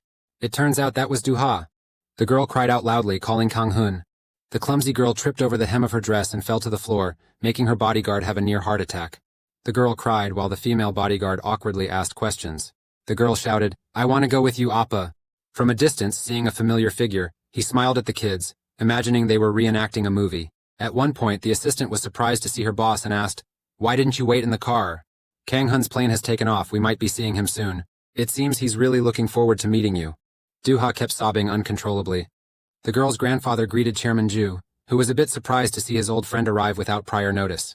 Mr. Jiangquan folded his arms and looked at his little niece, who was sobbing, and resignedly said, "If Duha were here, she wouldn't be this sad."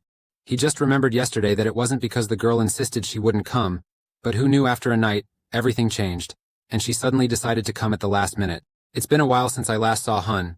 Is that guy next to him Kang something?" Hearing that, his parents immediately went to greet Mr. Jiangquan, inquired about Mr. Sun's health, and he cheerfully replied, "Of course, I'm as strong as an ox." The old man suddenly thought of something that flashed through his mind and then said, taking the opportunity. He called his little granddaughter, Duha. "Wave your hand," calling her over quickly. He gently comforted the little girl to stop crying. And let him introduce you to Kang Hun's family. These two people are Hun's parents. Upon hearing this, the little girl's eyes lit up like shooting stars. The thought crossed her mind. These are Hun's parents, which means they're her future in-laws, and also that this is her chance to make a good impression. Duha quickly wiped away her tears in front of her bewildered parents, Hun. The little girl said loudly, Cha, mi, konshin chao hengoya, before Hun's parents' surprised and questioning faces. Duha greeted sweetly, politely, and respectfully. It's an honor to meet you both, I'm Duha. At this moment at the international airport, Kang Hun just landed. Thinking to herself, I had anticipated that many people would know about the Eli beauty pageant, but I didn't expect them to be this enthusiastic. Anyway, it's a famous program broadcast on national television, but where's my assistant? He glanced around, constantly searching everywhere but hadn't seen anyone yet. Suddenly, Hun saw someone in the distance holding a sign with his name on it. Seeing that group of people welcoming him like that, he wondered if they were the ones supporting him this time. Kang Hun approached and introduced himself. Hi, I'm Kang Hun. Are you all from Elite? The secretary hurriedly came over to shake hands and greet, introducing herself as Eva from the Queen's planning team. Then she pointed at the man next to her, whose face seemed quite stern yet a bit fearful. Kang Hun, seeing this, felt a bit cautious. Looking at his face, you can only wonder why the man staring at you so intensely seems so upset. The new secretary quickly diffused the situation by swiftly changing the subject, asking, Don't you recognize this famous violinist? Kang Hun thought to himself, why such an unexpected question? There are so many famous people in the world, but apart from a few I admired in my past life, I don't know the others. Suddenly he spoke, a smug child. Make you wonder what you just heard? Is he looking down on me because I'm just a kid? No need to hold back in a situation like this. He immediately retorted, You say so, huh? He was surprised while the secretary looked nervous and scared, trying to defuse the situation. Kang Hun ignored it and yelled at the old grump. In another corner, the old men in the group are discussing Alec, who insists on going despite not liking children. Someone picked up the discarded piece of paper and said, That name keeps complaining that the child is arrogant this way and that. He flipped the piece of paper over and it was a circle. Another man said, It's just because that guy was curious about what the child looked like. If that's all, I should have gone instead. If he didn't go, I would have been the one to go. I hope everything goes as planned. This is the venue for the Selasio Moja art competition. The seasoned veteran folded his arms and said, I've informed Eva, so relax and just wait. The tank is rolling towards the museum. Kang Hun was deeply skeptical and irritated by the old man in front of him. Would you like to check out Mozart before the competition starts? We can visit the theater before the event. You think it's nearby, so a quick visit shouldn't be a problem, and you agree to go. The grandeur and atmosphere of a large museum truly make everyone blink in awe. Standing before the grand auditorium, Kang Hun was incredibly excited. Is this really where I'll be performing? Why are you standing there like a statue, Kang Hun? If you are a true violinist, wouldn't you instinctively pick up your violin and start playing when you reach Mozart? Kang Hun sighed, saying it depends on each person. The old man chuckled and replied to the boy, That's just an excuse for cowards, kid. Kang Hun angrily walked away saying, So if you go to the bathroom, does that mean you have to take a shower? How can you say such ridiculous things? Hearing this, he was equally angry. What did you say, you arrogant thing? Pointing directly at him and shouting, while the secretary could only silently pray in her heart, Kang Hun thought, Who does he think he is? If he's not a driver, then he must be an employee of Queen Elite. Thinking about it made me even angrier. Such a big program, yet they hired such a rude person. After the event, I will file a complaint. The old men in the room might have been following the entire conversation and argument, whispering to each other, Is that the boy? He looks younger than in the video. What are they talking about? It's just arguing. The short guy in the back couldn't catch the conversation, so he's pushing through. He noticed that Kang Hun seemed quite angry. Looking at Alet, it seemed like he was seriously battling the boy. Even so, when thinking about Alec, it's all about harsh words directed at the kids around him. The two men felt a bit uneasy thinking about their old friend. He just whispered to himself, wondering if we should stop them. While pushing each other, the old man behind said to stay still or they would see us. Pushing back and forth without holding on to each other tightly, so they couldn't warn each other in time, and a fall had already occurred. What made Kang Hun suddenly stop and look around in surprise? What was this sound and where did it come from? Suddenly the door in front of him opened, and several old men tumbled out in front of Kang Hun. Mr. Alex was speechless while Kang Hun was bewildered. Suddenly he was startled by the weary sigh of Mr. Alet. He shouted, Hey arrogant kid, they came to see what you look like. Kang Hun felt extremely frustrated, muttering, What now? While the old men who were just caught were chattering, I'm sorry, and some burst out in giggles. At the same time, someone stepped forward and asked, Hun, do you know who we are? He casually replied, I don't know, thinking to himself, Do I really need to know all the staff of Queen Eli's program? Another old man quickly stood up and asked, I watched the tape you sent. How did you play the Spring Sonata? Kang Hun was astonished. Wasn't the tape supposed to be seen only by the judges? After a moment of shock, he finally regained his composure and firmly replied, I just play based on my feelings. There's no need to feel any pressure. His face showed a hint of contemplation. Kang Hun remained steadfast in his response. Just then, Eva called out to him, Hun. But he remained determined to continue. Someone once told me, when a violinist reaches this place, they will instinctively pick up the violin and start playing. Then he turned around, glanced at Mr. Ailete. He couldn't hide his anger and shame and shouted, What a narrow-minded way of thinking. Kang Hun suddenly sighed, then politely said, I'll excuse myself now. Eva followed behind, feeling extremely worried. Alex couldn't help but feel angry, truly an arrogant person. In another development, a contestant holding a violin is moving to the waiting room for the first round of the competition. He looks angry. Looking back, he had just received the news that an artist received a recommendation letter from Benkser, and he asked his assistant, An Asian? Yes, the person's name is Kang Hun. Right at that moment, he couldn't help but be shocked. The conductor of the London theater wrote a recommendation letter for someone else, not me. Returning, he opened the door and stepped into the waiting room, his mind filled with thoughts. Of course, a few new artists here are quite promising, though. When looking at their expressions, and hearing the excited chatter in that room, he wondered, what's going on? What is everyone whispering about? Scanning through thousands of people, his eyes suddenly stopped and recognized Kang Hun. No way, it absolutely can't be him. Is that kid also participating in the competition? No way, he's still so young, must be a lost child. Hearing those words, Kang Hun instinctively cursed under his breath. Animals in the zoo are better off than here. He glanced around thinking, the first round had 24 participants, mostly newcomers, but anyone could make it to the finals. The familiar atmosphere make you recall old memories. This feels like the atmosphere I had to endure at the Judicial Academy, with countless rumors swirling around you, like how you were famous in high school for your impressive achievements. So good that there were rumors you bribed teachers to know the exam questions in advance. And other criticisms, how could a poor name like that achieve such good results? I heard he made a strong impression in the interview. Though he felt a bit anxious, these things made him smile. Watching kids at this age is amusing, a strange mix of arrogance and stubbornness. Suddenly Kang Hun came face to face with the blonde guy from earlier. He whispered to himself, it can't be that child. While he felt confused, did I smile too obviously? The moment has finally arrived, a voice announced. Now we will begin the first round with the judges' evaluation. The order of performance will be randomly selected, and each person will play the assigned piece. The first contestant is number 37 Kang Hun. The entire waiting room was stunned. What, really, that kid? The recipient of Benson's recommendation letter. Kang Hun entered, amazed at the grandeur and magnificence of this place. Memories from the past suddenly resurface. Do you want to receive a scholarship from Chehan Corporation? But I have a condition. From now on, you can no longer live the life of an ordinary lawyer. Words are simple, but they made me put aside my dreams, go against justice and the law, and protect Chehan. Yet I did everything without hesitation. From the very beginning, life had already... Returning to reality, looking down at the row of judges seated, Kang Hun couldn't help but be amazed to realize, these people are... Deep inside, you are screaming, why are they the judges? I'm screwed. I've probably become a laughingstock in their eyes. How did things turn out like this? But then, he immediately corrected himself. No, now isn't the time to think about this. If they really are the judges of the competition, they surely won't care about such trivial matters and will focus on the performance. A voice rang out, 37, begin. The background music just started playing. Kang Hun immersed himself in the melody of the music. The sound of his guitar surprised the judges. The serious looks suddenly lit up with passion, as if they were drawn into a magical musical space. Mr. Ailete couldn't take his eyes off him. He pondered deeply. After a few minutes, Kang Hun finished his part of the competition. A judge spoke up, you performed Bayoram's work very well. It was a bit overwhelming. I didn't expect to receive any feedback since there are times when the judges don't listen to the entire thing. I thought if I didn't hear a sigh, that would have been lucky enough. Another judge continued asking, number 37, when did you start playing the violin? Kang Hun quickly replied, I've only been playing seriously for the past month.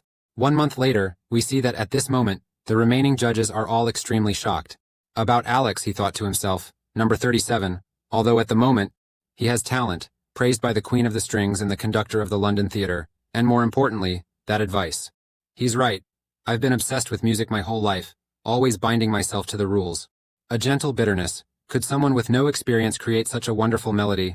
Moreover, the important thing is, he didn't miss a single beat. Then, Alex spoke up, hey, you arrogant one.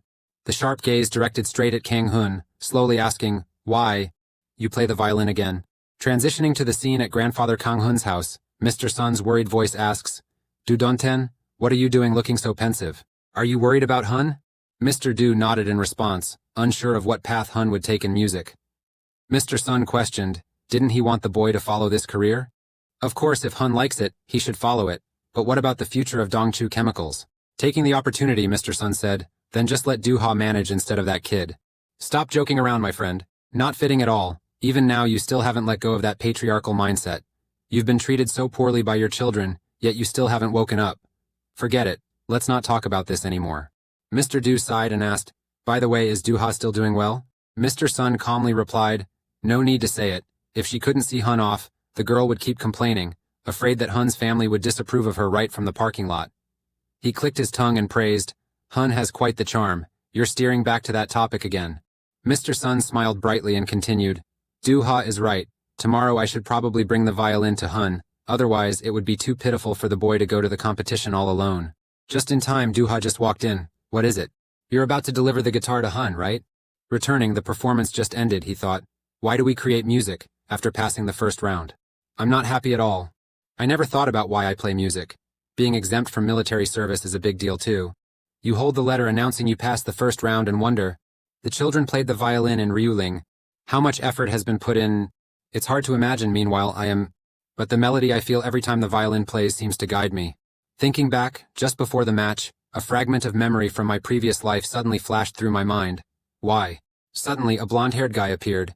You wonder and ask, are you? Then, suddenly realizing, this is the person from that time, he immediately said, I was just passing by. But no matter where Kang Hun went, he always followed behind. Suddenly, he stopped walking. Looking back. How long do you plan to keep following me? Are you heading to the practice room? Yes. He stammered and said, yes. Can I watch you practice? Looking at him a bit hesitant, Kang Hun thought to himself, the second test is a free performance, huh? There's no time to change the piece now, so whatever. Then he just said, whatever you want. Both of them then entered the gym. Feeling too strange, the blonde guy thought to himself, sensitive contestants would be very hesitant to let others see them practice, but he was different. I want to see this kid's name, Liu. Is it worth the recommendation from Ben Seo? And when Kang Hun started playing music, the sound of the guitar played melodies that amazed him. A melody with a deep tone, as if at a critical moment, makes my heart rush to follow the rhythm. It's like wandering in the night, surrounded by complete darkness. Can music convey to this level? This should have been a performance by someone with extensive experience, but this child seems like they have nothing at all. What is this feeling of both awe and suffocation? Even the performance of the best student at the music academy never made me waver. What is this feeling? At that moment, a staff member entered and called, Contestant Hun. At the same time, she turned around and noticed, Kwayam, are you here to watch Hun practice? That suddenly, Hun asked curiously, why is that? She cheerfully said, Hun, someone is here to see you. He suddenly exclaimed, everyone will be filming you. I heard we should start filming from the church, the girl explained. In the last competition that was true. But the rules just changed. Don't worry, she's just going to interview you a bit. She won't ask you to do anything else. Kang Hun hesitated and asked, so I'm the only one filming first? Hearing your question, she just gave a weak smile, suddenly feeling a bit awkward. The female BD was confused and didn't know how to respond, and he immediately realized it, he knew it. It's rare for a child without any reputation to receive recommendation letters from both the Queen and the conductor of London like this. And since I just passed the first round, of course they noticed right away. But, Kang Hun suddenly sighed. Sure, here is the translation. All right, but please don't bother me while I'm practicing, of course. Thank you. Right at that moment, a gentle female voice echoed, An oi. The little girl suddenly ran up and hugged Kang Hun tightly. You were startled to realize, Du-ha. She excitedly responded, yes, it's me. It seems like Du-ha is really following Hun closely. Hearing that voice, Kang Hun was surprised again. Is Mom here too? Du-ha quickly replied, that's right. People, why go through so much trouble? The cameraman suddenly stopped. What's all this noise? Then raised the camera, filming while thinking, today's shoot. Start with a regular image of an artist walking. During dinner, Hun couldn't help feeling tired of his nagging little sister. Du-ha excitedly called out, hey, try this too. But deep inside, he was screaming, I don't want to be treated like this by a kid who still can't use chopsticks properly. Kang Hun tried to remain calm as he responded, thank you for your kindness. I'll eat now, Du-ha. Yes. Kang Hun's mother also spoke up. It seems Hun is a bit shy, causing him to sigh helplessly. Truly a dilemma. But Hun, yes. Those people are still filming? It's understandable. I've been around the camera all day, and it's stressful. But Mom isn't used to filming, so it must be even more uncomfortable. Luckily, Du-ha doesn't seem to be overthinking it. Right after that, Kang Hun immediately asked the producer, BD, how long today's filming would last. If this makes you uncomfortable, I sincerely apologize. Seeing a warm family scene like this, I really enjoy it. If it's okay, could I interview your sister and mother? I don't want to bother you, so it's perfectly fine if you decline. Little sister, at this moment Kang Hun is quite confused. She thinks Duha is her younger sister. When she saw you talking to those people, your mother was very surprised. Since when did her son speak English so well? Then she immediately asked, what did they say? You hesitantly replied, that, they said, if it's okay, they want to interview both of you, but it's fine if you don't agree. Duha heard it and got really excited, I want to do it, and mom thinks it's okay too. Immediately he reported back to the editors. They said they would handle it, really appreciate it, the woman BD responded, but he couldn't help but think, their culture must be different from Korea, which is why they mistook Duha for his sister when they saw her taking care of him like that. Suddenly his mother called, that's right, Hun. Byung Chandong's father asked his mother to send him a violin. At first he was a bit curious, but then he suddenly realized that the man next door was actually Chairman's son. His mother probably knew him, so there must be no mistake. Then his mother continued, when she brought the violin with Duha besides us, there were many others with her. This violin, is it very expensive, Hun? He only showed it to me for the competition, so I'm not really sure. I see, but deep down, you know very well, it's not just expensive, it's very expensive. Probably costs as much as a building in downtown Seoul. Mom must be feeling burdened, so I won't mention it. On the other hand, at this moment, in the practice room, the sound of the violin resounded, each melody filled with emotion weaving, but just as he was playing for a moment, he suddenly stopped. His eyes clouded as if drifting into memories. Wait a minute. Earlier you asked Kang Hun how long he's been playing the violin. The unexpected question left Hun speechless. He awkwardly replied, that one. Surely a month? As soon as he finished speaking, Kyuam suddenly burst into a furious rage. The anger surged within him, causing him to smash the surroundings unconsciously. Suddenly he stopped, gasping for breath, feeling as if all his strength had been drained, tears suddenly streaming down his face. At that moment, his assistant walked in and called out, Kyuam, round 2 is about to start, so no need to overtrain. Seeing Kyuam's nose bleeding, he couldn't help but exclaim, oh my god, are you okay? Time's almost up, Kyuam replied gloomily. What's going on? It's the first time I've seen Kyuam so flustered. Even at the Royal Academy of Music where geniuses gather, he was always the most outstanding, the most talented, but what ultimately made him so tense? At this moment, Kyuam finally spoke. I think I'm going to break down here. He gripped the blood-soaked towel tightly, shouting loudly, I absolutely will not become Suri. In another development, Kang Hun received a room key.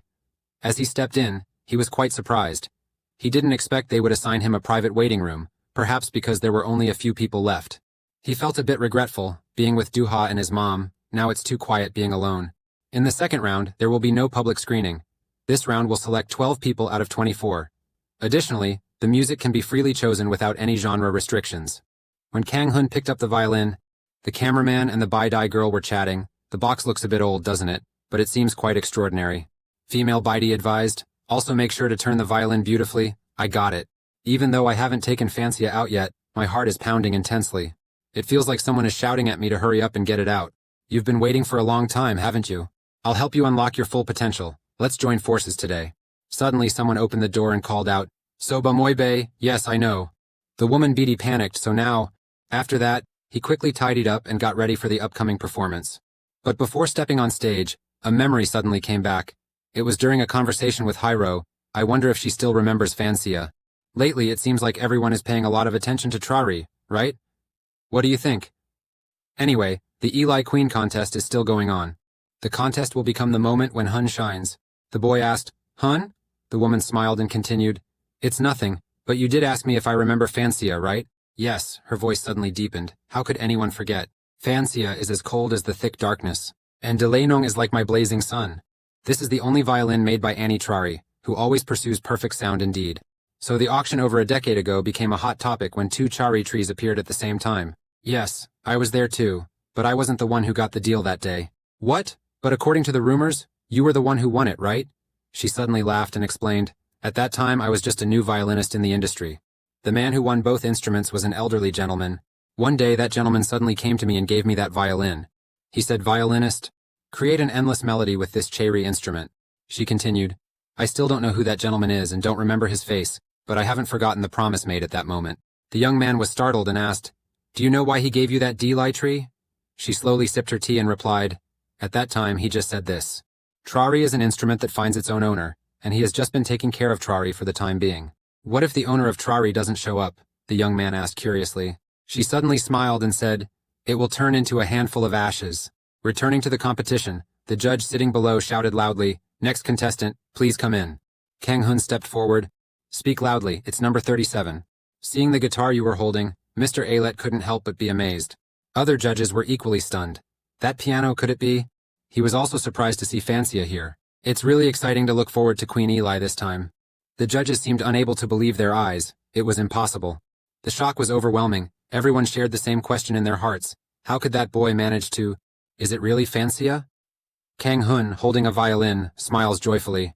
A lot of applause erupted. Indeed, that violin was no ordinary one, truly exceptional. "Let's get started," the jury requests. Kang Hun played the tune without hesitation. The judges were once again stunned. Fancia and Delai would choose their own masters. If someone who is not the true owner dares to touch the strings on their body, losing the eyes to see the world, along with the ears to hear melodies, a famous quote that left the judges speechless. So what if the owner of Trari never appears? A faint image of Hyro appears in my mind. It will turn into a handful of ashes. Graceful fingers on the strings. Kang Hun still passionately completed his performance. The judges were increasingly astonished as they listened. She compared it, wondering if, instead of returning to ashes, it could become a flame if it met its owner. "The melody you played blended water and fire so harmoniously." Alet pondered this melody. It reminded him of the legendary musician Noki in the first chapter, the Thutsa stream, applied to Kang Hun, where the mythical melody was performed. The clear sound struck directly into the mind of the guardian below. Everyone shares the same feeling. Those sounds tighten the heart to the point that it gives you goosebumps. Even the host and the cameraman were left speechless, completely captivated. A great, endless despair, inescapable, engulfed the goddess Thutsa.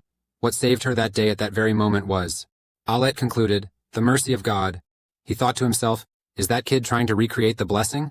Alet frowned, tense as he assessed Kang Hun, thinking he was way too arrogant. God showed mercy and transformed the goddess Thutsa into a stream. The question lingers in my mind, how truly tragic the ending of this myth is. All the questions remain unanswered. But why does this melody overflow with love and blessings, as if it won't end in sorrow? Has anyone ever mentioned this myth in such a tone before? After a long time, the performance ended. Kang Hun politely announced, "My part of the performance is over." So many exclamations echoed back, truly savage. Alet crossed his arms and seriously praised the performance, saying it was excellent. Kang Hun was taken aback, thinking, did Alex just compliment him? This is unbelievable. He awkwardly bowed his head, saying, "Thank you," but then the man spoke up again. "However, I still can't give you a clear answer," Alet said. Kang Hun's face gradually became worried as the host called out, "Next contestant, please step onto the stage." The next contestant is Kwayam. He seriously plays a piece of music. The sound might have broken due to anxiety, becoming somewhat piercing. Alet and the other judges were extremely focused on analyzing the performance. As soon as he finished, Kwayam quickly took a deep breath and said, "My performance ends here." The fair-haired judge commented, like sparks spreading across a field, "Your melody and sense of music aren't bad, so why rush?" While speaking, the pen writes comments and keeps moving, just like, stuck between walls with no way out. Kwayam was stunned to receive such comments.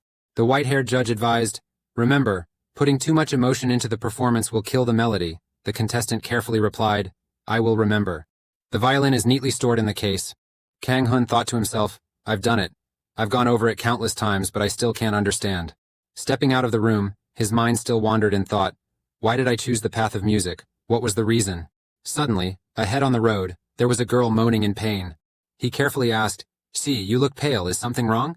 The white-haired girl trembled and cried, stammering, "I'm just a little worried. It's okay." Kang Hun felt helpless inside. "That's what you call okay?" He spoke up to reassure her. "If you're too worried." Suddenly there was an announcement. "Contestant number 40, please come to the stage." The girl just ran off, Kang Hun calmly said. "Take a deep breath," and no one was listening anymore. Kang Hun stood frozen, unsure how to react. Even though no one was left, a trembling hand holds the guitar. It's the voice of the judges. "I truly regret it. Candidate number 40, they call the name." The judges' eyes were serious as they evaluated. The talent was decent, but the person was too stiff. So there was no melody that could connect together. The girl's face darkened upon hearing the harsh comments. She felt disappointed in herself. "I messed up again. Let this moment end quickly." The lounge is filled with laughter and chatter. Kang Hun's face relaxed as he chatted comfortably. Even so, Aleth's voice kept echoing in his mind. Remembering his face, Kang Hun began sweating anxiously. "However, I still can't give you a clear result." Your face drooped a bit. Suddenly, Kang Hun noticed someone had just walked in. It was the artists who were also participating in the competition, but they looked very disheartened.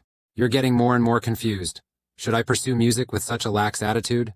You glance over and suddenly freeze. Duha was staring at him with a confused look. Duha asked, "Are you worried about something?" Kang Hun hesitated and didn't answer, silently evaluating whether his expression was too obvious. "There's nothing to worry about," Duha reassured quickly. "Everything will be all right." Suddenly receiving words of encouragement, Kao stood still. "Because you have tried so hard, this time everything will definitely be fine," Duha exclaimed excitedly. Kang Hun stared at her excited expression. After a moment, Kang Hun took a deep breath to steady his emotions and began to smile again. "That's right. There's no need to rush. Sooner or later, it will be found." For his own reasons, Kang Hun glanced out the window and acknowledged the scene outside. See all the performances, the judges returned to the private room to choose. The contestants this time all have excellent skills. Alec gave an impartial opinion, but I'm quite disappointed with the contestant named Guam. Guam is a capable person, so he commented that the melody wasn't bad, but rushing ruined it. Anna was also in his sights, similar to the talented candidate Anna, but her spirit was too anxious. The reporter quickly caught the key point and asked, "So then, who do you think is the most outstanding contestant?" The question everyone wants to hear the answer to. Alex, without saying much, responded bluntly, "You can see it right away, that arrogant kid. Who else could it be?" Everyone nodded in agreement with the same thought. Alet added that although his motivation to play the piano isn't very strong, his skills are unmatched. The white-haired judge agreed, saying yes, his performance was impressive. It felt like Dagan had come back to life and played again. Emotions rushed in when they mentioned Kang Hun. He added that he hopes the boy won't become complacent after achieving such success at that age. Because without a personal passion for music, it's hard to maintain long-term performance. When you can't immerse yourself in it, sooner or later, your skills will fade. A message that makes everyone reflect on many things. Alet suddenly spoke up. "I don't think we need to worry about that. Didn't you see his face when he lifted the sadi?" Alec expressed his true feelings about Kang Hun. Only someone with a genuine love for the violin could have that kind of aura, so there's no need to discuss this matter any further. Your favorite posture while playing the guitar closely resembles Hiro's passion. The remaining judge fully agreed with the feedback, concluding that the winner of the second round is contestant Kang Hun, number 37. Does anyone else have any comments? Rearranging the stack of documents about the candidate was met with constant approval. The harmonious atmosphere left the studio reporter a bit stunned. Alet remained pensive. It seems the organizing committee and the white-haired judges have all reached a consensus by now. He let out a sigh. Alex confidently predicts the future, believing that once the kid finds his purpose, classical music will return to its golden age. A message has been sent stating that the results of the second national round are now available. Congratulations. The details for the third round, Chap, will be announced later. A family of 3 hugged each other excitedly as Kang Hun announced he passed. Ava stood across, thinking to herself, "This boy is really smart, no surprise at all with these results." Suddenly, she remembered something important, interrupting her excitement to add, "And the top position of the second round has also been announced." On the other side, Qam was also informed of the situation. He frowned and said, "It's probably that kid Kang Hun, right?" The manager was startled and asked, "How did you know?" Qam's voice dropped, "Because who else could it be but him?" After finishing, he quickly turned around and said, "Thank you for informing me of the results, but now I need to practice. Could you please leave?" The manager quickly worried about his health. "Hold on, you've been practicing nonstop since yesterday. If you keep going like this, you'll end up hurting yourself. The third round is coming soon. As your manager, I advise you to take a break today." Qam's body kept trembling. He screamed, "If you rest." His face darkened in annoyance, and I knew I would never even come close to touching his toes in this lifetime. Returning to Kang Hun's room, he asked in surprise, "Everyone agreed to let me take the top spot? Is this common?" Eva recalled and said, "As far as she knows." This is the first exception in Kyun, the white-haired judge. Kang Hun was a bit surprised by the unexpected result. He thought, "I also thought I would win something, but I didn't expect to be first, especially with everyone unanimously voting for it." Kang Hun doesn't understand what's happening. In the auditorium, all the candidates who passed to the next round have gathered. The sound of footsteps slowly approached the podium. Each contestant had a different expression as greetings were exchanged. It was great to meet everyone, with some eagerly anticipating. Someone has a deep and overwhelming sadness. Kang Hun sat quietly on the chair, attentively listening to the voice. "There are 12 candidates present here. I will assist you on the upcoming journey in Chapley." He politely introduced himself, "And my name is Mak Ampeo. Within the Chapla circle, you will stay in Goateo for 8 days, starting with the time. During the camping period here, no communication with the outside world will take place, and we will send an official announcement to the contestants before starting this trip. Ampeo will explain the rules. At the same time, we will have a meeting with the National Orchestra conductor Gan." Kang Hun was astonished. The conductor always amazes. King Begun will also attend this gathering, so this won't be an ordinary event, Amper continued. The training camp will start in 2 days, so make sure to complete the maintenance of your instruments first. Finally, he bowed and also congratulated the contestants. During the 8 days at Chapley, we will bring you the best experience. His words are very credible. Upon receiving the invitation, Kang Hun was thrilled. He couldn't wait to perform with the orchestra, as he had only ever done duets with the piano before. Suddenly, he noticed something strange in the room. All eyes are on him. Kang Hun thought to himself, their looks are not very cheerful, I understand. Because I, someone still young and relatively unknown, have risen to the same rank as them, Kang Hun understands all the feelings of those around him. You anticipated the mood, especially Kyuam, who had met me in person, of course. Kyuam expressed deep hatred toward Kang Hun, but he chose to ignore it, thinking, is he okay? Why is he acting like that? Suddenly a voice called out, stopping Kang Hun in his tracks. A young man greeted him warmly. Nice to meet you. I am Zhang Yan from China. Kang Hun politely replied, nice to meet you too. Do you remember this person from a past life? If it was Zhang Yan, this person was known as the violin star of China in a previous life. Kang Hun thought of being famous not only for his talent, but also for his performances around the world and his intelligence. Honestly, Kyun, the white-haired judge, and Chapley felt like a long journey to reach the exceptional people of past lives. Finally realizing where they are now, Kang Hun blushed with delight. The camera captures a beautiful moment. The cameraman also finds it exciting, thinking it's a perfect meeting between a potential Chinese. Zhang Yan praised. I heard the news from my teacher too. This competition has many talented individuals. Kang Hun was curious. Teacher. You reacted and asked back, wait, do you mean Matro? Truong Yan confirmed. He and the teacher are really close. Every time the violin is mentioned, he can't stop talking about it, and then he keeps reminding me over and over again. And that became the reason for Zhang Yan, so he really wanted to talk to you. Actually, I was going to greet him before the exam, but it felt awkward. The serious attitude quickly made Kang Hun uneasy. He was very polite. Truong Yan, let's get to the point. Since it's fate that we met in this competition, how about we perform a piece together? Can you help me with that? As he walked, he shared that he had wanted to try for a long time, but he didn't have much experience with group performances. Suddenly, a cheerful voice called out, Du-ha! The little girl waved excitedly and ran towards Kang Hun. Kang Hun helplessly lamented, that mischievous girl has arrived. Truong Yan realized the issue and asked him, is this your fiancé? Kang Hun's face went blank, unsure of how to respond. The interview went very smoothly. Once the recording was complete, the host said goodbye to the audience. Today's interview ends here. Thank you everyone, it's been tough. After wrapping up, the crew at the studio smiled and said thank you very much. The host approached him with a smile. Thanks to you too, Hun, he replied. Sure, thank you for your hard work, she curiously asked. So what do you think? Hun didn't understand, and asked again. Sorry, what? She said it's about getting to Chapley after all the effort put into competing. He rubbed his chin and replied, I'm still not quite sure. Ever since before getting to Chapley always. Although worried, he still smiled. But I am really looking forward to this unprecedented experience. The next day, the early morning sunlight shone through the cool green leaves. Today is their first day moving to Chapley. The scene upon entering the house made him stop and look up. A large window opened wide to welcome the light. Overlooking the garden, he gasped in amazement, so beautiful. A moment later, Hun opened the door to the meeting room. Someone immediately greeted him. Oh, you're here already. An old man told him to choose an empty spot and go in. Zhang Yan waved at him as he sat down on a nearby empty chair. The uncle began to speak. It looks like everyone is here, so let's get started. Today is the first day, so we will learn about the internal structure and operation of Chapley, and I also want to take some time to introduce you to the rules of conduct here. But first, let's get to know each other. Please introduce yourself, starting from the direction of Truong Yan. He stood up and replied, Yes. With a smiling gaze and a radiant face, he said, It's a pleasure to meet you. I am Zhang Yan from China. In the second round, Kang Hun enthusiastically applauds him. The next people stood up one by one to introduce themselves. A man with a thick beard said, I'm Erit from the north, please help me out.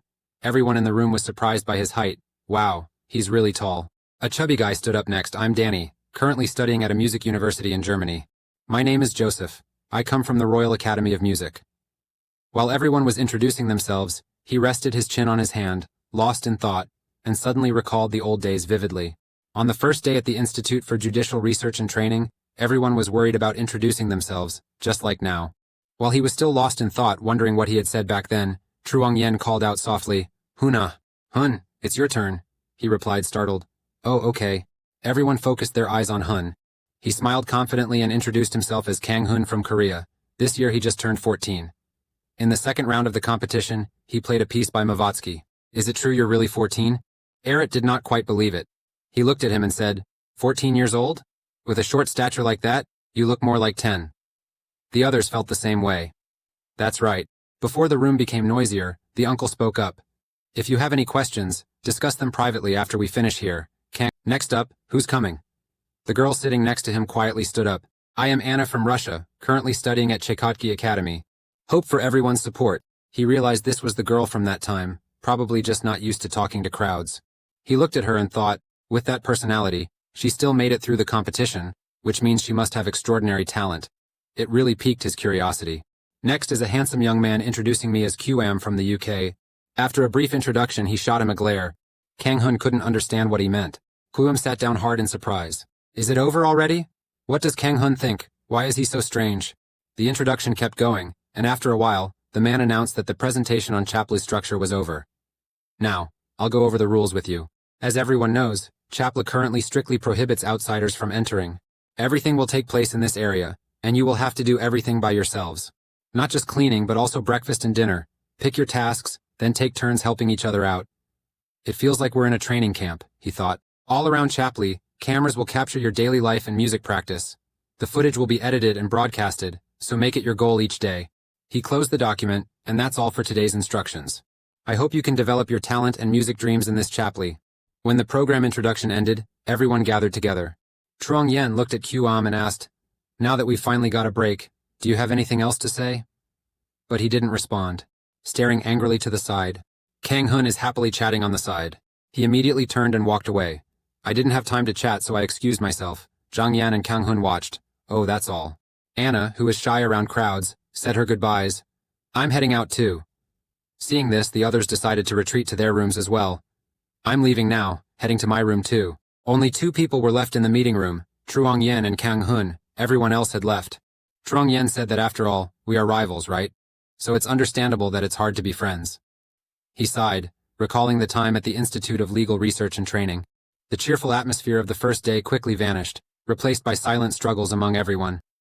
Since they had to fight for their own goals, wouldn't the atmosphere remain like this until the very end? At the company office, Mitrai opened the door and asked for permission to enter. In the office, a man is gripping a fresh newspaper tightly. Mitri politely addressed the conductor. He asked if there was something wrong, and the conductor mentioned that child. He said it had already arrived in Chapley. Could it be the child from back then? Mitri remembers the child who played the violin skillfully. The conductor looked out the window and asked Mitri, "You've been to Chapla before, right?" He nodded and said, "Yeah, that's right. Hasn't the conductor gone there too and even won a big prize?" That's correct. Beautiful childhood memories suddenly rushed back to him. The time at Chapley was when he was most immersed in music. Every day is a beautiful day. He turned to ask Mitri, "Do you know the legend about that place?" He immediately said, "You mean the god of music." The conductor recounted that it was a legend passed down among pianists from ancient times that a god of music appeared at Chapla with a melody that echoed endlessly. He would come to the chosen one in the radiant dawn. He smiled and said, "But that god did not come." Mitrai was surprised and asked, "Really?"